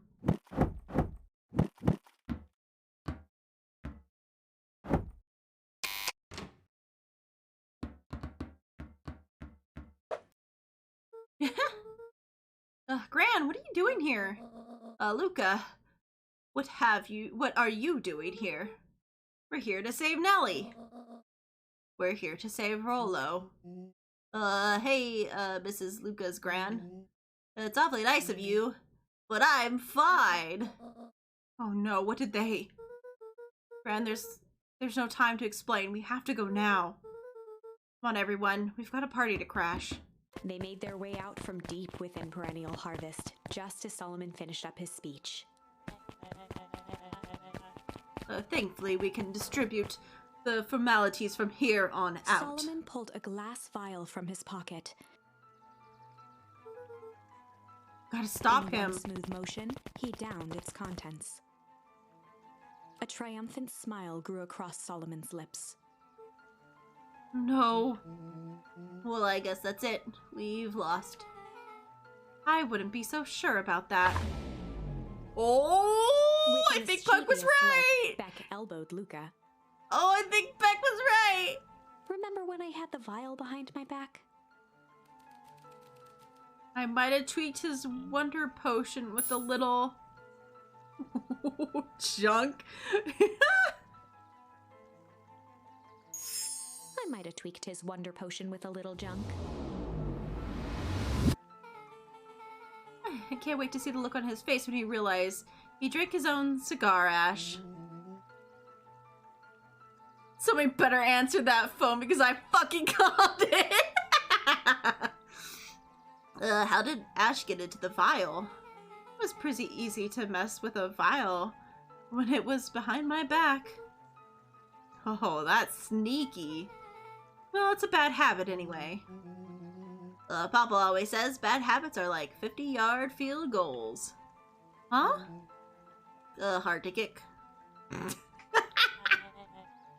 Well, you can all call me Sharper Valentine. His body and face began to contort and expand as he disappeared into a belching green mist. Is he gonna turn into a monster?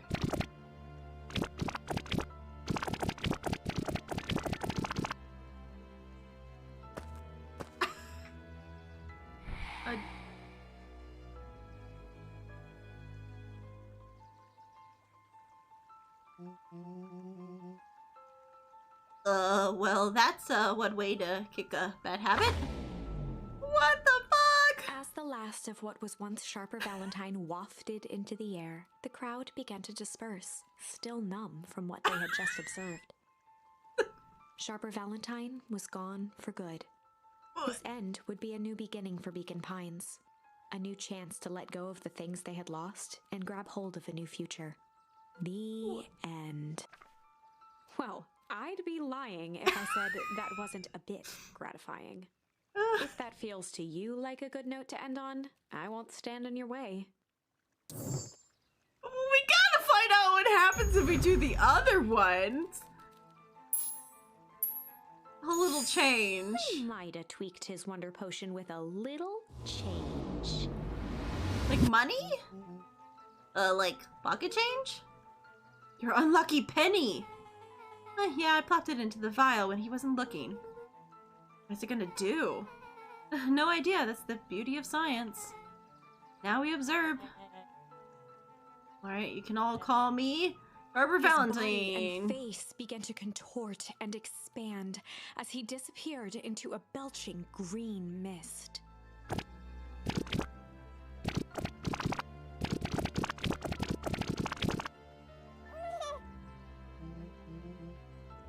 Holy crap, he's a baby!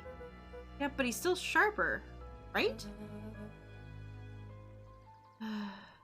What he was no longer matters. This is an innocent child. I apologize for all the harm my father has caused you. Eris awkwardly cradled the squirming child. She looked to her brother, her voice shaking with uncertainty. Augustus, what do we... We do what Valentines always do. What must be done? I'll hurry home and prepare a crib for father. Young Sharper. That would be a great help. Thank you. She looked back down at the infant with equal parts kindness and terror in her eyes. With a shake of her head, Eris addressed the crowd with a stern scowl. Okay, everyone. The show is over. You may leave now.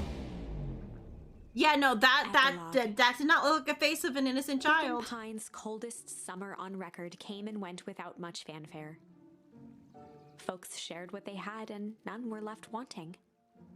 The new school year was ushered in by the falling leaves of autumn. This is an epilogue. I don't After like this. everything Luca, Rollo, and Beck had been through, middle school was bearable. The chill of winter didn't seem to bother people much. They kindled a hope for a better future in their hearts. So what about the other? What When about the other spring place, though? arrived, farmers planted their crops with a sense of joy and optimism. What about the other place, though? And as the dawn of the first day of summer came again, Its light slowly spread through the shallow valley.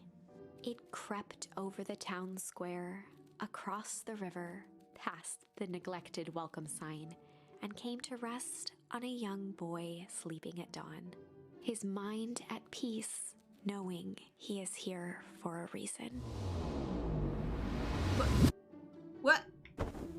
What? What? What? Rollo? Rollo, are you up yet? Roger that. It's a beautiful day at Mission Control. You gotta swing by? I'll be there in a minute. What the heck? Over time, Eleanor began moving Walt's old things out of the closet and into storage. Eleanor had moved back into her bedroom, and now that she wasn't sneaking out late, she even slept there most nights. None of this seems good. None of this seems right. So we can't fix them? Mom, I'm ready to go now. Well, you can go on without me. I'll meet you there. I've got a batch of jam to finish jarring. It's funny. Ollie started making jam as a way to send messages without anyone noticing, but now I enjoy it. Wait, we can't change Rollo and...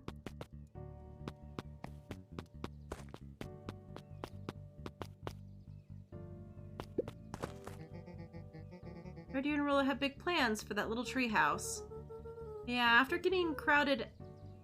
it was starting to get crowded after we revoked the max capacity 1 Rollo, 1 Luca rule. We've decided to expand. At least we got some help with all that. How's the internship at Nellie and Ilon's shop going? It's been great. I'm hoping it helps me get into the School of Agriculture up at the state. Also, Nellie said that she'd write me a letter of recommendation, which would be huge. I can't help but worry about leaving Rollo.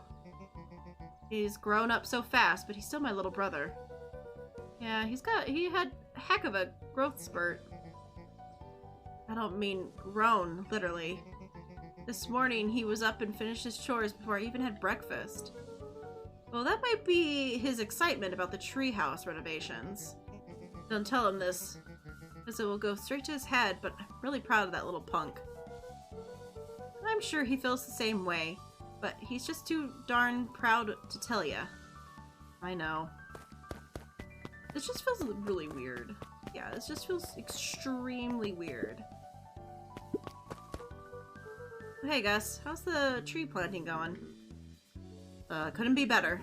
I'm so grateful for Isla and Nellie for letting me help. I just wasn't built to be a mayor. Too much bureaucracy. Words. Guys, we finished cleaning up the sidewalks. What's When next? perennial harvest collapsed, most of the clipboards skipped town. But some stuck around and dedicated themselves to making things right. I have a knack for arts that can help paint the new offices. You can count on us. Well, it looks like you really found your calling. Never felt more comfortable telling people what to do. Now this right here. This is something I can be proud of. It all just feels really weird. I feel really weird. How's the napping going? The most underrated part of the good nap is the view. The view is getting greener every day. Nice. Because they planted some trees. Has he decided on a name? Yep. We had to clear out all the old building stuff before putting on the final touch. Slow and Dirty Harvest is now official. Oh, I like it. It was actually Nellie's idea. I still have a lot of work to do with the name. Serves as a reminder. Just because progress is important doesn't mean change should happen fast. In fact, I've learned that there's more to care about something, the more important it is to take things slow. Our motto is go slow and fix things. Amen to that. Okay. Oh, okay. Okay, we have to go back to the treehouse. This is a really weird epilogue. I'm very fearful. This epilogue has me quite fearful. Hey, Dad. No? Okay.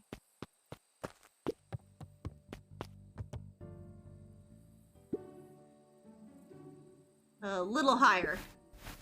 Yep. A little lower. Yep.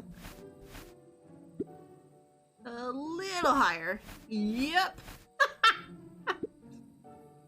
Well, I'm telling ya, the angle just isn't the issue. We need more power to the radio. Alright, Puck, have a good day. Hopefully this is gonna be done soon. I didn't expect an epilogue all of a sudden. You tell him it's not. Would you tell him it's not about the angle? Hey, I'm not in charge of the antenna redesign. Fine, fine, Iggy. Just don't do anything dramatic until we're done. Until we get back. Who, me? Tish, you're in charge while I'm gone. Yup. They'll be fine, right? They'll be fine? If we really want mission control to turn into something bigger and better, we have to loosen our groups a little bit. Ugh, you're right. Lead the way. Okay.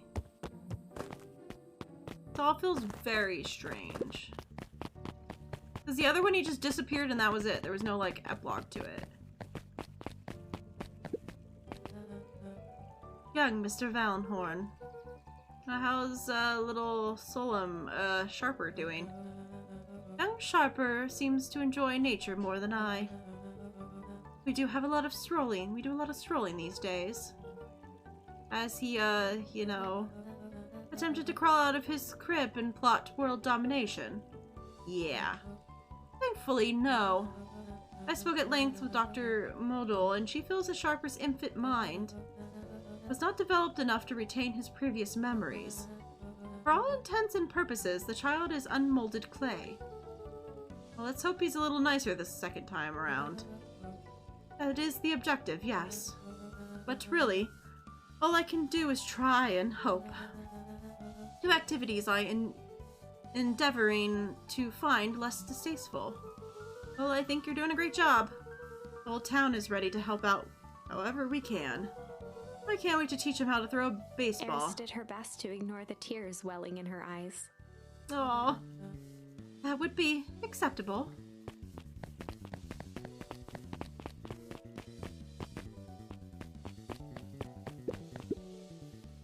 Look, do you want a biscotti? On the house. I don't really have time. Daryl, you gotta come and see this. I finally did it. I pulled the perfect espresso. Aw, Lumi. If I didn't know any better, I think you're actually proud of something. As if I know. It's too late. Now you're officially a person that cares. Okay, this is kind of cute. This is kind of cute. I didn't expect it. What does the thing say? He looked at his friends with a thankful smile. After everything that could have gone wrong, everything that did go wrong, we made it. The end. Closing her eyes, Miss Hatch took a deep, relaxing breath.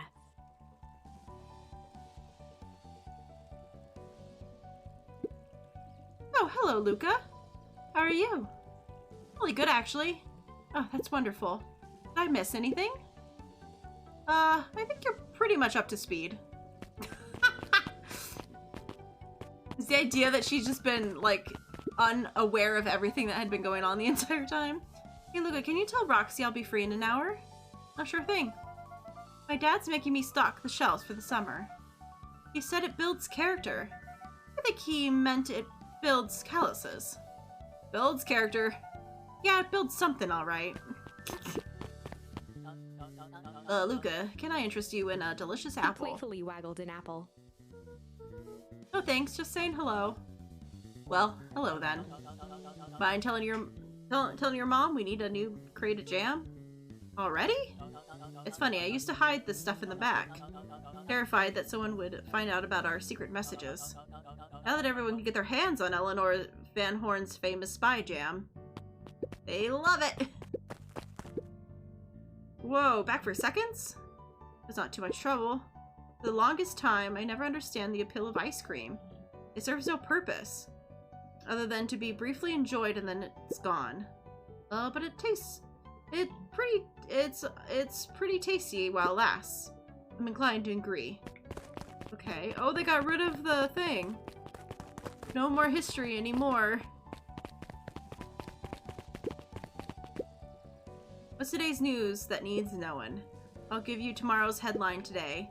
Our old friend Patrick C. Montesquieu, aka William Kerr, just performed a stirring rendition of The Iceman Cometh at the State Correctional Facility. I hear there wasn't a dry eye in the house. Well, I guess he had plenty of time to work on his craft. Okay, so he went to prison. I'm so glad you swung by. More follow-up questions for your story? Nope, I got everything I need. Thanks again for that. I sent a draft of the story to the reporter in Capital City. They offered me an internship. Of course they did. You're an amazing reporter. I don't know about that. A story with a phony corporation. Oops, this thing broke. Siri just decided to try to listen to me. Sorry. They picked up an entire town of people, moved them to cover up a massive illegal mine shaft full of incredibly hazardous chemicals. Sort of writes itself if you think about it. Well, just don't forget about us when you become a fancy big city reporter. Capital City isn't that far away. I'm gonna have to come back from time to time to check in and see what sort of new trouble you've gotten yourself into. Sorry to disappoint, but my adventure days are over. Ha! We both know that's not true. What makes you say that? Call it reporter's intuition. Okay. Okay, you can't talk to him. Are you leaving? Mrs. Fratelli glowed with a carefree smile. Is that your suitcase? It's 2 weeks of unencumbered tranquility. Excuse me? Would you be so kind to take my order? 2 weeks of sand, margaritas, and forgotten obligations. Excuse me. I'd love to place an order. Mrs. Fratelli sighed with a zen-like calm. Just as soon as the lunch rush ends, I'll be a feather on the wind. Oh, you're going on vacation? For the first time in years. And I've got you and your mom to thank. Why's that? She didn't tell you yet. The two of you are gonna fill in for me at the diner while I'm gone. It's like old times. It's fine, I'll wait.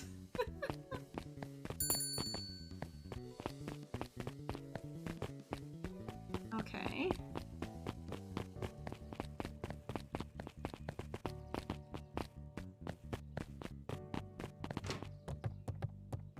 Heyo. Over the school year, Kato and Bert had become close friends.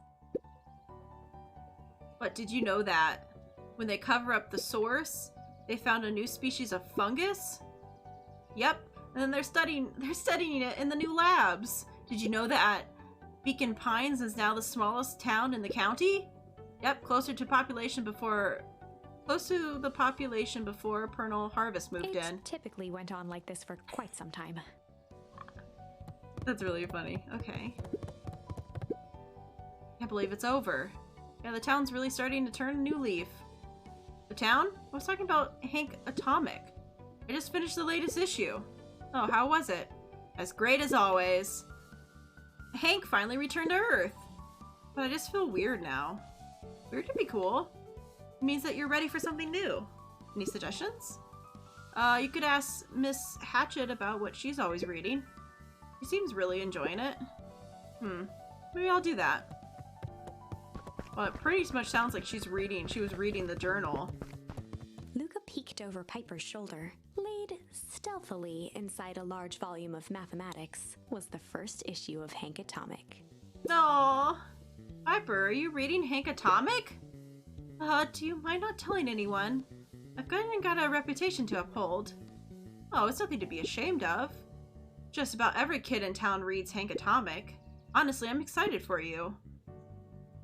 What I'd give for us to start over fresh. To experience it again for the first time. I guess that's the downside of finishing something nice.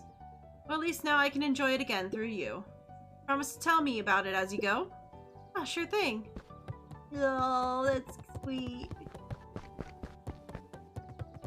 Alright, we're almost through all the people. Hey, Mr. Nukrid.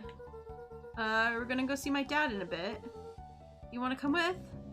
Even after everything I did, you'd still... Mr. Nuncreed shook his head. You really are your father's son, aren't you? I don't think I'm ready for that yet. Well, you're always invited. I bet he'd love to hear from you. I'll visit Walt on my own time. You run along. Hey. Whoa, there's a lot of bunnies here. With perennial harvest gone, the transportation tubes were left unused. A one cabal. No, it is too big, no, it is too small for Jeff's wild ride. Maybe not completely unused. Oh no!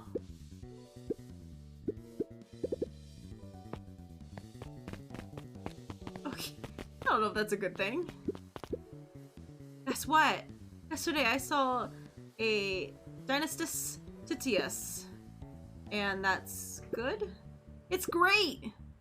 I haven't spotted one of those in years. At this rate, Beacon Pines is gonna become the bug capital of the county. Aww. Oh, look, the trees are like almost fully going. Please, are taking over almost fully now.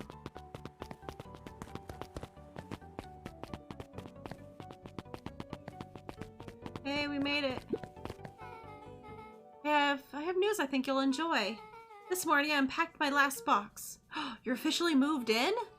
It's just a box. Let's not blow this out of proportion. It sounds awfully a lot like you're putting down roots. I guess I decided this place is root worthy. If I'm gonna be stuck with, you're gonna be stuck with me for the foreseeable future. I do have to warn you, most years aren't going to be as interesting as this one. I think I'll manage. Ready? Before we go, there's a bit of a surprise. What?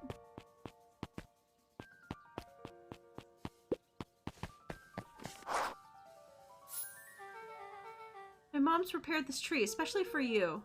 I didn't have to do that. It wasn't just them. The whole town pitched in. We all owe you. Aww. It should do okay in the cold of old Beacon Pines. And thrive as things warm up. That's perfect. Aww. So we're gonna go plant a tree at her dad's grave.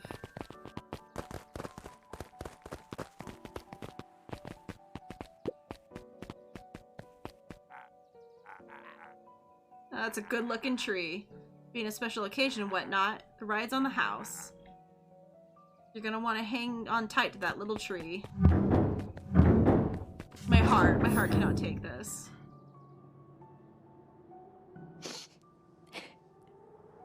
Oh. I think this is it. The end I've been waiting for. Honestly, I'd begun to lose hope of ever finding it. But then you came along. I don't know exactly how to thank you. It's hard to explain how much this means to me. It's funny, now that our time together is finally ending. I'm at a loss for words.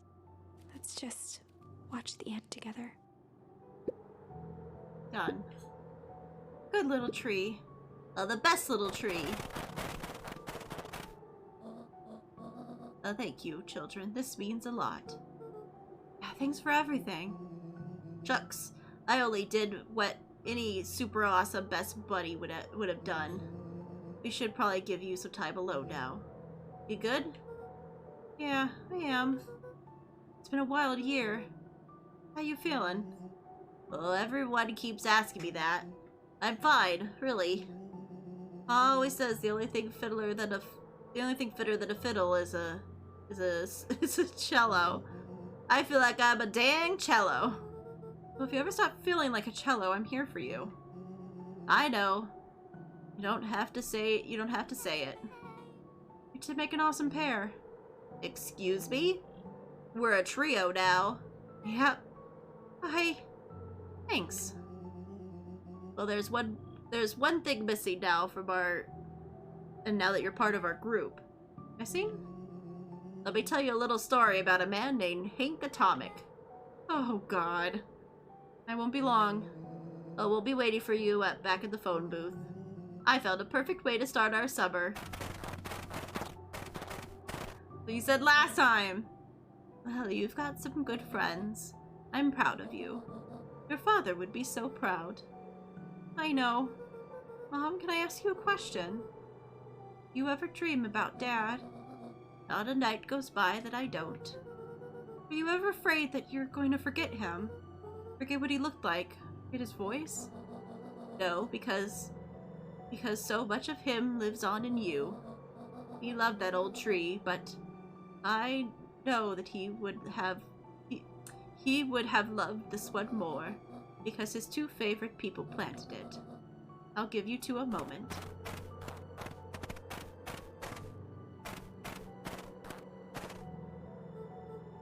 Hey, Dad. Dr. Moldwell says that over the next few years this place should warm up. So you won't have to be so cold much longer. I think I finally understand why you left that night. There were things you believed in. Big things. Those beliefs were things that made you, you. If you wouldn't have stood up to Sharper, stood up for what you believed in, you wouldn't have been the same person anymore. Aww. You had to go. But that didn't mean you loved us any less.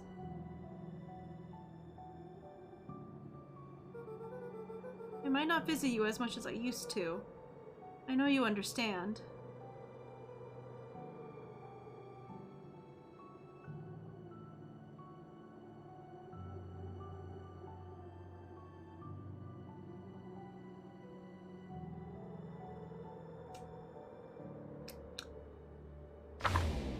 Okay.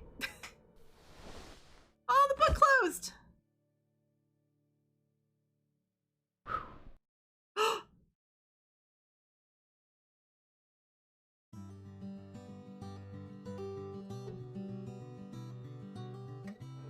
Oh, we got the... I guess we shouldn't have done change as the second one. We should have done the malice. This is lovely, but can I...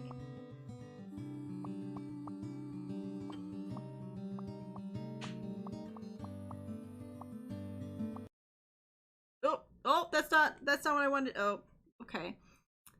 I forgot it completely just closes the game when I do that. I just want to, you know, we just need to end it with what horrible thing happens. Okay, it's fine. It's fine. We're back. We're back here. Yeah, change is one of the first options we got. Yeah, I should have realized that was obviously going to be the... Okay.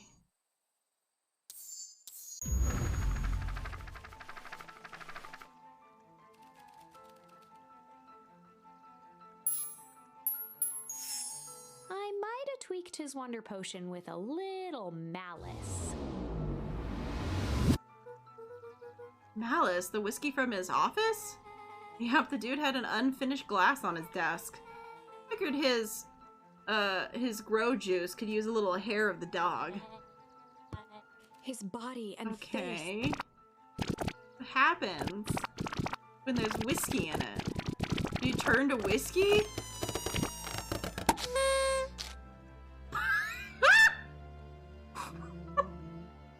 That's what I call 80 proof whiskey.